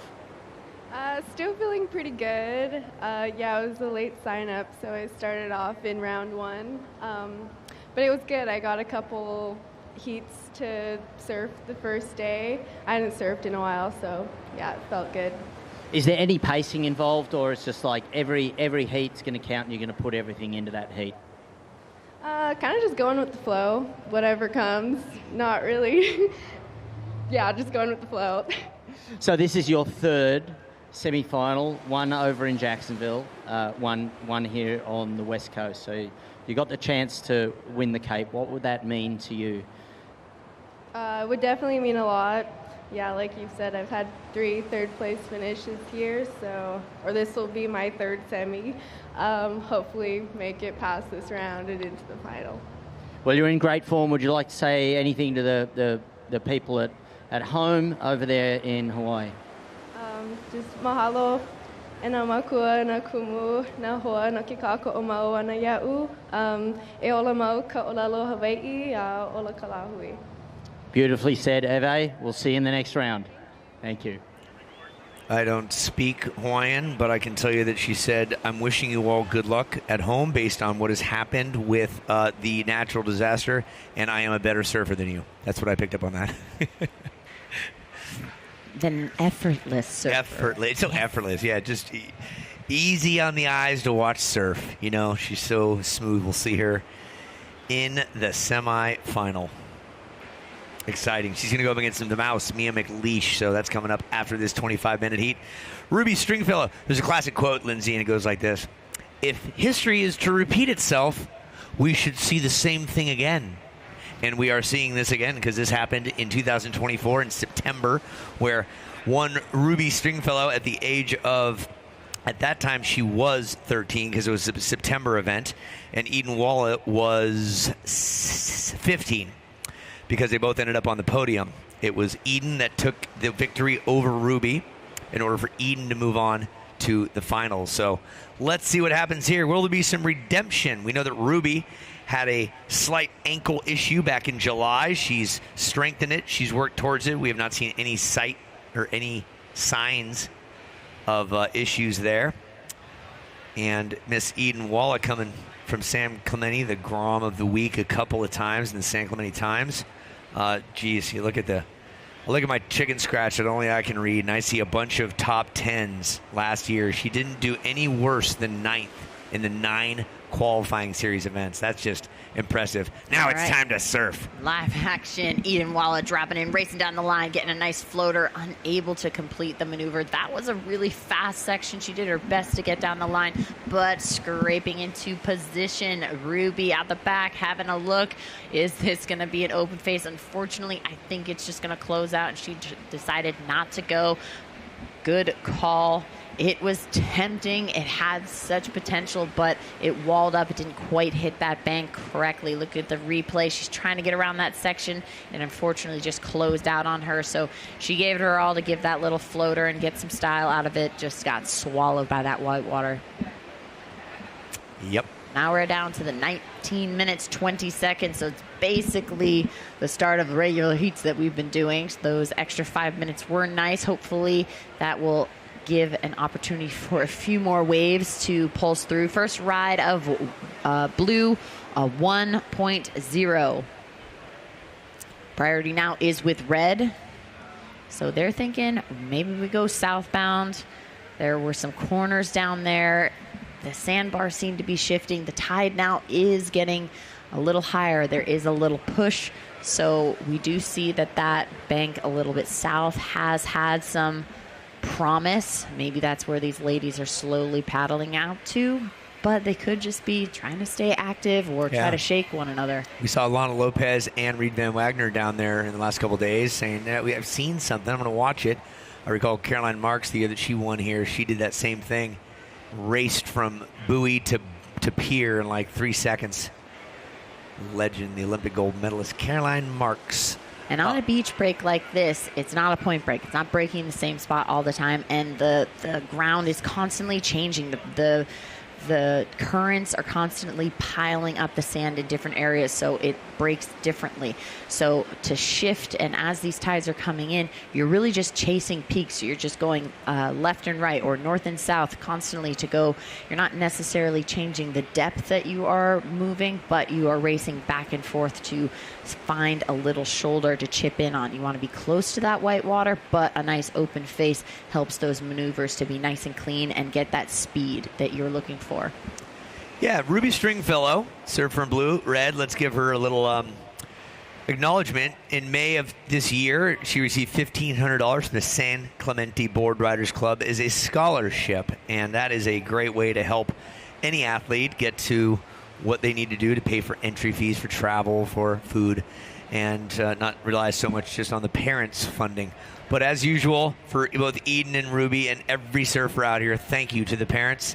As one of two parents of four, I'll tell you that everything comes with a cost, and my parents did that for me for my sport as I was a professional skier, and I thank them for it. Your parents did it for you, Lindsay, for your professional snowboard career, and look at that. After all that time, a couple of gold medals came out of it.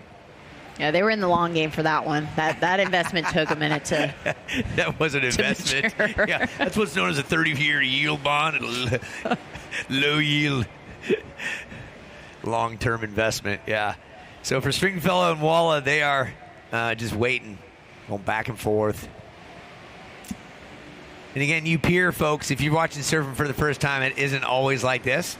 Sometimes it's even flatter. But some days, depending on what the swell, what Mother Nature does, it's pumping. We've seen waves crash over the end of that pier before. That pier has been knocked down 4 times. Today, most likely, will not be one of those days. Yeah, you're safe. Don't worry. Yeah, exactly. They use extra super glue on this one. A lot of duct tape. 1,001 reasons to use it. Yep. Gray's Craze, one of our sponsors. Thank you.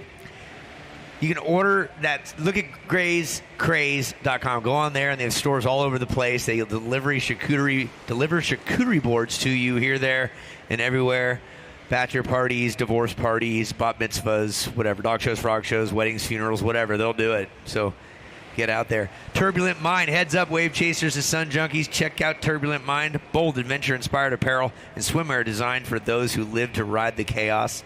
They don't, unfortunately, have a thong Speedo for me, which is sad. I know you're disappointed in that, Lindsay. I'm so shocked they don't have your pro model. Can't go wrong with a thong unless I'm wearing it. Bright Event Rentals brings quality service and experience to events of every size. DeSoy, that's D-E, new word, S-O-I. Feel good and lightly lifted. No alcohol or caffeine required, which is good for a guy like me. Try all new social spritz at the DeSoy Pop-Up, delivering clean energy and 3 refreshing flavors. Also available at the bar. All right, the ladies are eyeing something. They're working a little south. What do they see? Ruby is using her priority. She's going left and on one, building that speed. Beautiful front side snap. Nice little floater on the revert. Now she's working her way to the inside. That section has to be delicate, and she has to time it just right. She's going to stay with it and work her way in. Nice little snap to finish things off. That held off for her. Well done. All right, on the beach, on the count of 3, everyone say hooray. 1, 2, 3. Yeah, let's get the crowd involved like we're doing the wave at a ball game. Yeah, because there's, try to make it exciting out here as only a few waves are being caught. Ruby here in the semifinals. One of them's going to the final, folks. All right, 14 minutes left in the heat. Let's take a look at this replay. So nice and high on that transition. She was able to build so much speed and put so much force into that front side turn. And then she's just working her way to that inside. She can do a little turn, can't be overpowered, but nice and delicate. And then she's got to hop her way in, and then she's able to sneak one more little backside hit, getting high noon and coming down strong. 13 minutes, 35 seconds left. Priority now is with blue. So still waiting on that first score of Ruby. It's coming in soon, dropping at a 5.0. Fives across the board. All right, you know what's going to happen now? We're at the 13-minute mark waiting for some waves. Two good-looking guys right in front of us by that lifeguard right there. You in the blue hat and you with the cool dark hair. All right, guys, drop and give us one push-up. Do it now. One push-up. Here goes one. More than overachiever. One. Oh, overachievers. Look at you guys. We just asked for one. That's right. They've been working out all week for that. Nice job, boys. Got to get the crowd involved here, folks. We're getting near the finals, and so we got to get the juices going. You know what? That would have been better if they had a Supergirl cape on. Oh, go find a Supergirl cape and come back, boys. Come back and do a push-up contest. Yep. Let's do it. We'll give you a free All high right, five. 12 minutes, 45 seconds left on the clock. Priority is with blue. Yeah, typically we got music playing in the back. We got a crowd on the beach enjoying summertime in Oceanside. Thanks to all members of the military, past, present, and considering the future. Keeping the land of the free. Freedom comes with a price, you know. Freedom comes with a price. It's never free. Nope. 250 years. Regardless of what's going on present day, this country is built on grit and freedom and courage and valor. Thank you to our forefathers that helped build out this country for these freedoms.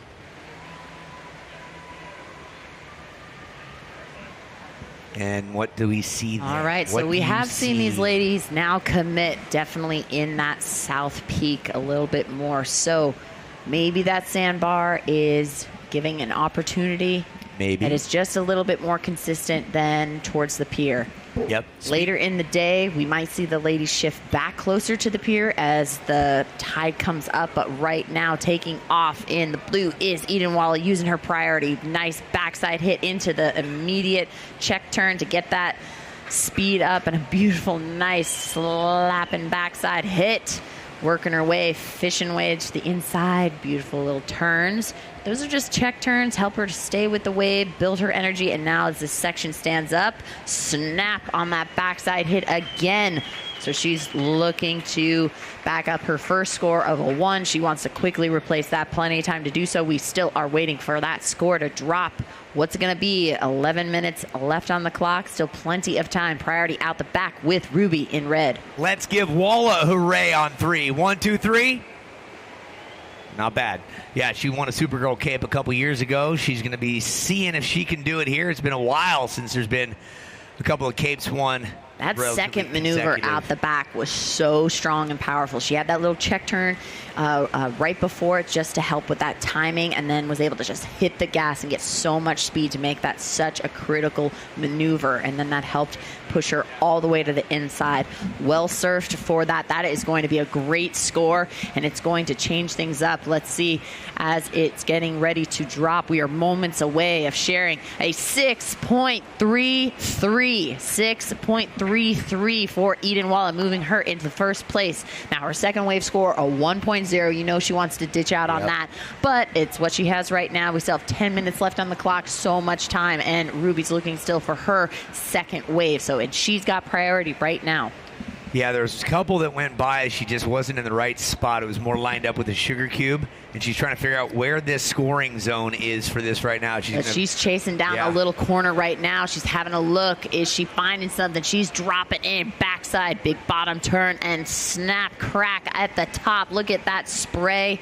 Big maneuver out the back. So now she's going to work her way to the inside. The section is challenging to get through. She has to stay light on the board. If she's not hopping and staying light, the board sinks. She needs that board to plane so she can get into the inside. And she's able to get a little move. So she got a big move at the back, was able to get something on the inside to help finish things off. Definitely going to improve her score. Let's see. She needs a 2.34. Is that going to be enough? Let's look at that replay. Bottom turn, snap. Again, yes. Such great timing, such great power. and body position to execute that maneuver. On the inside, I like that hop and the focus, that upper body moving it around, head down that swivel. Gyroscope, if you will. And then here, as you mentioned, boom, just gets vert, throws around, very reminiscent of 2 years ago between these two, where there wasn't a lot of opportunity, but just their body positioning and smaller boards, they're able to whip it and make it happen. Oh, this is going to come in special. All right, nice second wave scores are about to drop. Ruby is going to get a 6.9. That moves her into the lead. So in second now, Eden in blue with priority. You're looking to replace your 1. You need a 5.58. Easily attainable if wave presents itself.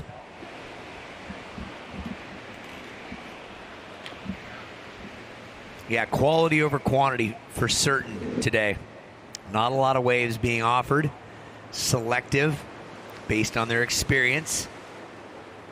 We will have a longboard final in between our semifinal and final round. So that is going to be exciting.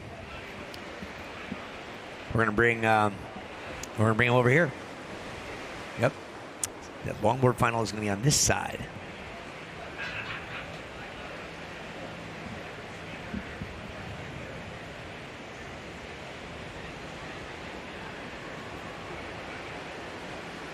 7.5 minutes of 25 minutes. We started at 8 a.m. on Friday. Here's all right, the situation is Ruby, you're in the lead with a 6.9 and a 5. In second, Eden in the blue. You have priority. You have a 6.33 and a 1. You are looking for a 5.58. 7 minutes on the clock. Again, priority with blue.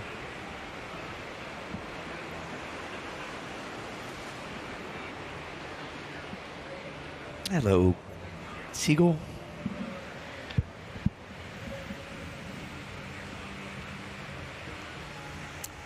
Eve Wong, Mia McLeish next in the water. And because one of those two will go to the finals and join one of these two, there is a required break to catch breath and regroup before we go into the finals. That's when we will have the longboard final.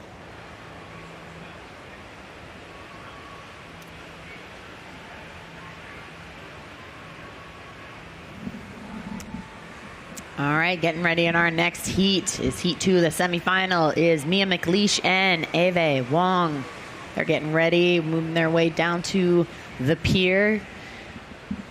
Get in the right headspace, do some dynamic warm-up, and get ready to paddle out soon. Wonder if they'll be positioned more towards the pier or heading southbound. But in the water, having a look is Ruby, and she is up. She's going to rip down the line. Look how high she stays in that transition and quickly gets those fins out for some air. Gets going on the backside, heading right to this inside section, able to get a little turn on that backside. The section's opening up, and beautiful backside hit. Yeah, hungry. She's looking to improve a 5. We'll see if that does help increase her lead. 5 minutes, 20 seconds left in this heat.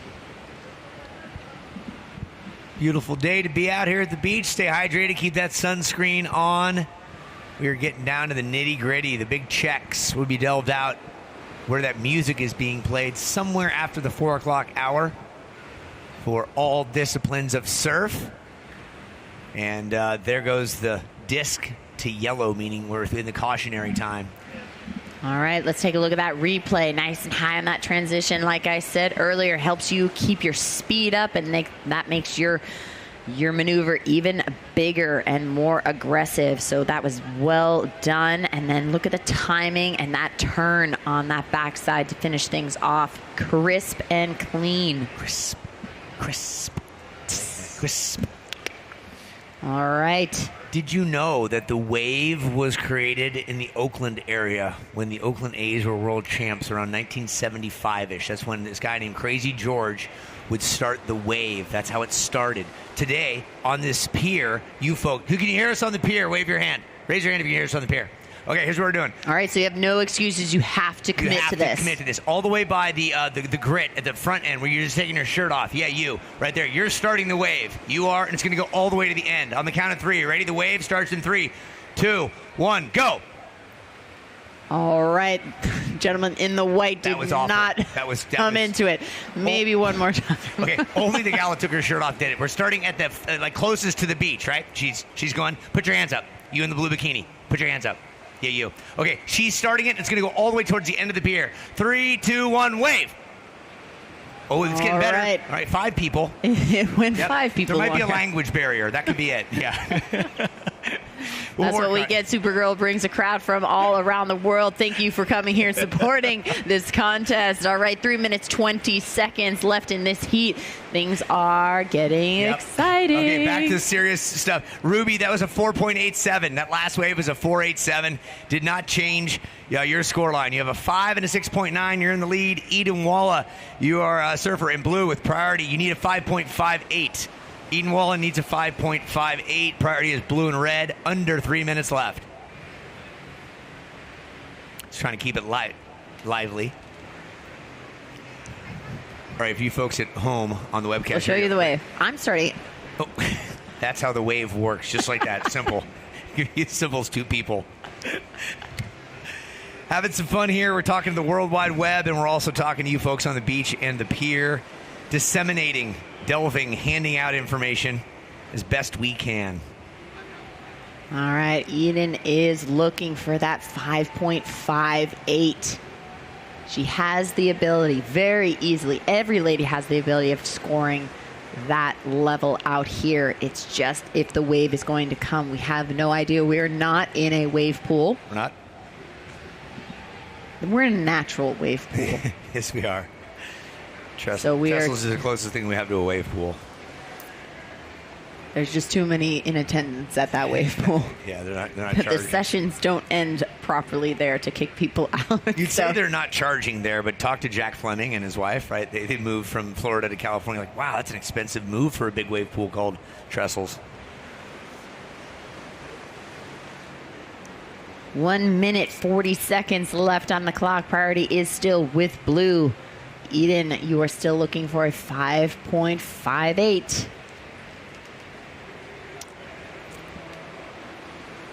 It looks like I'm seeing something on the distance of the pier. There could be a little pulse coming. Just past the boat? No, just a little bit inside at that last bait and tackle. Just over there by So Catalina? that could mean that there is some energy so close to coming. Could be, yeah. My fingers are crossed for you, Eden. We want to see a chance. What we're not supposed to do is say there is something on the horizon, but we're not supposed to tell the surfers, hey, look, here comes something. It's being, I guess, biased. We hope. We hope. We hope. Hope and faith. Hoping and praying. 40 seconds left. Stringfellow has this one right now, but we've seen buzzer beaters through the years. Eden Walla in blue has priority. Yes, it can come down to the seconds, and they are strong enough to chase south or north to find a little corner. Eden Walla doesn't have that priority. Here's something. She'll need a 5.58. And it could be something right here. Beautiful drop in, not wasting any time to that front side hit. Beautiful drawn out turn back into the white water, staying with it. Let's see if this inside can give her something to work with. She's heading north. She's going backside. She can get a nice section here, beautifully executed, nice and strong. She could get something again on the inside. Nice little floater kicking those fins out. Will that be enough for a 5.58 to change? Well, they're going to take some time, review that. Next heat on hold. Next heat on hold, please. Judges need an extra moment to take in all of that information, throw out a score. So while we do that, we'll take a second, get ready. Look at that replay. Beautiful bottom turn. Able to get that nice wrap, get back into that white water. You can see that that wave gets a little softer, so she has to get back into that white water. But she was able to get to the inside very nicely. And look at that little section she's able to pop into. Nice little shoulder. A nice almost little catcher's mitt to just help grab her and bring her to the inside. And Ruby Stringfellow advances on. It was not enough. Ruby Stringfellow going to the finals. Walla will take an equal third with either Mia or Eve Long. Here's an Island's big wave for you folks at home, and that was Ruby Stringfellow. Stringing it together on the outside, rolling it onto the inside. Again, for you folks watching on the beach, we're talking about a replay. Island's big wave of the heat. Good job, Ruby. We will be back with the next semifinal.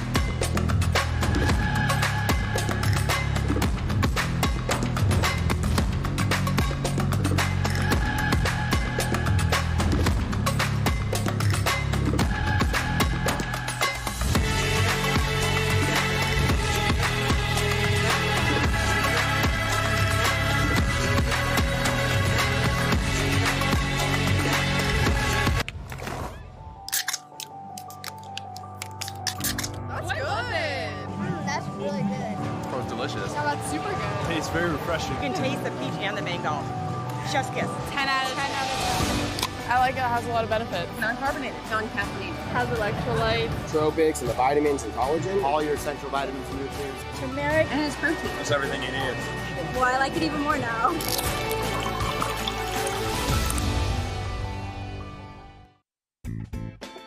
Smoke Flower, premium apparel brand celebrating the grand opening of a new flagship store now open in Encinitas.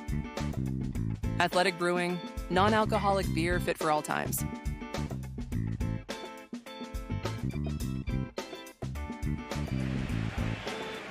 Welcome back, Oceanside. Supergirl Surf Pro in the water right now. We're going to give a rundown. We have our Heat 2 of the semifinal up and surfing right now in the red bib, Mia McLeish, and in blue, Ave Wong.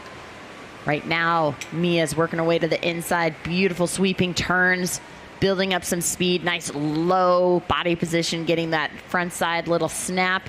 Ripping down the line. She eyes one more section. Can she get it on the backside? Gets a little kick turn. That wave dissolved. She had to change, adapt right on the fly. Well read. 22 minutes. We're just getting this heat started. We added a couple minutes, which is fun because now we can have more opportunity for these ladies. So out the back by herself, having a look. That's Ave in the blue. She now has priority. First ride of red, a 4.5.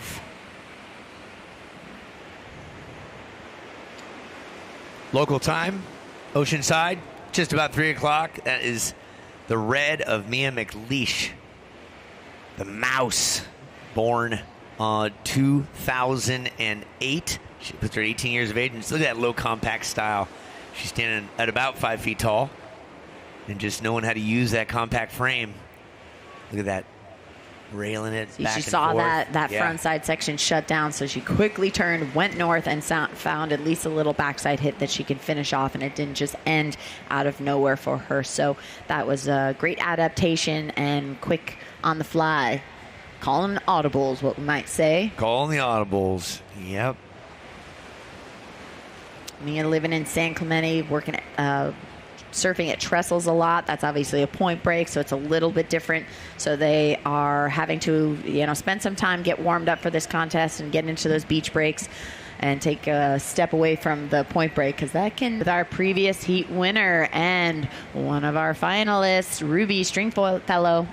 Thank you, Lindsay. Ruby, you're into the final. So you've just done two things. You eliminated the only competitor who's won a Supergirl title. So there's going to be a new Supergirl this year. The second thing is Eden Walla was the youngest competitor who won this event at 15. You're 14. What do you think about rewriting the history books? I think it sounds amazing in my eyes.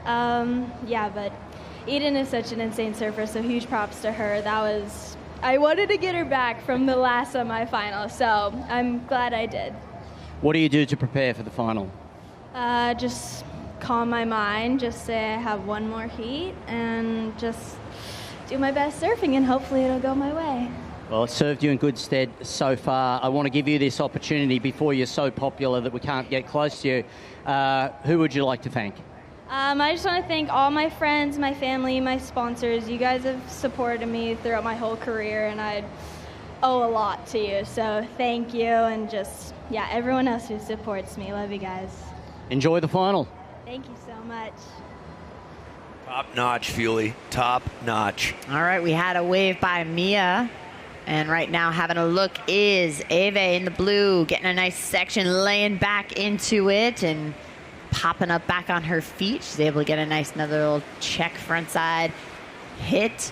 And she's working her way to the inside and out the back, also catching one, getting into a nice deep pocket, beautiful frontside slash, and a nice wrapping turn. So still action on the inside with Ave, and then Mia is hunting down these little pockets and throwing a lot of force into it. She is just on one today. Well done. Still so much time left. So that was just graceful. I watched that. I was listening to you, but that was just graceful. Look at this again.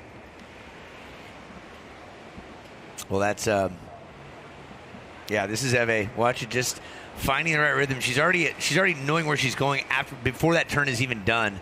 And then smooth. Yeah, slow it down. Yeah, get a little bit of longboard love, that flow, and then pop again. Yeah. See the tempo change is really cool. I like keying in on this. And watch this drop, bottom turn, and crack at the top. And then a nice little check turn to get back into position, cutting it back to the white water. Beautiful timing. Another little corner presents itself. So still waiting on scores to drop. 17 minutes, 35 seconds still left in this heat. We are in heat 2 of the semifinals. Yes, we are.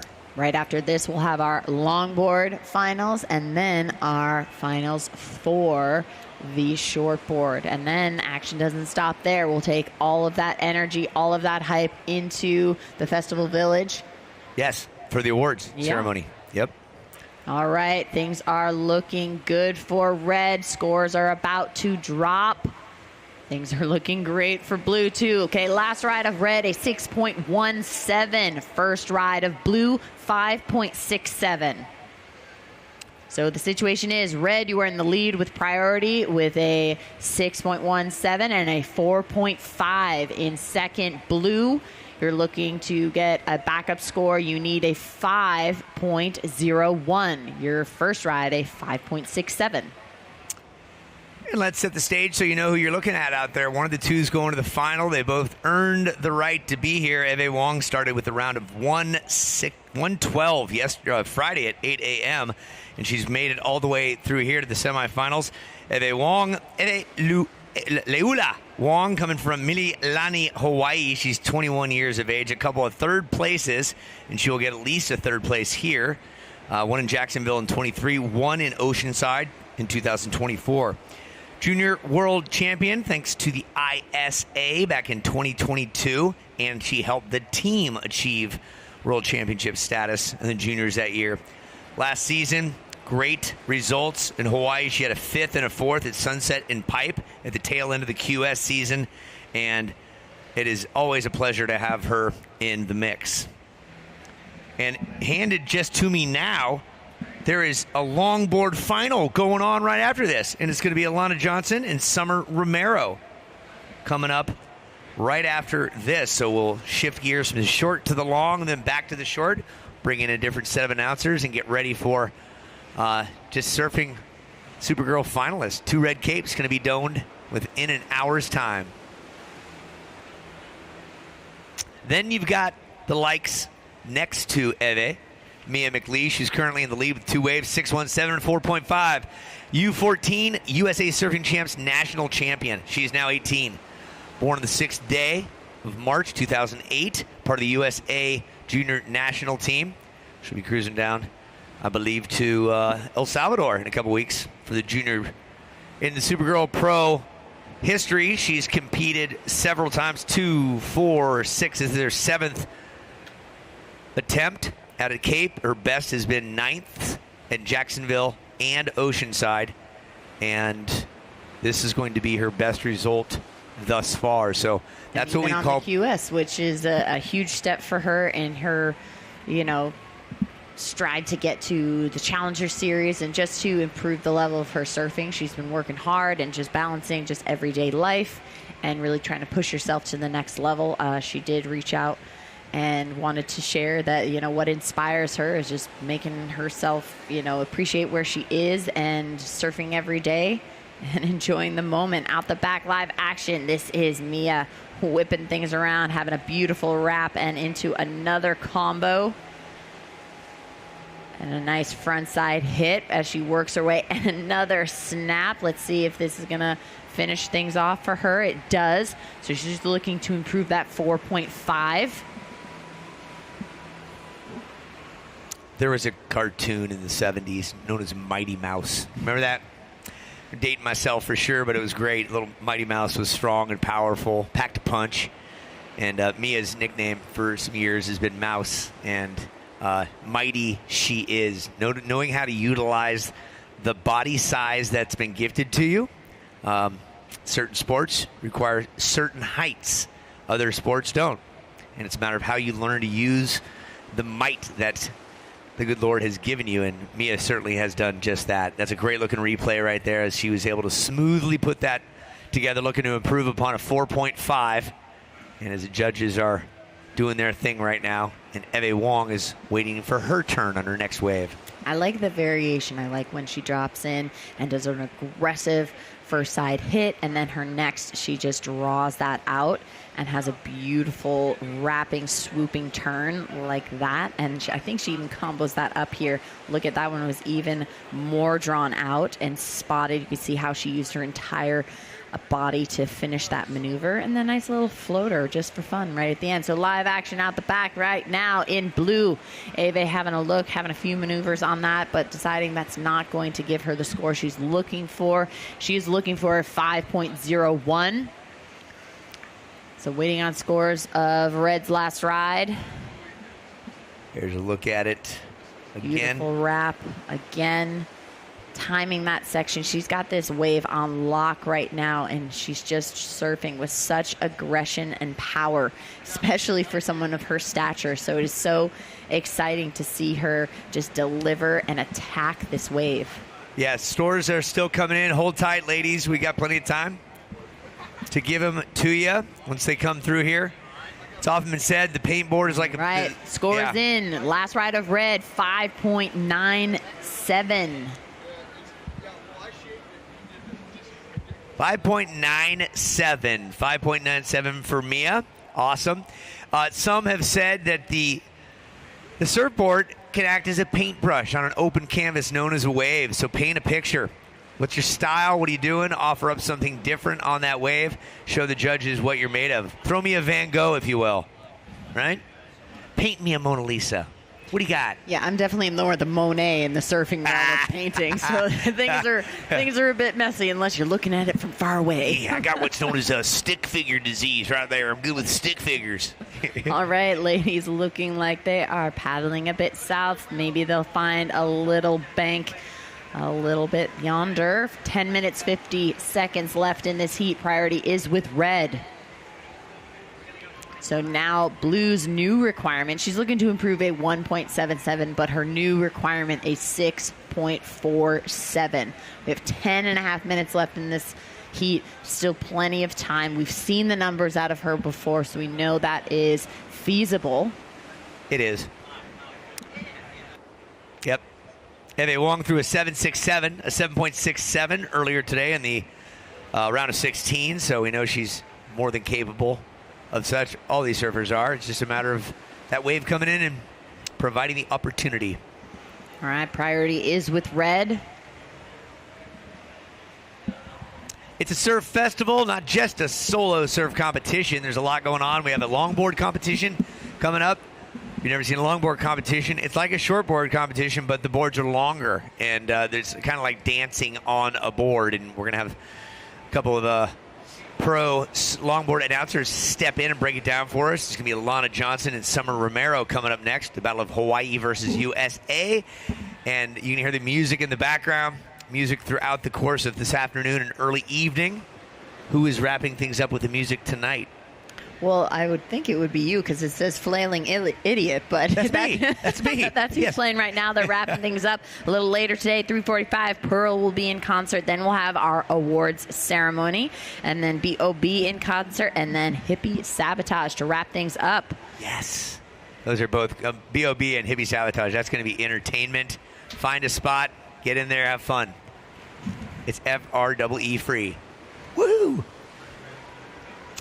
Okay, 9 minutes left in this semifinal number 2. We know that the 14-year-old Ruby Stringfellow is in the finals already. Eve Wong needs a 6.47. She's the surfer in blue. With red, with priority, is Mia McLeish. She has a 6.17 and a 5.97. She's in the lead, but Eve, so powerful and so knowledgeable. All right, and she is off like a shot. She is in that nice rhythm. She's getting some great turns. Beautiful wrap right there. Eyeing that section. Again, kicking those fins, finishing that turn nice and crisp. Getting to this inside section, a nice snap, trying to get a little loose with those fins falling off the back. That's going to improve her 1.77, but is it the requirement she's looking for is a 6.47. We're not sure that's going to happen, but let's take a look at this replay because this was just beautiful out the back. Look at how graceful she is and just drawing those lines on that face and having so much fun with it. Yeah, we're going to Graceland. Look at the speed she can build right at the end. Yeah, that confidence. She finished that up, looked out there to see what was going on, maybe to watch and see, hey, Mia, check this out. This is what I'm capable of. She knows it too. Mia knows what she's up against. Last score, a 4.97. So that helps her a little bit, but she's still looking for that 6.47. So not enough to change the situation. So priority right now is still with red. 7 minutes, 20 seconds left on the clock. It's a game of inches and numbers and timing. Earlier, we saw surfer get up and the hands were not off the rail in time, and it did not count, did not move on, so it was not scored. Other buzzer beaters have happened where they've gotten up in time. And will that be the case here for Eve and or Mia?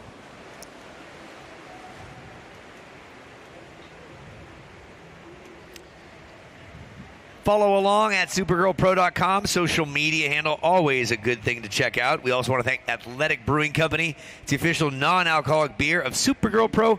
Make your way to the Athletic Brewing tent to sample a variety of their great-tasting non-alcoholic brews. True or false? You have to be 21 or older to drink a non-alcoholic beer. I still want to say true. That is true. There's no possible way to make a non-alcoholic beer. There's always alcohol in a non-alcoholic beer. Just a very, very tiny amount. Yes, truth. De soy we talked about. Toasted we talked about. Olohana Acai. We warmed our morning up with some acai. Great beachside refreshment. Be sure to stop by the Olohana Acai for fresh, delicious acai bowls made with premium ingredients. Thank you for the support and love here at the Supergirl Pro. Get the cluck out of here. Don't let hunger slow you down. The food court is serving up mouthwatering barbecue, pizza, flavorful Mexican dishes, crispy chicken, and made-to-order smash burgers. Stop by, fuel up. Get the cluck out of here. All right, having a look out the back. Mia was a little too deep for that, and also Eve as well, but having a look. Something on the horizon. 5.5 minutes left in this heat. The little sparkle and shine we get kind of reminds me after a fresh snow, you're going up the chairlift, and you're looking down, and you just have the little shimmer, right? Oh, you're getting the shimmer now. Diamonds in the sky. 5 minutes, 5 seconds left in this heat. This is the semifinal heat, the last one before we kick things off for the longboard finals. And that much closer to our new champion. Fuel your day with Lifeway. Lifeway, visit our booth for free samples of our probiotic kefir and high-protein farmer cheese. That's right. Oh, fromage, so good for you. Whether you're competing or cheering, we've got something delicious awaiting for you. Lifeway. Still looking for some waves to arrive while we have this opportunity, thanks to all the sponsors. Sharp, we understand the unique healthcare needs of women, from mammograms to gynecological surgery. Thank you, Sharp. Find an OBGYN near you at sharp.com/woman. Women.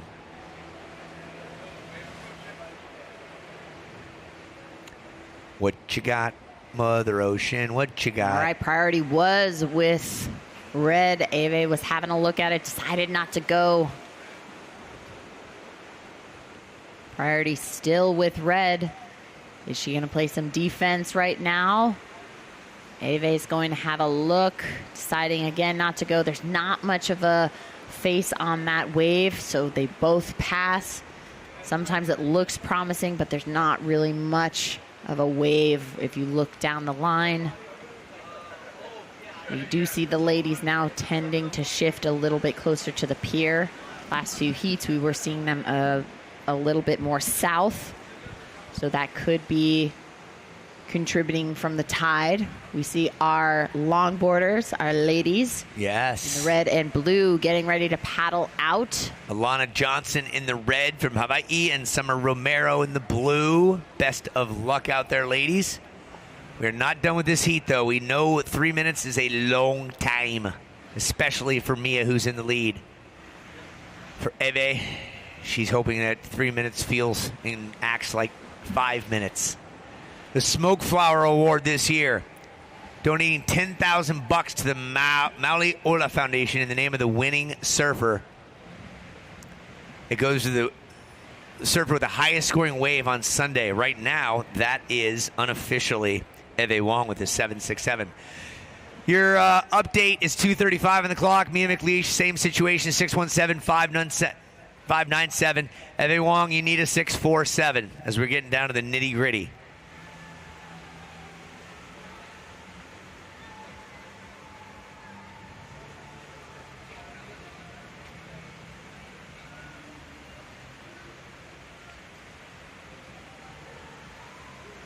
Two minutes, 15 seconds left in our semifinal heat. Ocean's gone a little quiet. Hopefully we can get a pulse and get some action. Want to see some excitement. Put it out there. Put out that energy. Come our way. Things are getting exciting. We want to see action all the way until the end. Our ladies want to give a show. Yeah, not too much to ask. Throw me a bone.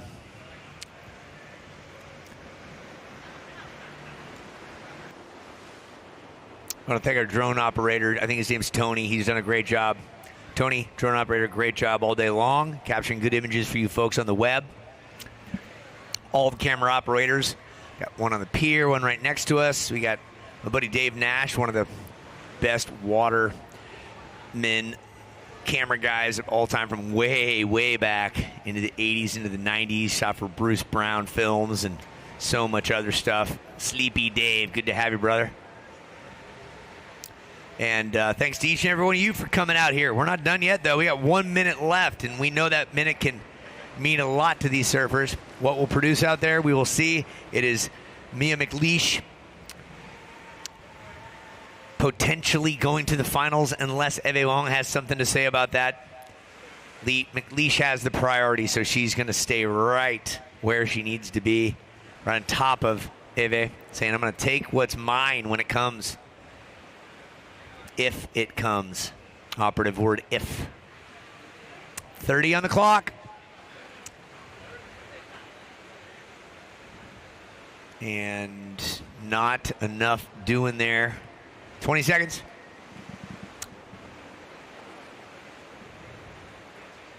We'll listen for the countdown.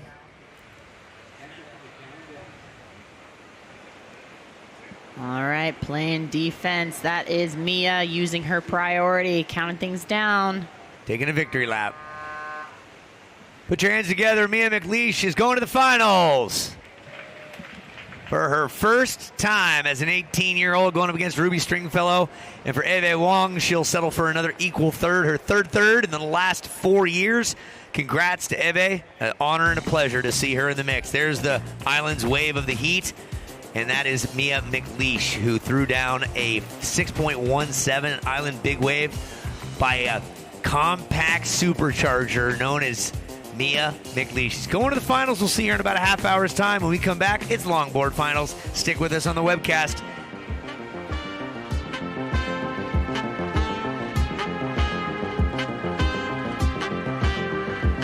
It's official. The Jersey Mike's chicken salad sub is back by popular demand. Guess it's time to unfreeze Danny. Hey, I said keep me frozen until the chicken salad sub is back. It is back. Is it still made fresh in store and loaded with slow-roasted, all-white meat chicken? Yep, still the same. I can't move my arms. How long was I in there, 60 years? About 11 months. The chicken salad sub is back for $8.95 for a limited time only at Jersey Mike's. At Sharp Healthcare, this is the world's most advanced robotic surgery and the value of human touch. This is the region's only focused ultrasound for people with movement disorders and the neurosurgeon devoted to restoring their lives.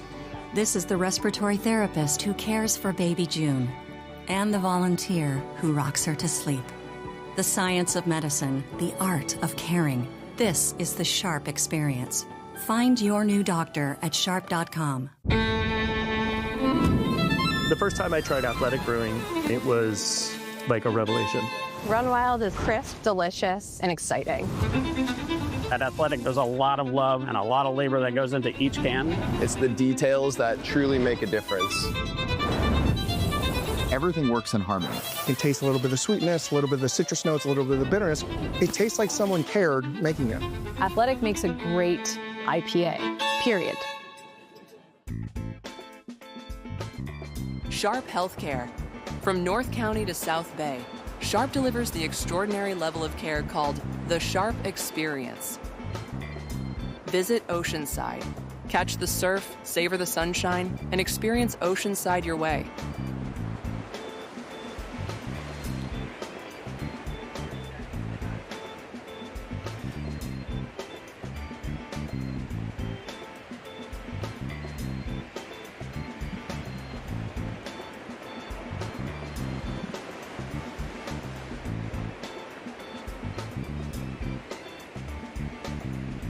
All right, and welcome back, ladies and gentlemen. We are in finals time, and we are going to kick it off here at the Supergirl for 2026 with our longboard final. We are going to do a 25-minute heat, and in the water, in the red, we have Alana Johnson, and in the blue is Summer Rivero. Summer from the US, Alana Johnson from Hawaii. And I'm very fortunate to have here with me two experts in the art and craft of longboarding. Firstly, Josh Constable, 2006 world champion, fellow Aussie. Welcome to you, Josh. Yeah, thanks for having me. It's great to be here. We've had a great day surfing on the north side, but we're excited to be here on the south side. The girls have been surfing fantastic all weekend, and today the performance from both these athletes has been second to none. So to see them both here in the final is no surprise. And I know you're going to educate us all on the art of longboarding as well as the surfers. We've also got with us Neil Schweitzer. Welcome back to you. Oceanside Longboard Surfing Club, one of the stalwarts there. And Neil, great to have you back this year. Well, thank you so much for allowing us to be part of your program again. We take a great deal of pride in presenting the longboard sport to the world, and what better stage than Supergirls?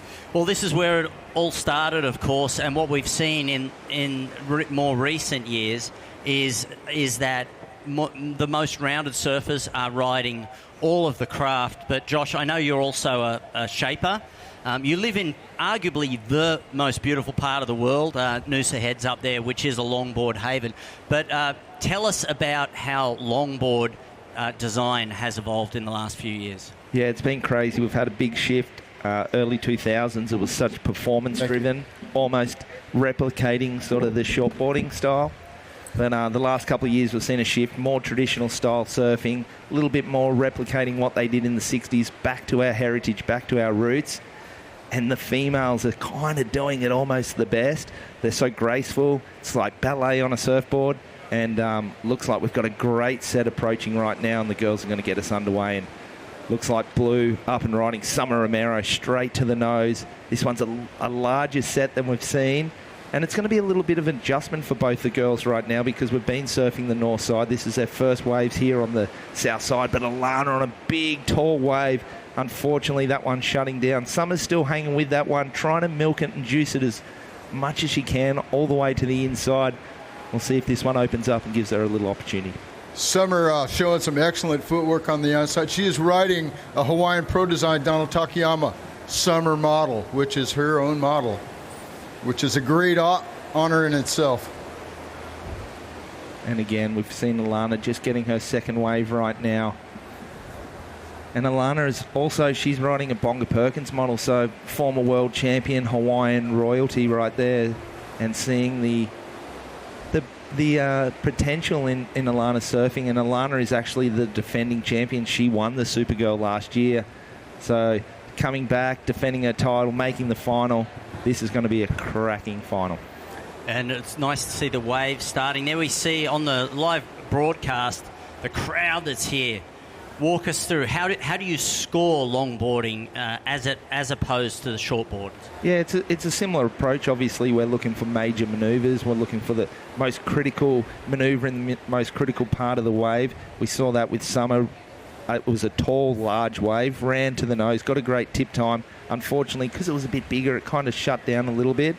And just the whitewash rolling through, didn't give her much opportunity on that inside. But this one of Alana, again, just a nice little sort of walk, tip time, a little bit further out on the shoulder. Judges won't love that as much, but that was a great nose ride there. Beautiful flow. And as you can see, like I said, it's like ballet on a surfboard. And the girls are looking fantastic out there. Yeah, Neil, how important is style? So, well, in longboarding, style is pretty much everything. I mean, the grace, the style, it's a dance. And you're judged largely on your ability to maneuver from the nose of the board to the tail, put it on the rail, and show complete control, smoothness, grace on every ride. Well, if you're watching us on the live web, this is the finals of the longboard at the Supergirl Pro here at Oceanside. I'm Mark Fuel here with Josh Constable, 2006 World Longboard Champion, and John Schweitzer, who has been here every year that we've been running the longboard. And tell us about the Oceanside Longboard Surf Club. Well, it's really, since I've been in the club, this is my 30th year with the club. And since I started, it changed from a good old boys, drunk old surfer, grumpy guy club into a just total family environment.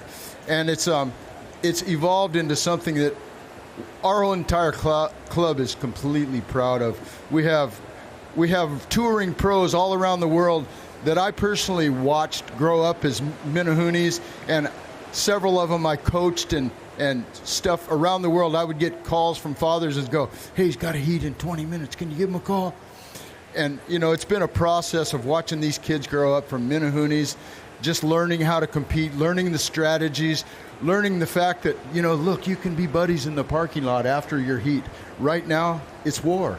Yeah, exactly. They're all friends on the sand, but once you get out into the water, there is glory on the line, and this is Summer Romero. Yeah, that was a great opening nose ride. This is a lot better wave than that last one we saw. It's got a little more open face.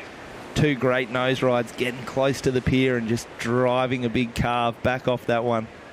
Hopefully she gets a little bit of open face here. But that was a nice opening wave. She's going to be happy with that one because there was the opportunity for two great nose rides on that outside and bringing that one through to the shore. So we aren't calling the scores for this one. Well, actually, we are now getting the scores, so we can call it. We're going to update the surfers? Absolutely. Why not? All right. So Alana opening up with that 5.33 and up and riding right now. Alana, Neil, the surfing that we've seen from Alana surfing on the north side today, she's been really enjoying those little right pier bowl back into it. And then now on the south side, kind of playing into her favour a little bit right now. And the wonderful thing about Alana, obviously she's the reigning pro here, the reigning champion here, but just the thing about Alana is she's so joyful. She's constantly got a smile on her face. Whether she's in a critical bowl section or if she's doing a giant down carve, she's always got a smile on her face. Just a wonderful kid and a wonderful family. Yeah, that seems to be a common theme here at the Supergirl Pro in particular. But there are a lot of good vibes around the sport of longboarding. How have you seen it, I guess, both in adoption from young to starting surfers around the world? And are you seeing longboarding taking place in waves that it hasn't occurred before? Yeah, totally. Obviously, longboarding looks amazing on point breaks where you got that opportunity to nose ride and really find the flow. But all these surfers are so versatile. A lot of them do train on a shortboard to get comfortable, to turn sharp and sort of react quick in these beach break conditions. But what we're seeing today and all weekend, it's been fantastic waves, and the surfing has been really good, and it is quite a nice longboard wave over the weekend, and the winds died down for the finals day, and the surfing has been really, really good. And that's what's so cool about longboarding is we see Summer Romero, 2004 World Longboard Champion. That's 22 years ago, and still at the peak of the sport. And then we've got young Alana Johnson from Hawaii, last year's defending champion of this event, and just early in that journey of her career. So super cool to have them both here, and that's what's so good about the sport, to be able to have that longevity. Just a quick public service announcement. We have a lost child. We have a lost child around 3 years old. He just wandered into the registration booth of the Supergirl. He is holding a beach ball. He has a green short sleeve shirt. He is happy, don't worry, but we have him. Please meet us at the registration. Green shirt, beach ball, blue shorts. Thank you very much, Lindsay. The things that people will do to get into the VIP area these days. So 15 minutes and 55 seconds remaining in this final of the longboard for the Supergirl Pro. And it is Summer Romero who is out in front with a 5.97 and a 4. Alana Johnson with a 5.33 is looking for a 4.65, and looking at these waves, Josh, I think this is the most consistent it has been all day. Yeah, definitely. There's some nice little waves coming through, and the opportunity for these ladies is great. You want lots of waves so they can just do their surfing. Not too much strategy will come into it. Maybe a little bit towards the pointy end of the final, we might see them play a little bit. So, surfer in red, we have 15 minutes remaining. Alana, you are currently sitting in second place. You've had a 5.33 and a 4.17. To jump into the lead, you need to replace your score with a 4.65. Summer, in blue, you are out in front with a 5.97 and a 4-point ride. Girls, there is just under 15 minutes remaining. And you couldn't have picked a more perfect day for the finals here, and it's been fantastic to see the longboard division of the Supergirl Pro continue to grow every year. Yeah, and it's a magic thing for us to be able to be part of this and bring longboarding into your venue. It's just such an opportunity for so many young ladies that we've watched grow up and watched develop. And heck, Summer Romero, back when she was world champ, I was announcing contests for Linda Benson when she was doing the Roxy Jam contests, and I watched her grow up. She's just a wonderful girl, man. 14 minutes and 9 seconds remaining. Summer Romero, you are in the lead. Alana Johnson, you need a 4.65. A 4.65. Summer, your low score is a 4. 25-minute heat here. Following this heat, we will have the final of the shortboard competition. Mia McLeish up against Ruby Stringfellow. There will be a brand new Supergirl. All former champions here have been eliminated, and so there will be a new winner this year. For both Summer and Alana, they have competed here previously, and great to see them back. Yeah, it's great to have the defending champ, Lana Johnson, back here competing and defending her title. But Summer O'Meara, also a defending champion. She won back in 2023. So to have them both here competing, obviously they like the wave. They're comfortable out here to sort of, for Alana to go back-to-back finals is a really good feat for her. And a 4.65, that's an achievable score for her. The surfing that she's been doing all weekend has been phenomenal. So I don't think there's any time yet for her to start stressing. She just needs one of those little rights. She's been surfing the north side and getting the rights back into the pier all day. So she feels comfortable on that sort of wave. And then Summer, she's sticking to her guns, taking off on those bigger ones and getting those lefts. And we've seen a bit of a trend from her today with that racing to the nose, straight off the takeoff. Really committed surfing, and the judges have been loving it. Here she goes again. Summer up and riding toward the pier. Taps a 5, walks it back, very smooth. Now she'll work the inside section, see if she can get the reform, but not now. Unfortunately not getting the reform then, because that was a little smaller wave and it held up nicely, and those smaller ones kind of reform through that inside. But I don't think that one's going to come into her scorers. She's got a 4. She's trying to drop the 4. It'll be thereabouts. Unfortunately, it just didn't give her much opportunity. One thing I like about watching Summer is, Alana's just magic to watch, but Summer, she's got so many classic elements. What we just saw, a beautiful little drop knee cutback, those are huge in longboarding. That's all style. Drop knee turns, sole arches, all the Steve stuff, it's all part of longboarding, and Summer's a master of it. Also, both these ladies, this is their 4th heat they've surfed today, so a little bit of fatigue will be starting to kick in. It's Californian summer right now, and we're in a bit of a heat wave over here. So the water's warm, the air's super warm, the sun's been shining. Obviously, we had a little fog this morning, didn't get off to a start as early, but we're in the peak of it right now. So a little bit of, it's a battle of nutrition right now. We know the girls they've been doing this for a long time, and they're comfortable, but that sort of endurance will be starting to kick in, and there's probably a little bit of fatigue. So we'll see who can last the longest right now. And also the adrenaline or the excitement of being in a final as well after surfing, 3 heats previously or 4 heats previously. That can take its toll as well. You've won yourself a world title. You know what that nervous energy can do to you. Yeah, totally. And those heats, they feel like they're only maybe 25 minutes or 30.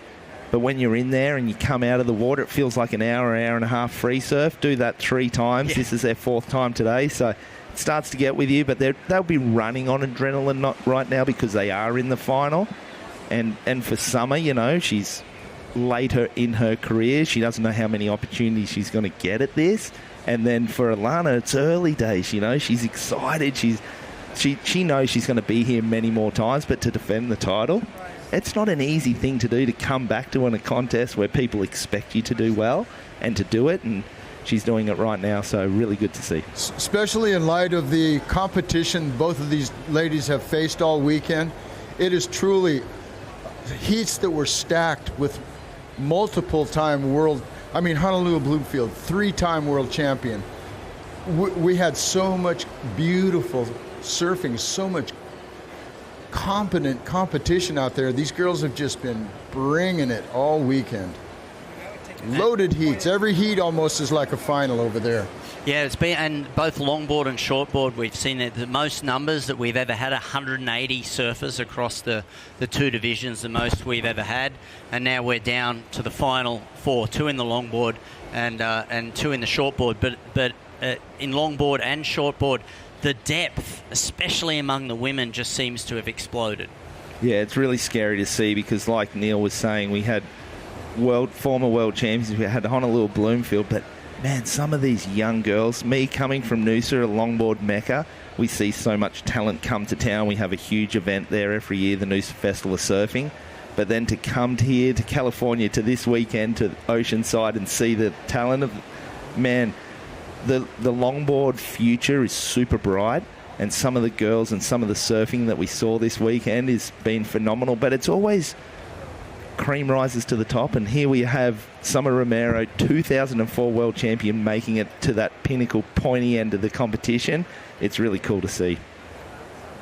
8 minutes and 15 seconds. 8 minutes and 15 seconds. Alana Johnson needing a 4.65 as a wave is rolling in here. And it looks like Alana's going to get it. Yeah, this is a nice looking wave, Neil. That's right what we've been nose. seeing. 5'10", soul large by far. So if she can milk this one to the shore, this is the best wave we've seen ridden so far. Wrapping it back, staying in the power of the wave, waiting for this little section to see if she hits it and floats it down. Oh, you know it. That is a fantastic wave. That is going to see a lead change for sure. I'm not a judge, but that is really well surfed. Little switch foot. Look at that. Switch foot. Nose ride. Tapping a 5 while doing a switch stance. And we talk about that grace and style and flow, and that is just the perfect longboard criteria right there. Yeah, beautiful surfing there. You've always got to love a good switch foot. And then with a 5 at the same time, really impressive. Alana now will paddle towards the pier. She'll use there's basically a drag that goes through the middle of the pier or beside it, make it easier to get out.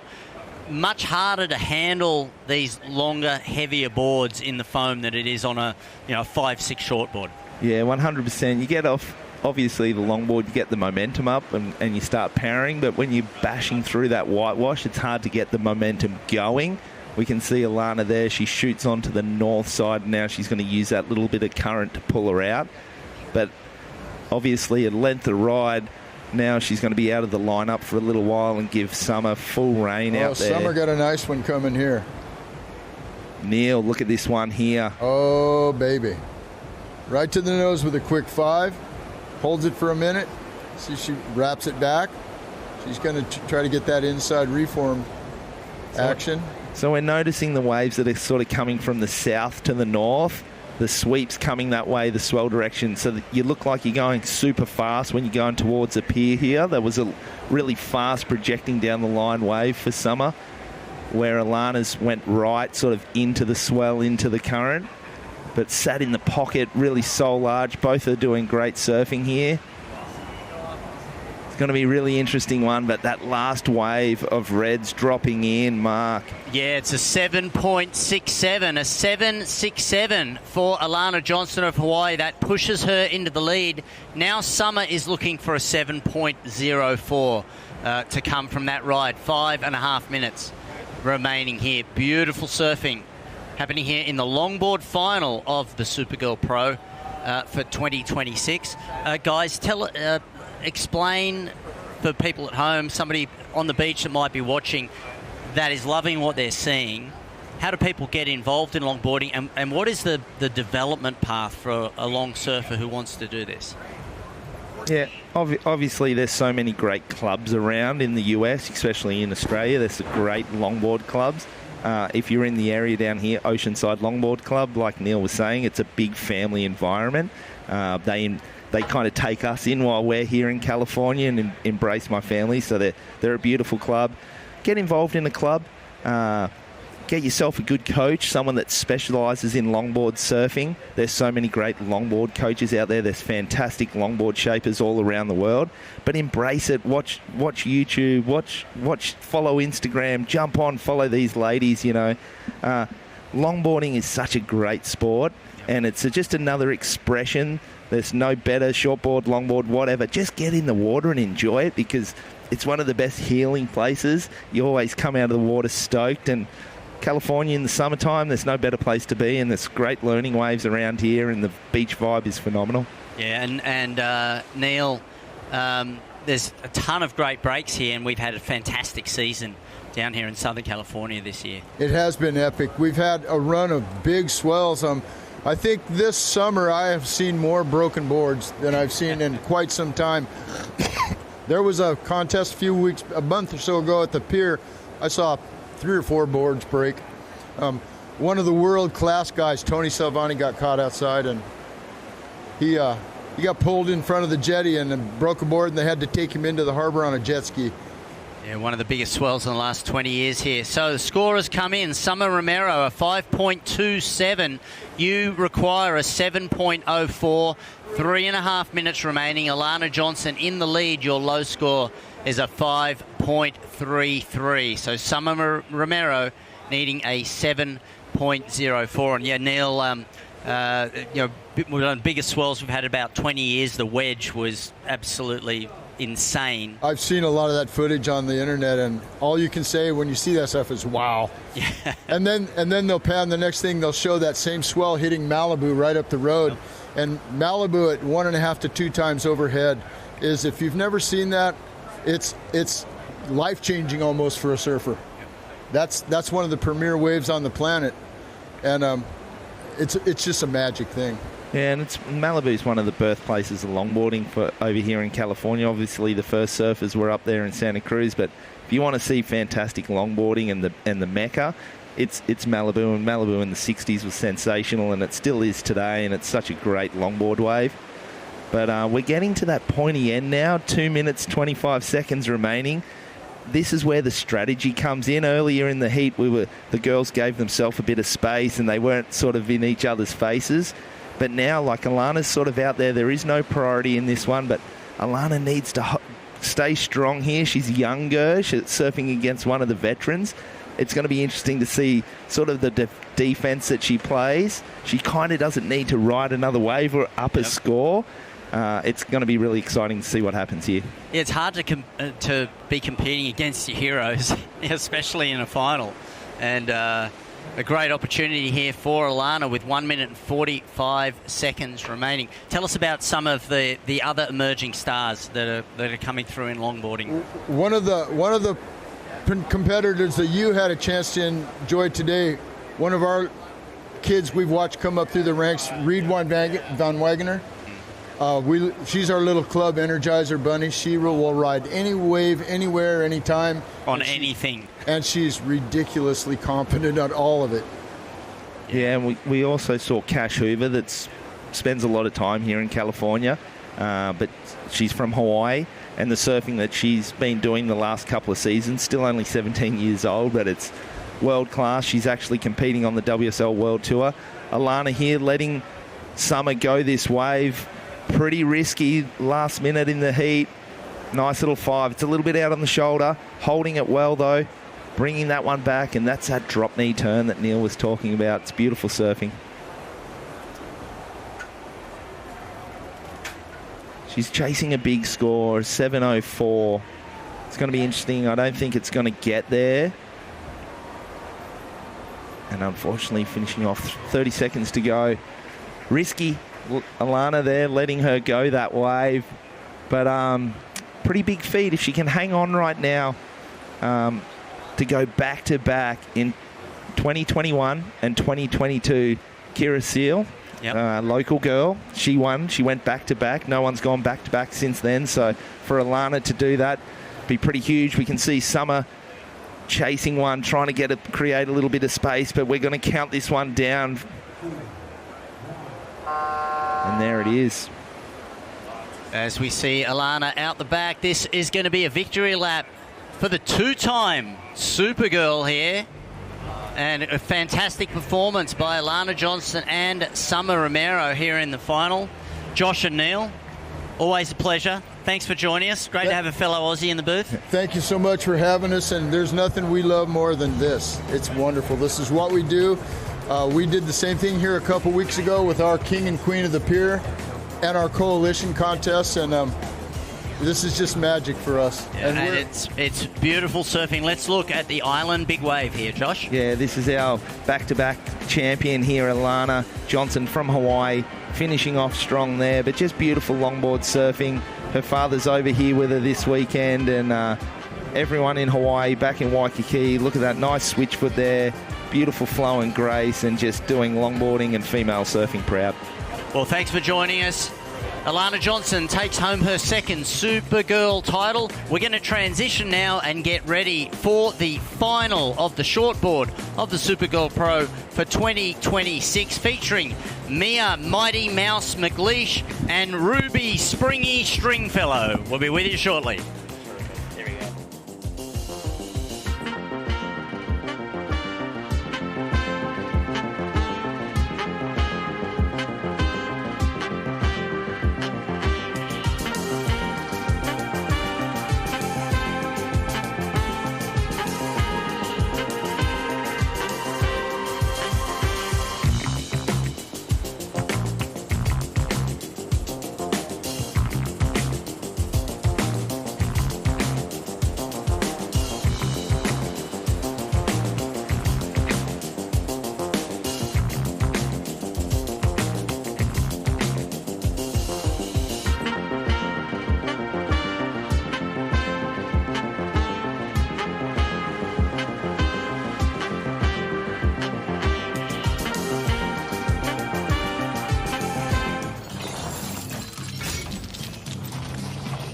Can the V6-powered Nissan Frontier out-monster a monster truck?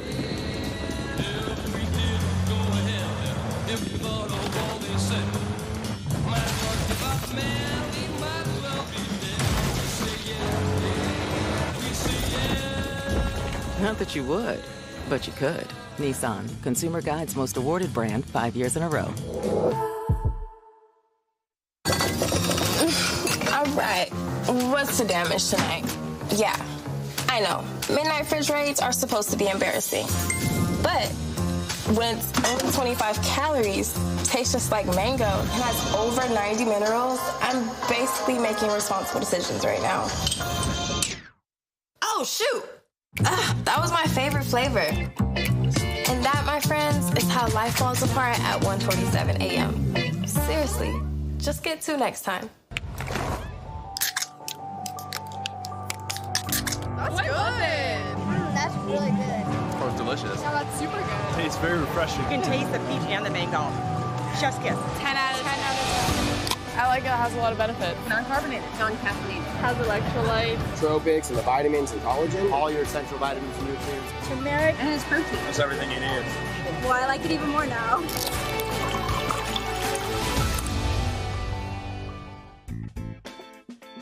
By Waterloo Sparkling Water. Try their uniquely refreshing flavors.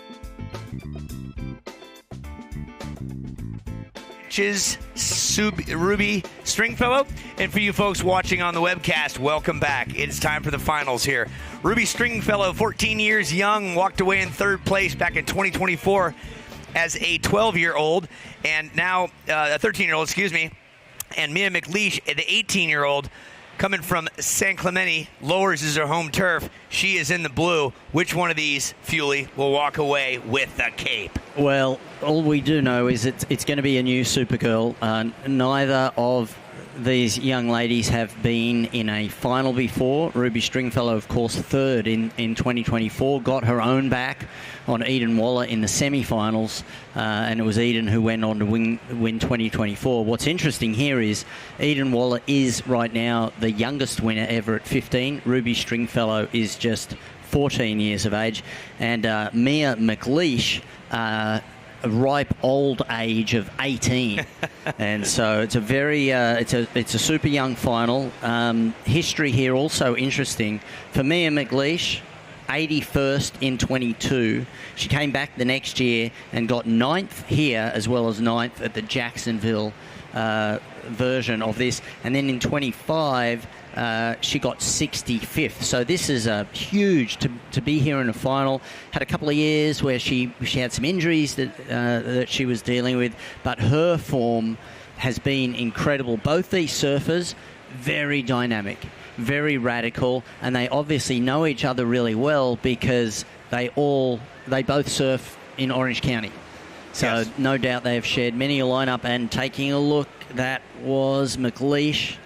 So that was they could have had a nice little chip in there off the pier during the longboard final, which was fantastic. Some beautiful surfing there. There were a lot of waves, plenty of waves pushing through. Some big sets from the south that did close out, but there were some really nice waves, and we have seen shifting conditions here, but really good to see. Definitely bigger waves for the final than we had last year, and a great crowd on hand. Yeah, speaking of crowds, we want to make sure the sound system here is carrying well. We're also talking to a webcast, so make a little bit of noise if you can hear this right now. Well, that's nice. Good. That forced the wave to come also. Nice job, everybody. That's Mia McLeish in the blue. We can see that with the sparkle, red and blue out there on the white water.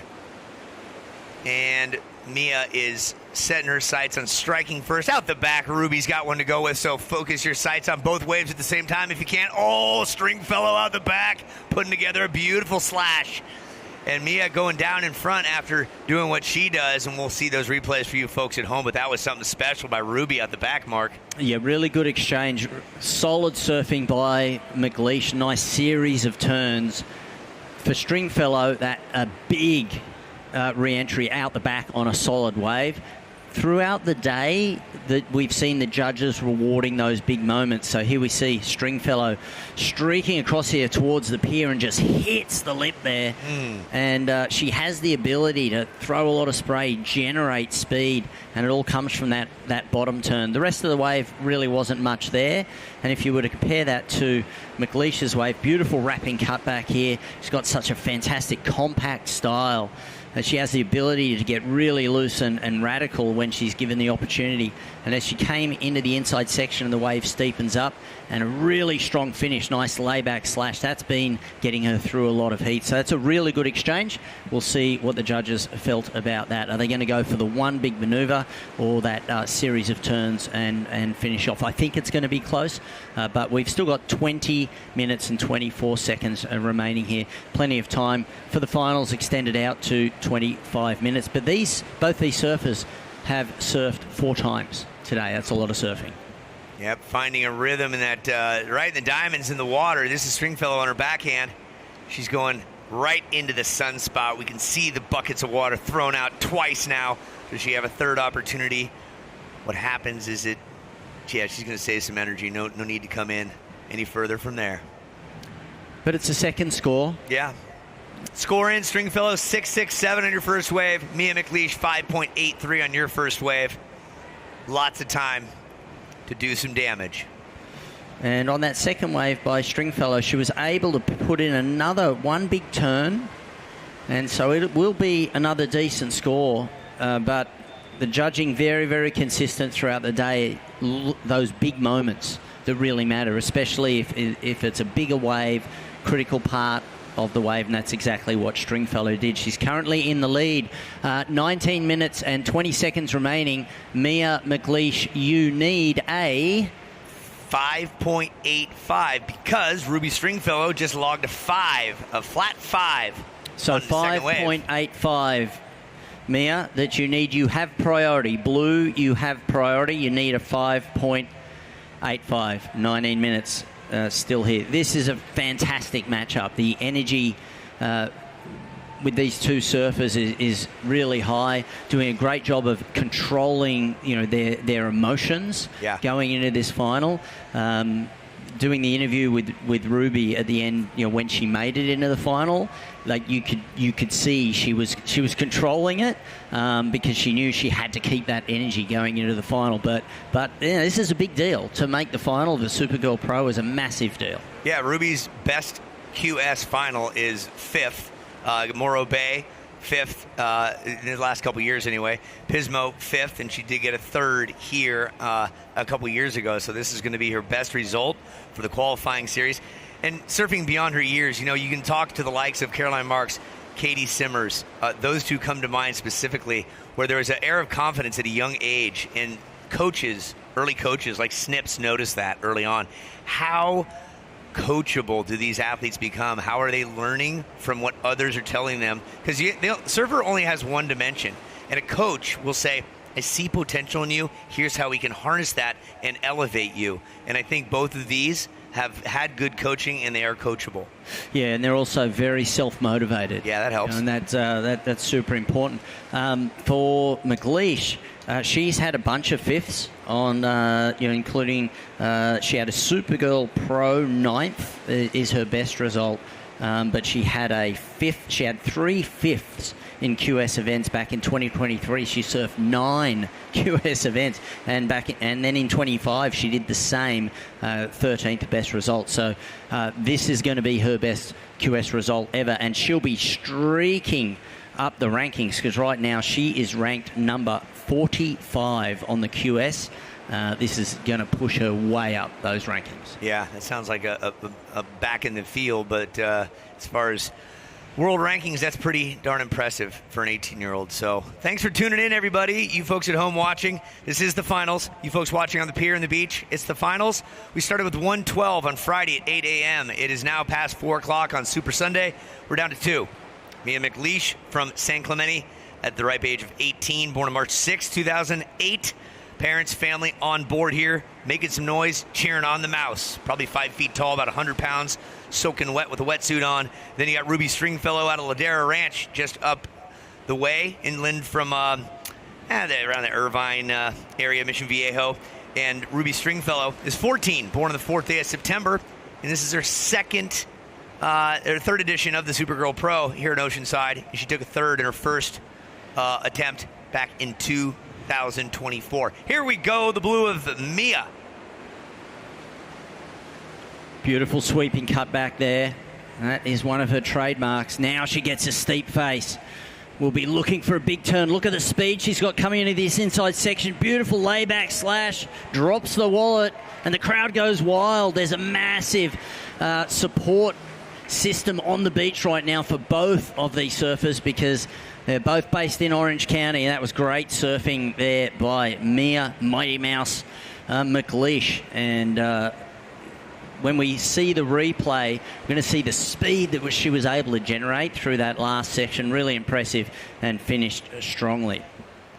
15 minutes and 15 seconds remaining. Priority now switches to Ruby Stringfellow, and this is the replay, Chris, and beautifully surfed. Yeah, here she comes, wrapping around again. That canvas, it's blank. What are you going to paint for us? Paint for the judges. Where's your variety? Here she gets that speed going, knowing that she's capable of it, and yeah, drops the wallet, as you said. Yeah, just pushing the tail out, and that pushes the fins out the back. Here's the view from the drone. You really get a sense of the style that Mia has, and this is where she gains a massive amount of speed and comes into the inside section, times it perfectly, goes up, pushes on a board, lays back, and then stands back up. So she gets a second score, and the score has come in. 5.63. Mia McLeish, a 5.63. You're still in second place and needing a 5.85. Mia, you still need a 5.85 to overtake Ruby, who has the lead with a 6.67 and a 5.0. Red, blue, priority. So incredibly close here. 11.67 for Stringfellow and 11.46 for McLeish. Yeah, you look at that, you say, well, you're only off by a little over a tenth, right? Yeah, two tenths maybe. Yeah. But there's your home for the week, Chris. Where?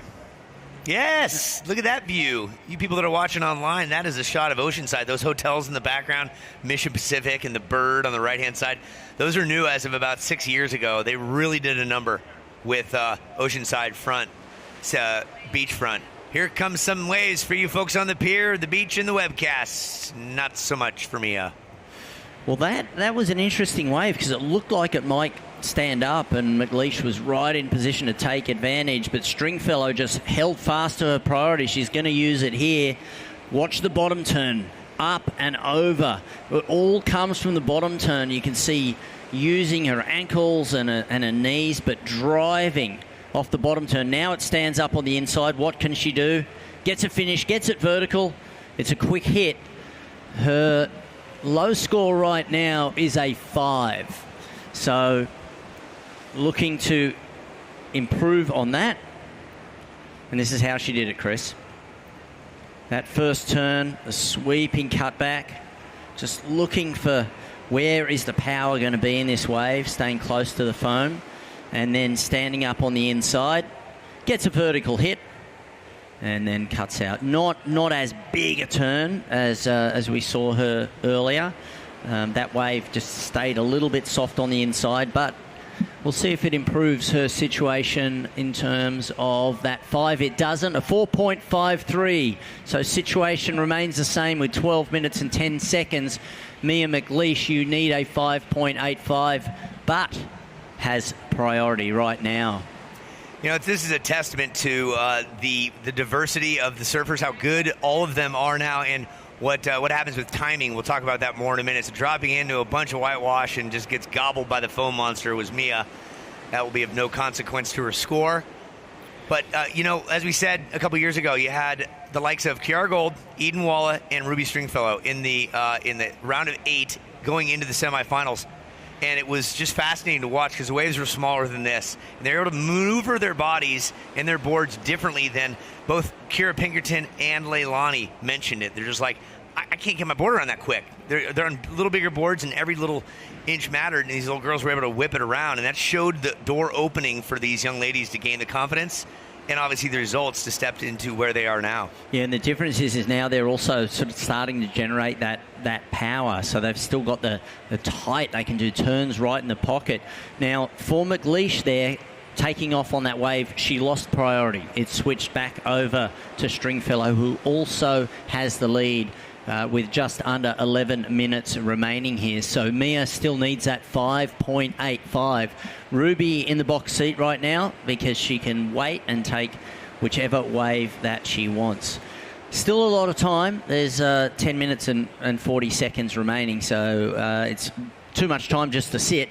But she is able to at least defend her lead at the moment. Certainly. We're curious for you people on the pier. Raise your hand if you've never seen a surf competition before. Raise your hand if you've never seen a surf competition. Yeah, there's some newbies. That's good. Yeah, awesome. Welcome. Yep. We're here to expand your knowledge of the sport.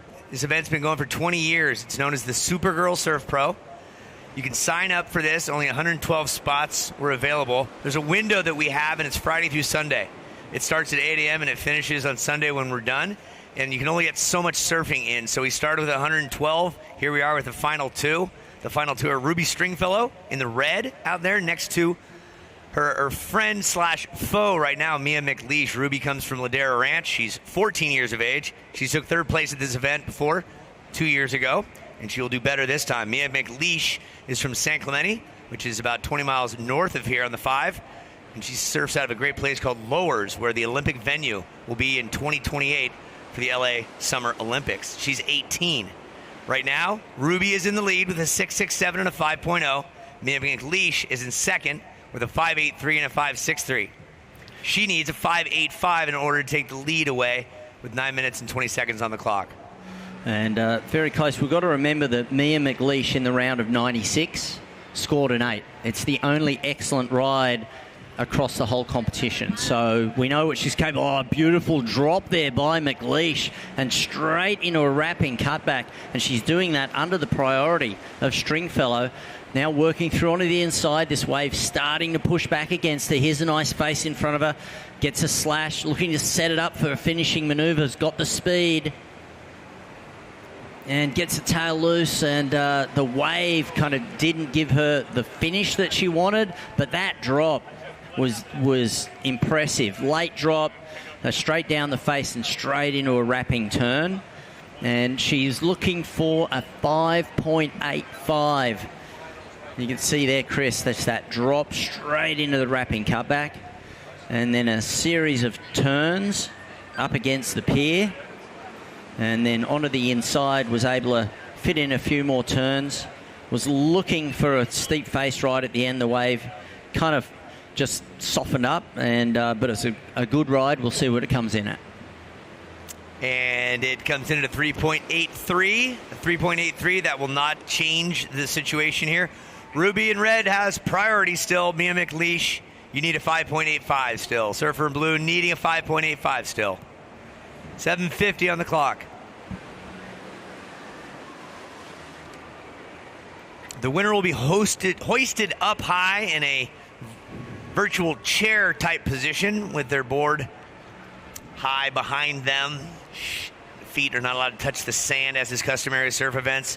Who will it be, Ruby or Mia? We've seen buzzer beaters before. We'll have the We'll have the interview for the winner.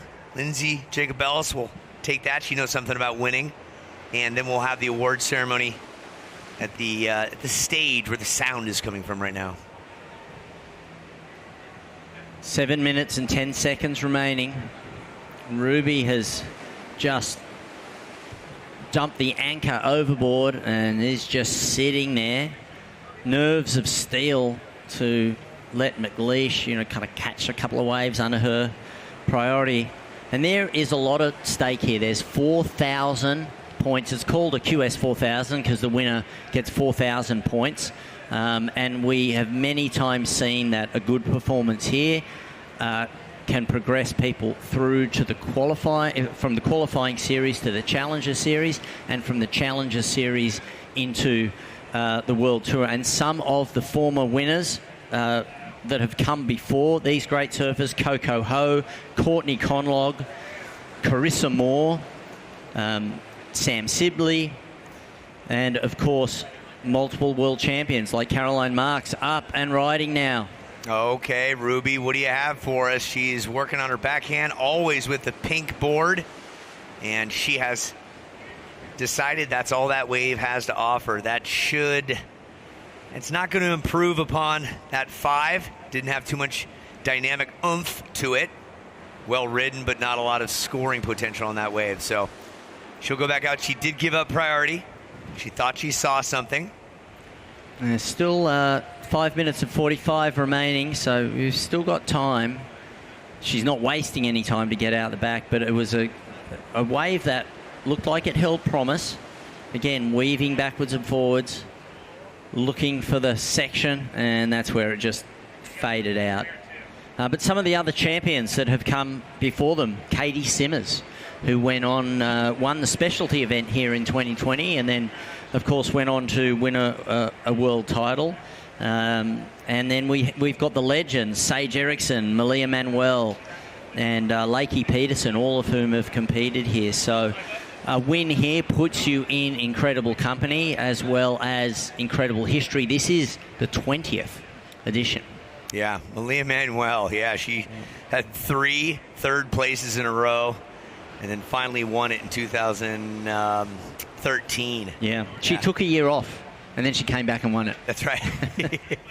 Took a breather.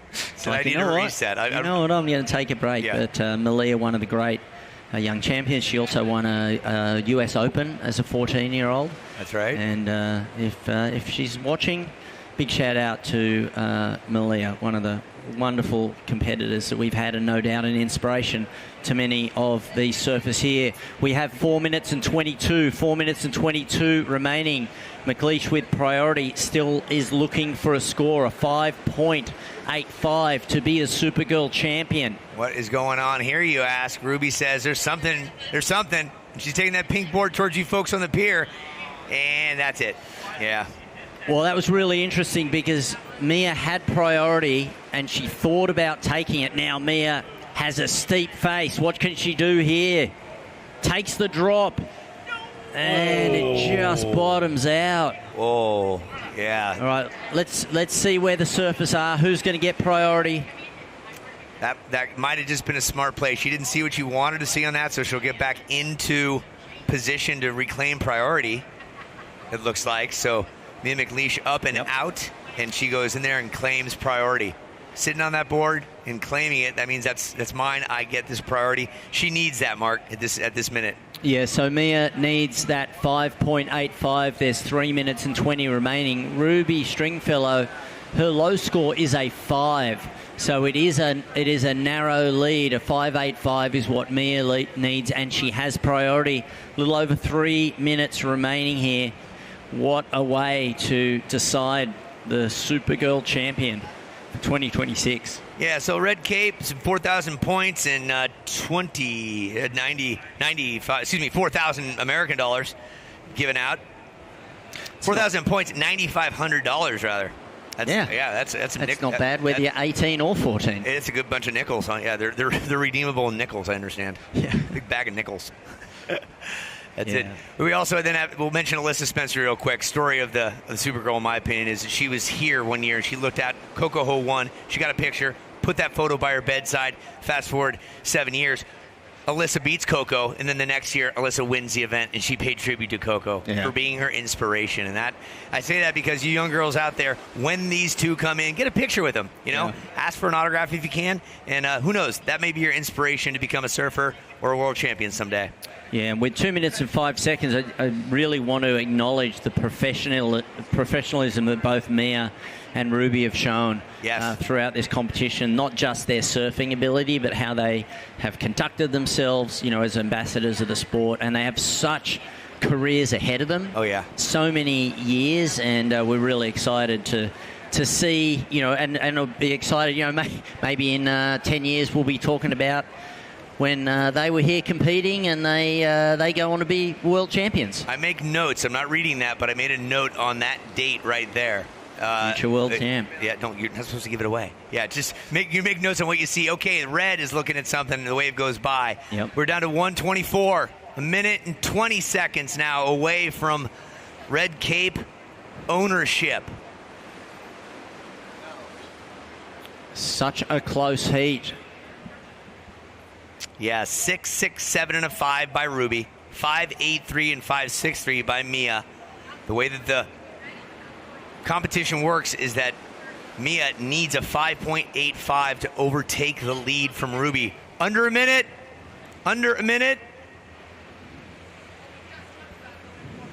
ASA Entertainment has produced this event for 20 years. We're more than overly gracious for it. Thank you, the city of Oceanside, and all the people that allow us to be here, all the sponsors that make it come together, and everyone that's visiting, watching this event for a first time. 33 seconds before we are going to crown a new champion.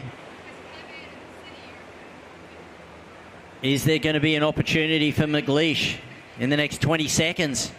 She has the priority. All she needs is the wave, and the countdown's coming up in less than 5 seconds. 10. 5. It's going to be close. She's up and riding. This will count. Oh, she got up just in time, Mark, with 1 second to go. This is Mia McLeish. Last-ditch effort, needing a 5.85. This is why you train hard, folks. Make some noise up on the pier, would you? You folks down below on the beach, make a little bit of noise. This is the way you want to see an event end. Oh, McLeish. Off the back there. I got some chills going on. It's up to the judges, Fuely. So we leave it in their hands, but McLeish in the last second gets to her feet and gets a ride, set it up really well. We'll see what the judges thought about that. She's looking for a 5.85. Okay, so the judges are right next to us here. We don't give anything away until it's out on the screen for you folks at home. It's going to come across your screen. Here's the replay for you folks at home. Mark, what did you see? Yeah, and the takeoff was really nice. A series of nice sweeping cutbacks. And right here, she starts to gain speed. And you're looking at this and thinking, this could be the score. Goes for the big hit. The tail gets loose. Isn't enough power on that wave for the completion, but it was still a well-surfed wave.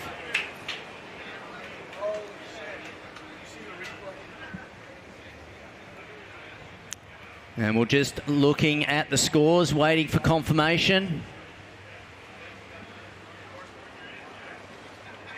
And the score is in, Chris. 3.17, not enough for Mia McLeish. Champion is Ruby Stringfellow. 14 years of age, Ruby Stringfellow becomes the youngest ever Supergirl Pro winner. We have a new record. History has been written here today. Incredible surfing by Mia, but Ruby Stringfellow is our champion. She will wear the cape today, and she will go into the history books as the youngest ever champion here at the Supergirl Pro. That's right. This is a great moment in time here. Kurt Steinmetz getting the shot. Friends giving her hugs and love. There's going to be some hoisting high. Lindsay Jacobellis going to get a interview, the winner's interview shortly here. Fantastic scenes here. Look at the crowd that's on hand. And props to Ruby's mum, Dina, who'll be waiting for her for all of the support and effort that she and her father have put into. Yeah, the OG sponsors, right? Wow. And I think for Lindsay, this might be an emotional interview. I feel like Ruby was bottling that emotion up. She gets hoisted up. She made it into the final. There she is. There is your champion. That's right. Make some noise up on the pier, down on the beach. Ruby Stringfellow 2026 Supergirl. Wow. Nearly $10,000 in your pocket. It's not bad for a 14-year-old's day at work. Used to be a 10% rule where you have to spend that at the bar, but she can't get in. So yeah, I think 50% goes to the commentators. Yep, working her way over there. We'll get the interview from Lindsay momentarily, and that is an emotional moment for a 14-year-old, no matter what age you are. Don't forget, this is a QS victory. This is a qualifying series victory, and all the points going towards regional qualification for the Challenger Series. And in general, if you're in the top 3 of the qualifying series, you will make the Challenger Series. If you're in the top 6 of the Challenger Series, you are on the World Tour. Chris, incredible scenes here as we see Ruby getting ready, surrounded by her friends.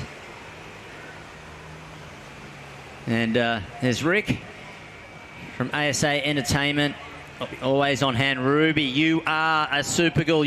You're not just a Supergirl, you are the Supergirl. And Lindsay, over to you.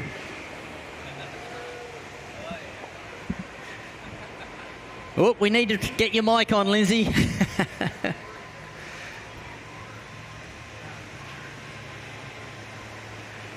All right, Lindsay, we're still, there might be, let's get the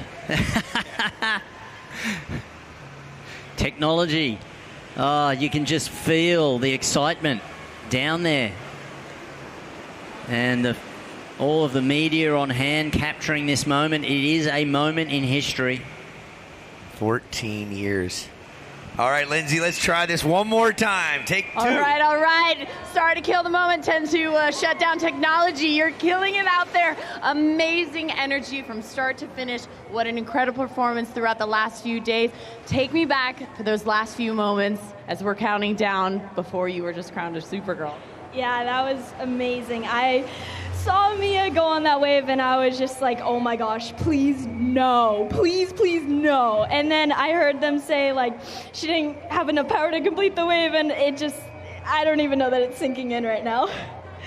How are you going to present yourself as a Supergirl moving forward, because this is such an incredible moment in your career? How is this going to propel you to your next stage? Yeah, this definitely gives me a lot of confidence. This is an event that I really wanted to win or just do well at. I mean, I would have been fine just making quarters or semis, but this is unreal. So I think just, oh my gosh, this is crazy. Well, you are not only making history being the youngest, it is the 20th year that this event has gone on, so it makes it even more special and more exciting. What do you have to say about that for the younger generation to come? Yeah, I'm super honored. This is insane that it's the 20th and I'm the youngest to ever win. I think that just puts the cherry on top of the cherry on top of the cherry. It's insane. Just to anyone watching, really, just know you can pursue your dreams because they can come true. I know it firsthand, okay? So you can do this. What are your next goals right now? Because we've always known you were a Supergirl. You had it in the making from the bones, from the very beginning, starting with your first Supergirl performance ever, and now coming home with a victory. What do you aspire to right now? Well, I don't know. I just want to continue to keep working on my surfing, getting good results, just having fun, and just being the best role model I can be. Well, you are a Supergirl at heart, but today, the 2026 Supergirl champion at 14 years old. Woohoo! We have to get Rick in here. He is a big part of this moment. We have to share this with him. This is special to him. Rick, can you come in here and have a moment with us? We want to have this just really extend. This energy has to continue before you get over onto that stage. How about we give a little love? A lot of people are so excited to talk to you. Give some love to the people that came here to support you. Yes, just everyone that supports me. You guys are my rock, and you're everything that holds me up. And just my friends, my family, my sponsors, you guys carry me through this. And it's just, this is an insane moment. So I'm happy you guys are here with me on the ride. Congrats, Ruby. Rick, get in here.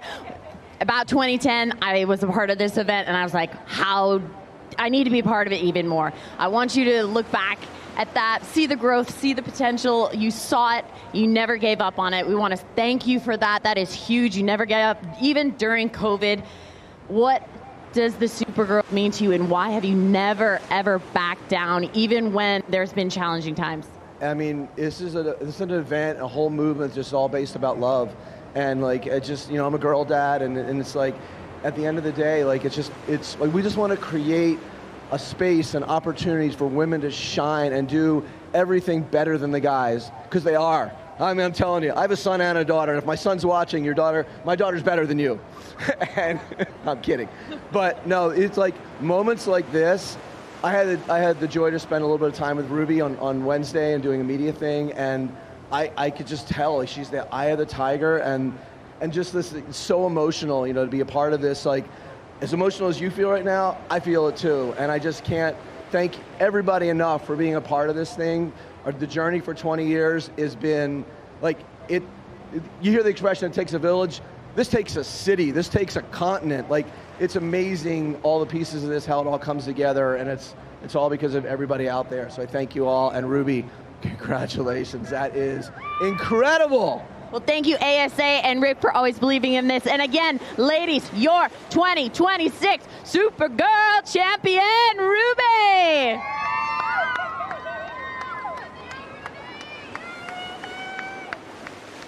Incredible moments there. And Ruby Stringfellow is now the youngest Supergirl in the 20-year history of this competition. So we're going to take a quick break and then come back, and we are going to have the awards presentations. We will share some fantastic moments with you, and then we'll cross over to Uncle E for the awards ceremony. Stay with us.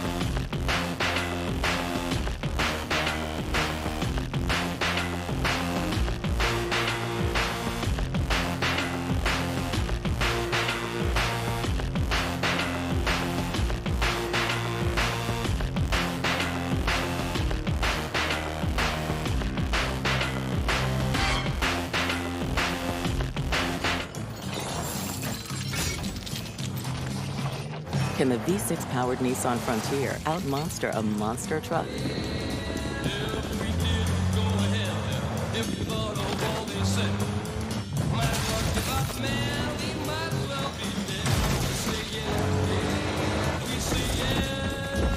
Not that you would, but you could. Nissan, Consumer Guide's most awarded brand 5 years in a row. All right, what's the damage tonight? Yeah, I know. Midnight fridge raids are supposed to be embarrassing. But when it's only 25 calories, tastes just like mango, and has over 90 minerals, I'm basically making responsible decisions right now. Oh, shoot! That was my favorite flavor. And that, my friends, is how life falls apart at 1:27 a.m. Seriously, just get 2 next time. That's good. That's really good. Oh, it's delicious. Yeah, that's super good. Tastes very refreshing. You can taste the peach and the mango. Chef's kiss. 10 out of 10. I like it. It has a lot of benefits. Non-carbonated, non-caffeinated. Has electrolytes. Nootropics and the vitamins and collagen. All your essential vitamins and nutrients. Turmeric. And it's protein. That's everything you need. Well, I like it even more now.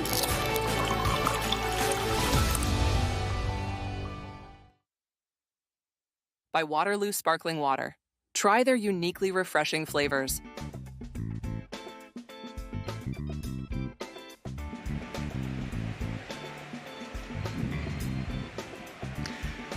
Welcome back, everybody, and this is Oceanside in California, and we have just witnessed an incredible final, and we now have a new Supergirl who has rewritten the history books. Ruby Stringfellow, just 14 years of age from Orange County, California, has taken victory here.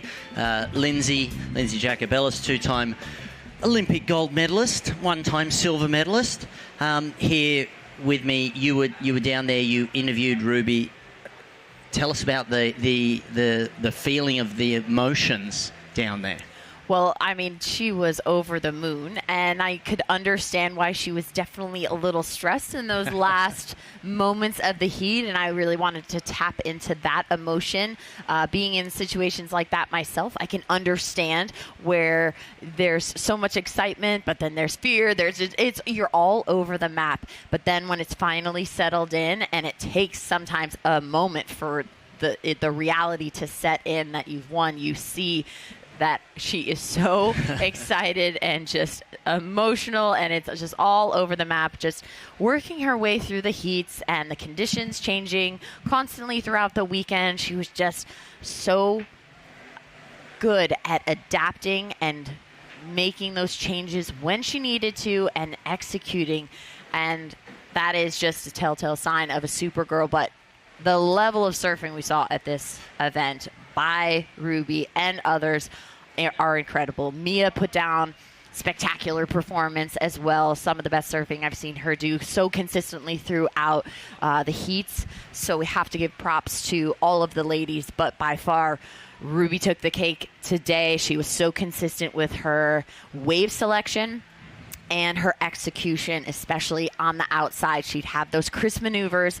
and then all the time she was able to get to that inside and get a few finishing maneuvers that really made the difference of just that clean execution from start to finish. And also mentally, she was very centered after she won the semi-final against Eden Walla, who had knocked her out. She still got third, but Eden Walla went on to win in 2024. She clearly was feeling the emotion of making the final, but she was taking deep breaths because she knew that she had to save all of her energy for the final, and she took that in. And I think you mentioned Mia surfing. Mia surfed so well throughout this entire competition, and it was a very, very close final. Yes. And so just being able to manage your mental performance, your physical performance, she definitely kind of had it all together throughout the entire weekend. Yeah, I'd love to look back at some of those heats, or this previous heat, and some of these waves. I mean, just the big waves from the day. This is Ruby when she was in the earlier heat and she was in the blue jersey, just dropping in and just attacking these lips. Look at that backside attack. She spotted that from the bottom, the tempo, the speed she has to get in. This was Reed earlier as well. She got knocked out, but had her best finish in this Supergirl on both the shortboard and the longboard side of things. It's just amazing to see how aggressive these women have turned out to be in this sport, and that is just putting themselves in these situations. Yeah. That is Linnea Mons. and that is Kaikora, it looks like, with a beautiful floater. I mean, look at the skill set of these ladies. These were all 6-point rides or higher. I mean, this putting these women on the map, and some of these women are going on to their next events that are in heavy waves. They're pushing the envelope for not only themselves but women historically in this sport. This looks like Eve. It's Eve Wong, beautiful style. This was the 7.67 wave. Just look at the array, look at the combinations that gave her that score, and then all with such grace and elegance. I think that was the second best wave. Mia McLeish's 8 is the best wave of the competition. This is that same wave, but just a different perspective, so you can just see how beautifully drawn out those wrapping turns are. It's not easy to do with that balance. If you push too hard on your edge, you just bury the rail and just bog and lose all of your speed. So it's just this touch that is just ever so delicate. This is Ruby in an earlier heat. And just the flow and the style, but then she's able to explode. Yeah, one of the smaller waves, but she's still able to get so much out of it. She really works it the entire time. And this is the same wave, but just, again, a different perspective to just get you in and closer to the action. Watch that wrap back into the pocket. You need to stay in that pocket. We've said time and time again. It's so tempting to run down the line when you build speed, but then there's no wave under you, and you have to get back to that power source. These ladies are excellent at reading these sections. And we saw incredible surfing. This is Ellen Vast, and this was her 717, yes, I think. When she had to avoid the pier, so she got those beautiful 3 backside hits in a row and was able to sneak in that one. She was knocked out that round, but it was so close. It was incredible. And that was Eden Walla's backside attack. That was a little bit further south to that lower sugar cube that she got so completely vertical. Let's take a different look at that perspective again, because I want you to cue in to the tail of her surfboard when she gets that board vertical. It's out the back, so that means all of her weight is on her front foot. Take a look. Watch this. Snap. That tail gets completely free. That's just committing, like dropping into a big vert ramp, but it's not. You have to immediately get your weight to that back foot, otherwise you nosedive. So how quickly you transfer your weight is so incredible out there. And Eden Walla right now 5th on the Challenger Series, so looking good for a World Tour spot next year. And this is Reed again. As well, the goofy foot local girl. We've seen some excellent strides in her surfing over the last couple of years. Just putting in the time and getting in with some friends, going on some surf trips and more contests. She's had a strong start to the season. She'll now be she'll be number 1 on the North America QS rankings. And that is another look at Mia. You could just see she was aggressive all day long. The last couple of days, really. So it's been really wonderful to see her come into her own and raise the bar for herself and have the best QS result for herself. And this is Eve. Again, undeniable style, that float, that elegance, that flair. And just to give an update as we look for some of these waves, it's actually Reed is still in second, because this young lady, Ruby Stringfellow, is now number 1 on the North America QS Getting an extra rankings. 4,000 points can Wow. help get you to the top. We have a surfer out in the lineup with a backpack on. That is amazing. Ruby taking a look at this replay again. So much fun watching her attack her backside. It's so much power as how she loads her her bottom turn. Yeah, same with Mia. Mia, I think, was just so exciting throughout this wave in particular. It's just the speed that she generated, really compact style, but look at that, just smooth flowing.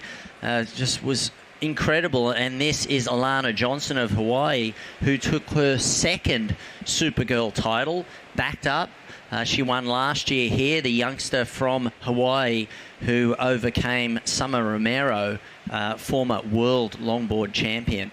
And so for Alana as well, she takes home a cape, and just the style and the beauty of this longboard surfing was really impressive and beautiful to watch. They had great conditions for the final. All weekend they've been surfing on the north side of the pier and then came over to the south side for the final. It's such a fun switch up to go from the longboard to shortboard. It's such a different style, and the points that they're going for are a little different. So let's look back at the final. This is one of Mia's waves that she got as she was working to the inside, and that was one of the maneuvers she did complete. She was hoping for that at this final buzzer, but this is Ruby dropping low and getting that crack at the top, just throwing so much spray. So that means that finishing maneuver, you're popping and you are giving that extra momentum in that back foot to really drive and push that water out the back. And that was the difference. That was the 6.67, and then she backed it up with this ride, which was the 5. And so her top 2 scoring rides were her first 2 rides at the start. Same again for Mia. This was Mia's second scoring ride.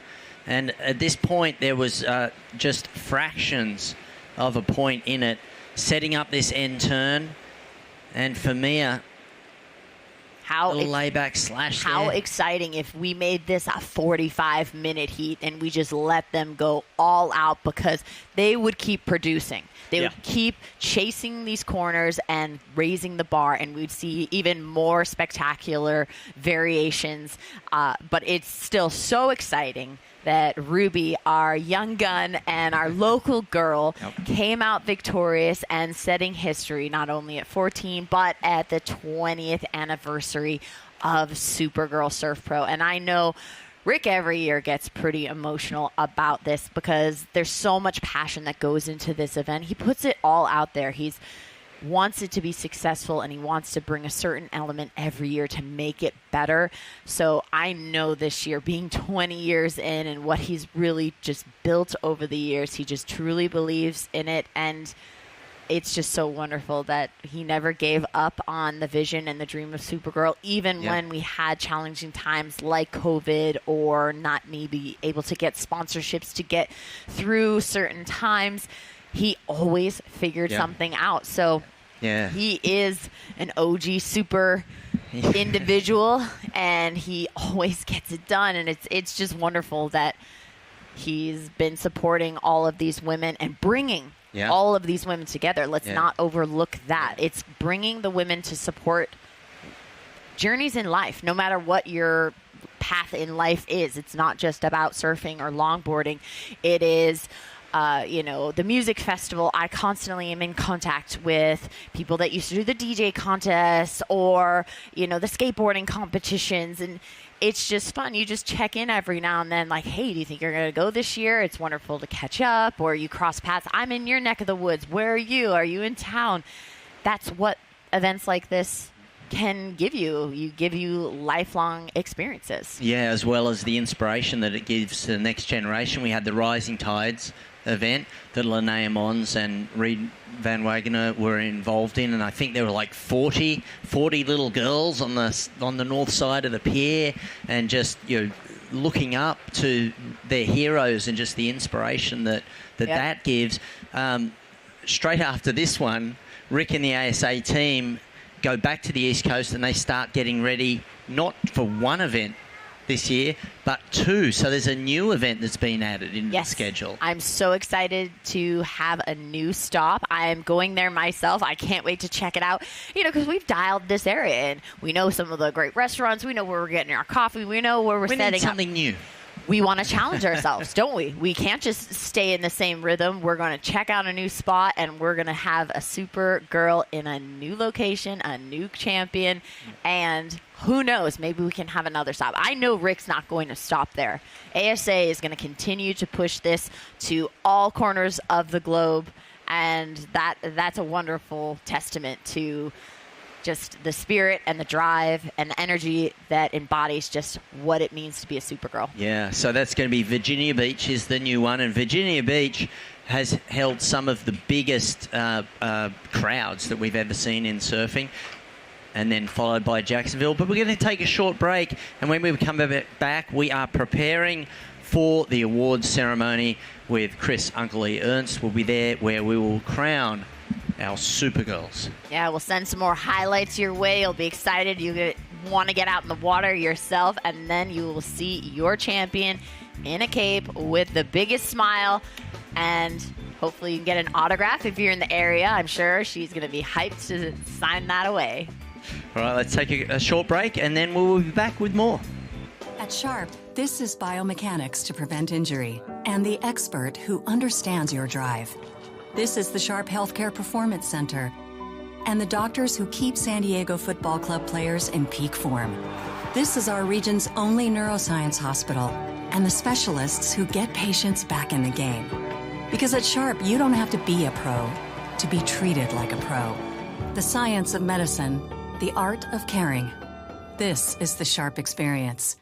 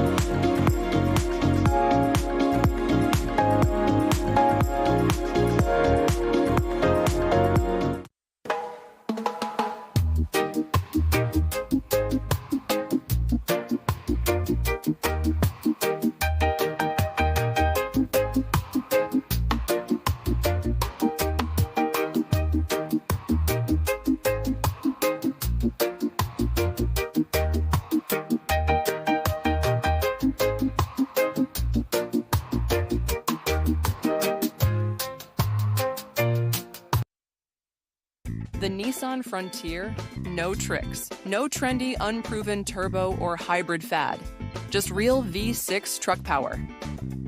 By Revive, fuel your body and mind with all-natural, elevated wellness. Rise stronger with SG Revive. And welcome back. I'm Mark Fuel. I'm here with Lindsay Jacobellis, and we are just wrapping up the day here at the Supergirl Pro for 2026 as we prepare for the awards ceremony. And Lindsay, what have been your favourite moments of the weekend? I mean, right off the bat, that we started with 112 ladies because ASA did not deny entry to any female that wanted to be a part of this event. That's not what he's going to do. He's going to accommodate and figure it out. So we had a full round extra than what we had in the past. So there were some girls that had to work their way through the entire way and trying to get through all of those heats. It is tiring.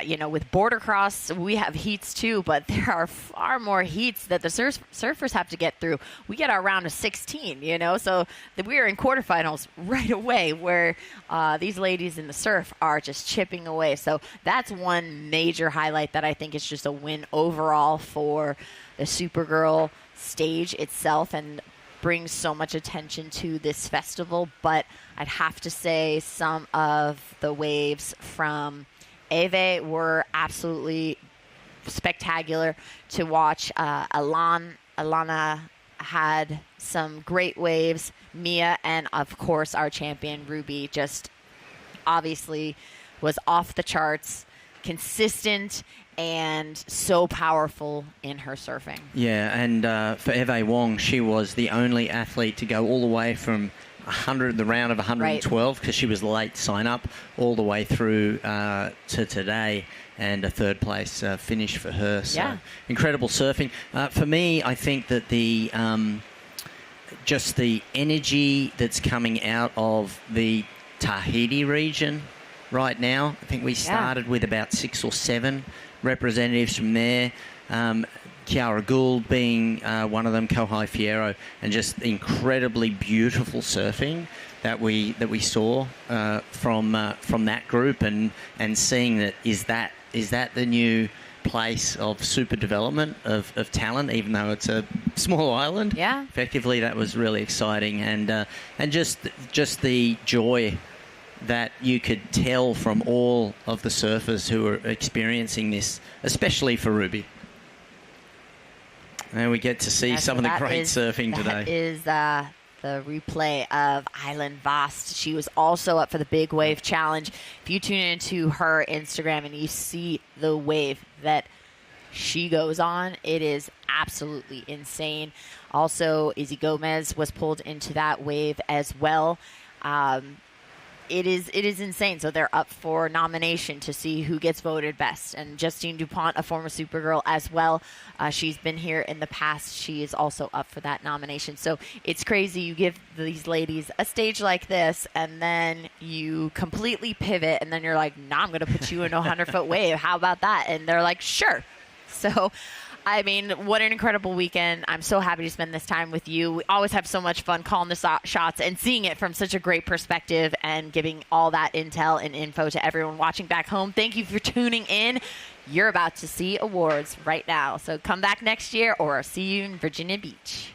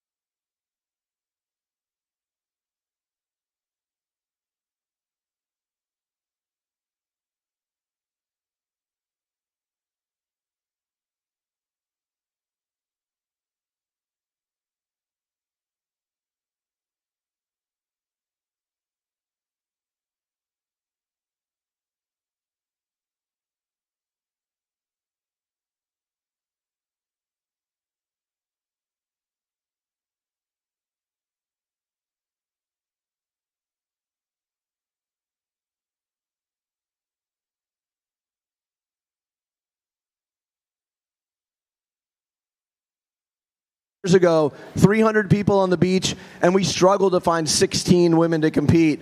And this weekend, we had 180 female surfers from around the globe. So give it up to the female surfers.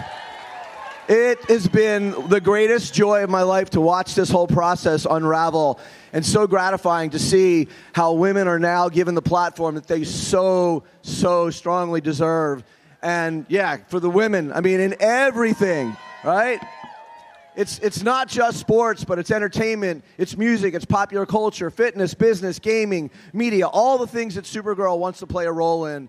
And I got to say, we cannot have done it without all the amazing athletes, artists, influencers, instructors, musicians, etc., that have been a huge part of this journey over the last 20 years. So I want to do a really quick group of thank yous, and then I'm going to get off this microphone because I'm not the one you want to hear from. This is the guy with the golden pipes. So, but in order to make this happen, to do a free festival of this scale requires a tremendous amount of commitment from a lot of people. This ain't free to put on. It's free for you guys to be out here. We want to create amazing experiences for all of the city of Oceanside, for everybody in North County, or for people come from all over Southern California, and especially for the athletes themselves. It does not happen without sponsors. We have about 70 amazing brands that support Supergirl. Could never go through all of them, but I want to at least make mention of some of our top partners who have really poured their heart and soul into this the way that our team has here. So Smoke Flower has been a partner for the last 2 years. Hopefully you guys had a chance to catch some of the merchandise. Jersey Mike's the last 3 years. I want to Nissan. Okay, Nissan, I'm going to stop on this one for a second. 10 years here supporting Oceanside and this event. So please give it up for Nissan because they're amazing. Hell yeah. Yeah. Sharp Healthcare is our newest partner, and they're actually opening up shop here in North County, and which we're really excited about. So super thankful for them. Visit Oceanside has been with us for many, many years as well. Bright Event Rentals, everything you see around here with tables and chairs and tents and towers and everything, that's all compliments to our good friends at Bright Rentals. And then Gray's Craze, our new friends with the charcuterie boards, love them. And so many other partners have made this thing happen. So please just give it up real quickly for just all the sponsors that make this whole thing happen. All right, this is the ultimate, like, takes a village situation. And, you know, we are the team of people that put this event on. We come in here from Florida, and there's only 10 of us. Like 10 people run these, not just this festival, but 2 others in Virginia Beach and in Jacksonville. And these are 10 of the most incredibly talented, gifted, committed, passionate people that I know. So real quickly, I just want to mention some names. And if you're here, please raise your hand because you guys deserve all the accolades here. So Amanda, right there on stage. Michelle is probably around here somewhere, keeping everybody fed. Dave, who manages the beer, which everyone loves, the beer garden, all right, and volunteers. Bianca, who's right there. She handles all of our partners with her teammate Bailey. There's Bailey down there, all right. We've got Victoria, who's hopefully around here somewhere. Courtney. Maggie is doing social media with Caroline, who's around here somewhere as well. So from me to all of you 10 people, thank you so much from the bottom of my heart. It means everything that you guys have been a part of this journey and been able to share it with me. The other piece, please give it up. Like, let's do a real round of applause because they are the super girls and super men that make this thing happen. 10 of us, an event of this scale, no way it happens without the undying support and love that we get from our volunteers and our local staff here. There's about 200 people from this local community that every year come out and support us and dedicate their time to make this dream a reality. And so also huge round of applause and so much thanks and love to all of our amazing volunteers and the local staff here from the city of Oceanside. There's people that have been coming back for years.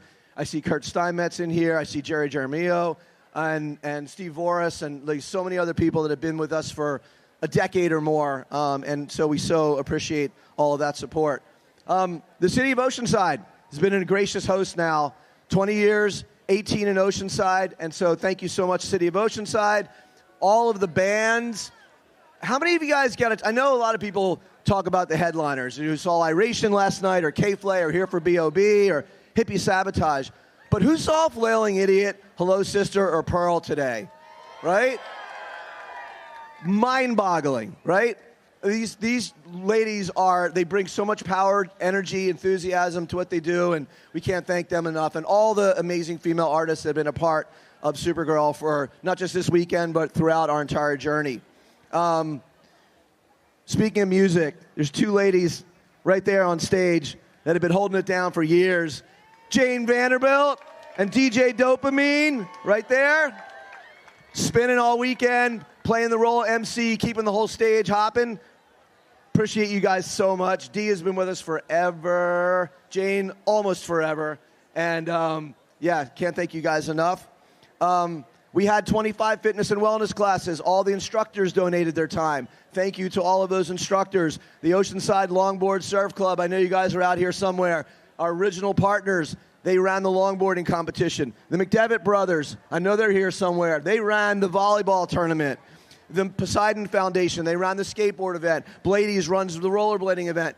It's all people, all dedicated to one vision and one dream. It's about uplifting, inspiring, and empowering women in all these industries. So one last round of applause for everybody, and I'm going to turn it back over to E. Thank you so much, Oceanside, and to all of you people for supporting us for 20 years. From the heart, Rick Bratman. Big round of applause, folks. Well done, sir. Yeah, a true pleasure, an honor. Now it's time for some awards. Let's get it on. We're going to start with the Supergirl Volleyball Champions. They were on top of it all. They're coming from Phoenix, Arizona. They're going to strut on out here. One of them's got sand around her neck because she got dirty today in the sand with her partner. Walking away victorious as Supergirl volleyball champions, Riley Woods and Lily Dutzman. That's right. Climb right up on there. Get on there. First place. Oh, careful. Yeah, they got to lean on down. They got sunburn. They got sand. Let's give them a hip, hip, hooray. Hip, hip. Woo! Golden smiles someday. Lots of love out there. Oh, let's get the mic out of the way, right? How's that? Thank you, Kurt. Yep. Who wants a microphone? There we go. How about a hell yeah? That's what I'm talking about. We'll get an amen later because it's Sunday. Right on. All right, ladies, nice job. Riley Woods and Lily Dutzman. Coming from Phoenix, Arizona. Nice job, ladies. Beautiful smiles, great skills. They'll spike on you. Let's go Supergirl skate now. All sorts of skate stuff going on. With the help of Las Chicas and Poseidon Foundation, we had another year of women's skateboarding. We're going to bring up the Youth Pro. She's got a handful of a name, but she's not afraid to throw it on down on the flat stick with 4 wheels and some other jazz. She's coming all the way from Argentina. Different hemisphere, indeed. Felicitas Alzen! Felicitas Alzen! Step on up, right there, number 1. That's it. Felicitas, get the shot. We'll get a quick interview here. Okay. Felicitas, in Espanol, say a little something to the folks out there. Muchas gracias por este evento tan increíble. That means thank you very much. I'm a better skateboarder than all of you. Yes, woo! Yeah, there's your photographs right there. Not even sure she's a teenager yet, but she skates better than I ever will. God bless you. Felicitas Alzen, give her a hell yeah. Yeah, muchas gracias. She said, bingo, my gringo. I said, okay. All right, Masters Pro. Let's get it on with Natalie Krishna Das. Yeah. Right up there, Natalie.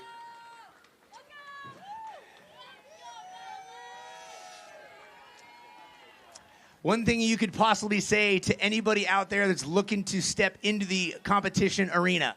It's never too late. That's so perfect right there. Natalie Krishna Das, winner of the Masters Pro Division. Love it. Love it.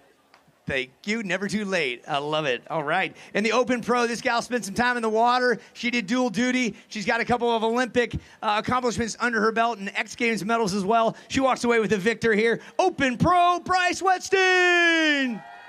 Whoop, whoop, whoop. Oh, she's going to ride on through the other side. There you go. Oh, what in the... She's a flower child. She loves the ukulele, and she's good on a skateboard. She wears those knee pads no matter what. She is good at everything. Yeah. Bryce and Rick have been friends for quite some time. We love Bryce's energy. Hey, Bryce, real quick, what do you got to say to the people out there for maybe some people that are hesitant about getting into competition? Well, first of all, I'd love to say this is Robin, and if it wasn't for her, so many girls wouldn't have be here today skating and the surfing, and she was the founder, and I love her so much. Thank you. Thank you, Robin, for paving the way for us girls. Thank you. And thank you all amazing. Everyone here is so amazing, and I'm so thankful. But one thing I have to say is courage is to say and do what strength alone can't pursue. So find those words, find that passion you have, and share it with the world, and just have fun and work hard and be exactly who you are. You guys are all beautiful. And before I leave, wait. Yeah, make it quick. Here you go. Okay. Real quick. Okay. Supergirls, put your hands up in the air. Whoa, whoa. You're beautiful and amazing, yeah. Who's happy to be in the Supergirl spotlight scene? Who is happy or incredible? Thank you, girls. Thank you, guys. guys for making this the best surprise. Supergirl, love you. Yes! Good at everything she does. Bryce Westeen, love it. Love you. I'm going to put the glasses on for this one. There's love in the air. I like that. Nice job, Bryce. Get a hell yeah. What do you say? Hell yeah? Yeah. We turn the page. We're moving through it. We're going longboard. Right before the shortboard finals, we had the longboard final. They were on the north side of the pier. They all had a great time. 2 were better than the rest. We bring up second place first. Put your hands together. Miss Summer Romero. Give her an extra big round of applause. She had to drive away. Summer Romero. We're donating her check to the people at the bar. All right, first place. Wait, are you Summer? Hooray! Summer's made it. Summer made it. Yeah, hop up on a second. It's right next to first. Yeah. Yeah, Summer, nice job out there. Way to dance on the board. That was pretty nice. Yeah, sparkling water out there. Only outdone by 1. You two have been in the water before together. We bring up first place medal, cape, and a big check presented by Rick Bratman. Put your hands together for the Supergirl longboard champion, Alana Johnson.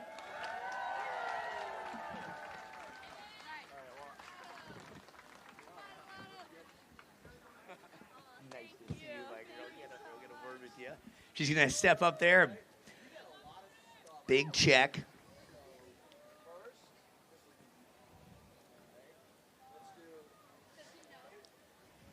All right, we're getting a cape. Cape. There it is, cape. Custom-made capes by Ron, not Burgundy. This is capes by Ron. Oh, there you go. Yes. Ooh.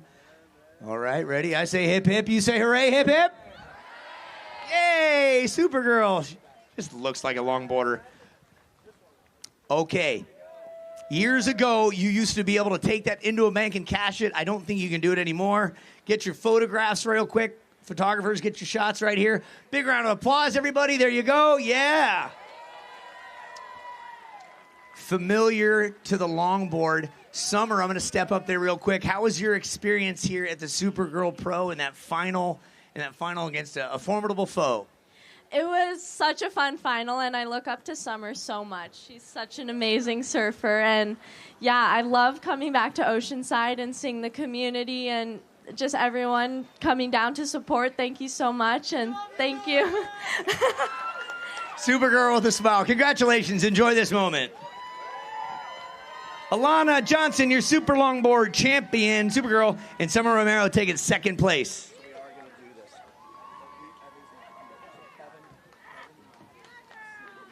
All right, nice job, ladies. So there's a award called the Smoke Flower, SMKFLWR. If you're not familiar with them, they had a great activation down there. They stepped up last year and really helped us out, and they stepped in this year, and they're doing something extra special. They're donating $10,000 to the Mauli Ola Foundation on behalf of the surfer with the highest scoring wave of the day today. Her name, she hails from Hawaii. She's a great advocate for sporting. She's been on TV shows, and she has unfortunately stepped away to catch a flight. But she's the best score of the day was a 7.67 by Eve Llewellyn Wong. Put your hands together. Yeah, and Kevin, are you indeed? Come on up this way. Here it is. There it is, Rick. You're going to stand in place for Eve. Come on. Yeah. Okay, so pretend this is Eve, a beautiful Hawaiian surf girl. There you go. Yep. So sexy, right? Kevin from Smoke Flower is passing it off to the stunt double for Eve right now. Here it is. That's the shot you want right there. That's good. Yeah. All right, Kev, I want to get a word with you. Smoke Flower stepping into the arena. We thank you, first of all. What does this mean for Smoke Flower to help out with this festival?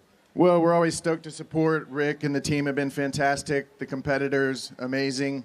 Another beautiful festival here. Amazing crowd and music.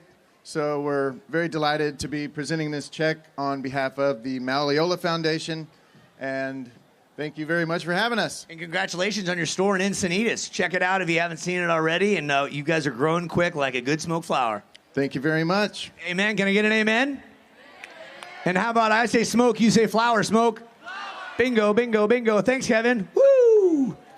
All right, we move on to the top two that we came here for as this event started as a Supergirl Pro. Let's bring up second place. After 112 girls started at 8 o'clock on Friday, we chiseled it down to 2. Out in the water, it went down to about the last couple minutes. This gal comes from San Clemente. She understands surfing real well because she's out at lowers all the time with the best of the best. The site of the 2028 Olympics coming up. She knows how to do the throwdown showdown. She took second place. She walks away with some great points and a smile on her face, and not quite a cape yet, but someday hopeful. Put your hands together for Mia McLeish.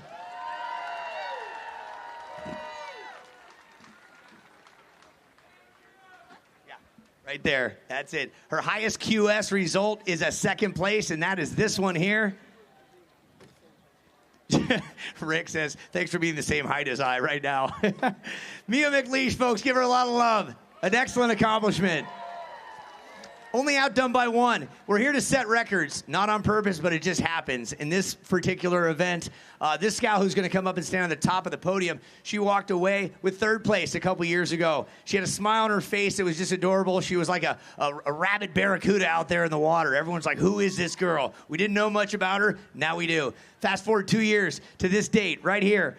The 23rd of August, 2026, we have a new Supergirl at the age of 14 years of age. Or as Fuely says, 14. Put your hands together for the Supergirl here at Oceanside for the 20th anniversary, Miss Ruby Stringfellow. Oh, oh, oh.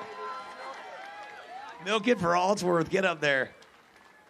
14. She was -6 when this event started. -6. I don't even think the parents had made out yet. I don't know that for a fact. Maybe rounding third base. Who knows? We'll ask Ruby what she knows. Just make it up on the spot. They're just feeding all this information in my ear. That C4 energy drink's really good. Okay, here we go. Ruby, yes! All right, that smile. So I interview people for a living, right? And it's really neat to see your progression at the age of 14. Like, your confidence on a microphone is one thing, but out there in the water, the way you're holding yourself and the way you're surfing, what are you doing differently, say, than even 2 years ago that's helped you get to the top of the podium? Thank you. Yeah, I've definitely worked a lot on my surfing throughout the last 2 years, and just more progressive maneuvers, more just being more aggressive. So I guess that paid off. It did indeed. There's some youngsters, even some oldsters, that may not have even thought of achieving or realizing their dreams. What do you have to say to some people out there that are like, maybe I could do this, that are hesitant? What do you have to say? You can do it. Trust me, you can. That's it right there. Without further ado, I give you 1 and 2 right here. Mia McLeish on the outside, front and center. Now bringing a check up for Ruby Stringfellow. $10,000. Woo! Get a shot of that. Years ago on the tour, there was a thing called the 10% rule, and everybody knew who the winner was because you go to the bar, they spend 10% of that check on beer. Unfortunately, she's 14. That's not going to happen today. Yeah. So, folks, that's it. There's a photo opportunity. Remember the name Ruby Stringfellow. I make notes on my cards, and I'm seeing world champion from both of these at some point. It's going to be a long road, but you're looking at greatness here. That is the culmination of the 20th anniversary of this fantastic event known as the Supergirl Surf Pro Festival. Put your hands together and hip, hip, hooray for Ruby Stringfellow. Hip, hip. Hey. Woo! That's good stuff, Rick. That's just good stuff. This is an amazing weekend, really and I love your energy. And I will tell you, I was talking about just thanking people before, and there's 3 other people. The mouths that you hear at Supergirl and the television shows and the webcast is this guy, Uncle E, Mark Fuel, and where's Lindsay? Is Lindsay here? Lindsay Jacobellis. We are so fortunate to have Uncle E, Mark Fuel, and Lindsay as our commentators and the voice and the inspiration behind Supergirl. And so thank you for 20 years. And yeah. What I appreciate is Rick didn't read the fine print in the contract. He's paying me by the word, so I'm excited about that. Yeah. Just kidding. Thank you for the opportunity. Well, and I know there's some unfinished business today. There is? Yeah. What? I think we got a couple more artists coming out here tonight. So who's here to see B.O.B.? B.O.B. Yeah. All right. I say B. You say O. You say B. B. B. That's all we got. And then after that, after B.O.B., who's here to see Hippie Sabotage? Yeah. They're good. They're good. Stick around for that. I say hippie. You say sabotage. Hippie. Take a candy from a baby. I love it. It's going to be a fun night. Enjoy. Have fun. Bars are open. Stay safe. And then after this, follow us on social media, please, because we need your love and support. And if hold on, this is a good shot. Everybody put your hands in the air. Kurt Steinmetz, our water photographer. Everybody put their hands in the air right now. Ready? That's going to end up on the cover of Sports Illustrated in Thailand, as far as you know. He ran out of the film. 1, 2, 3, hands up. Yeah, remember, because still photos have noise in them. And follow us on social media, please, at Supergirl Pro. If you love this event and you want this event to stay in Oceanside, please talk to your politicians. Tell them you love it. Tell them you want it to stay here. We want to be here forever to help support you guys. Use your voices. Support us. Social media as well. Thank you all so much.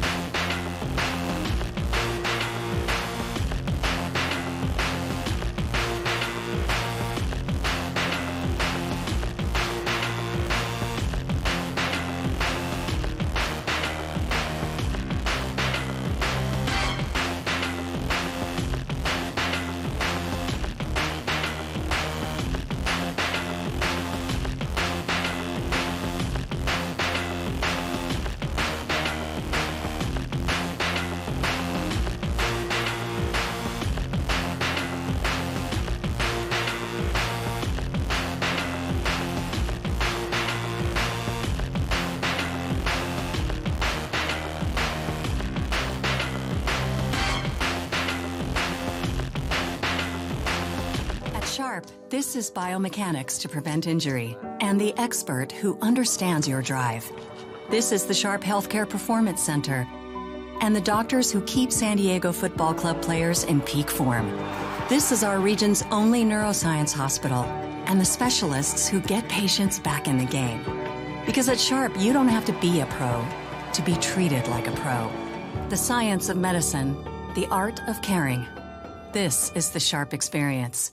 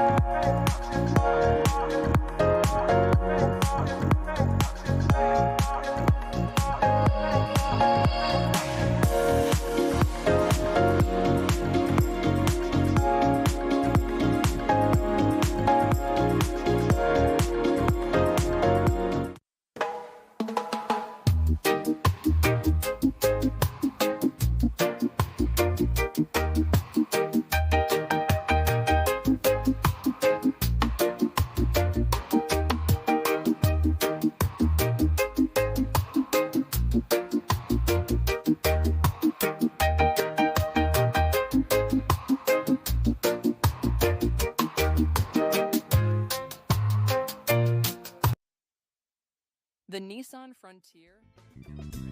No trendy, unproven turbo.